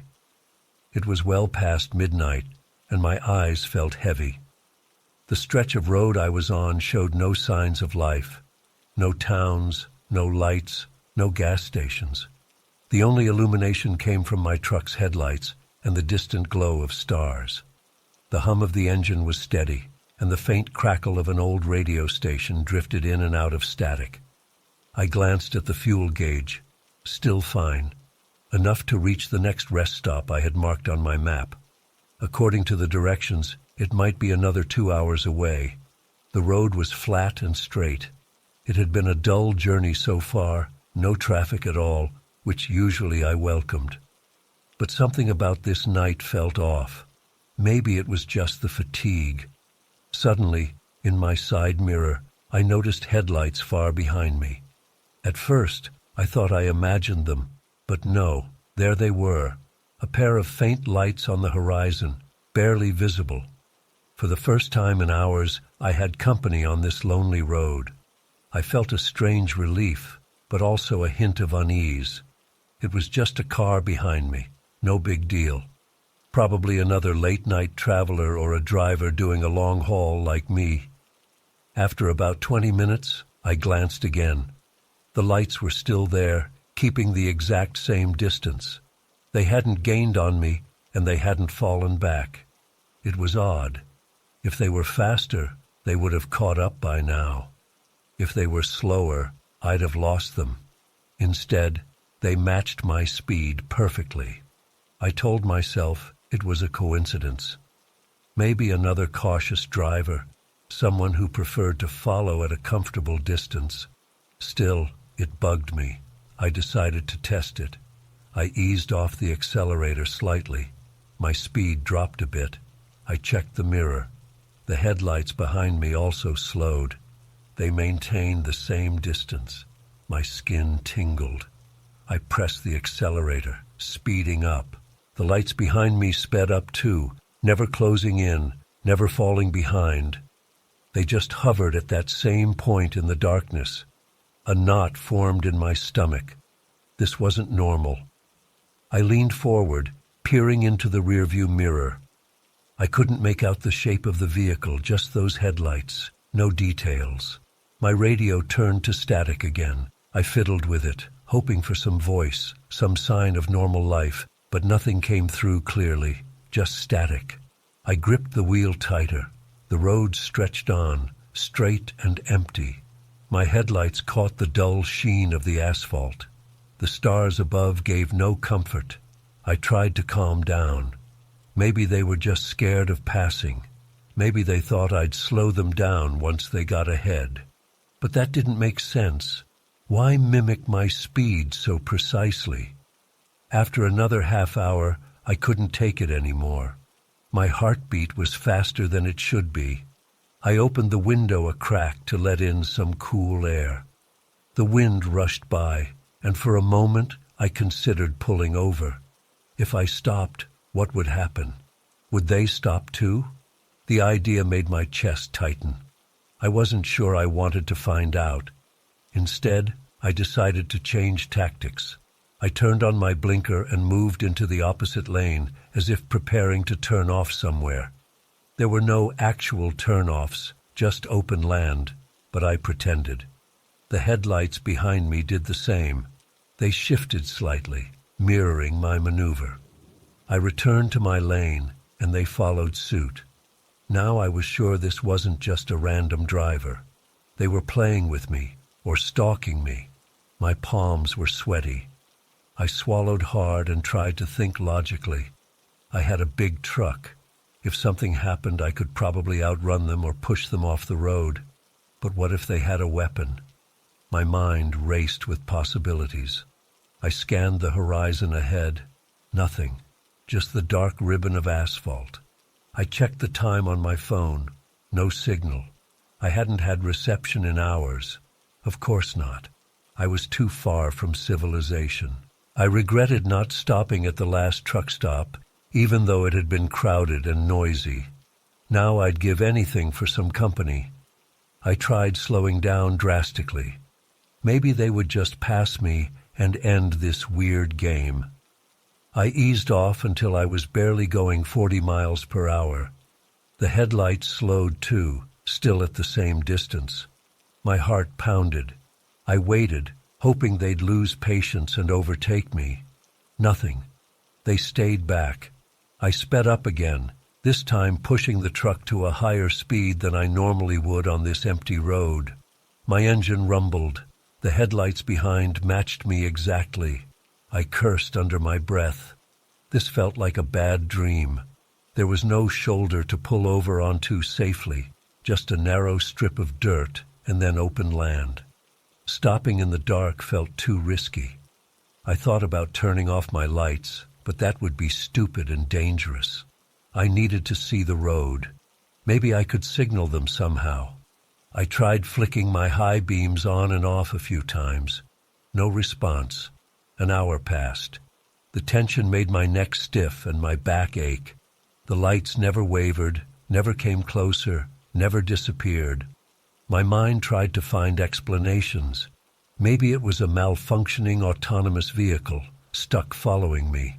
But that was ridiculous. Maybe it was a prank. But who would go to such lengths out here? Finally, I saw a faint glow ahead. Could it be the rest stop I'd been looking for? I remembered there was supposed to be one with a few vending machines and a bathroom. I pressed on. As I got closer, I saw the outline of a small rest area, a single lamp illuminating a patch of concrete, a picnic table, and a trash bin. It wasn't much, but it was something. I approached the rest stop and decided to pull in. I needed to see what would happen. If they followed me off the main road, maybe I could confront them, or at least get a look at their vehicle. I turned on my blinker and slowed down as I approached the turnoff. I glanced in the mirror. The headlights still followed, maintaining that perfect distance. I turned onto the gravel parking area of the rest stop.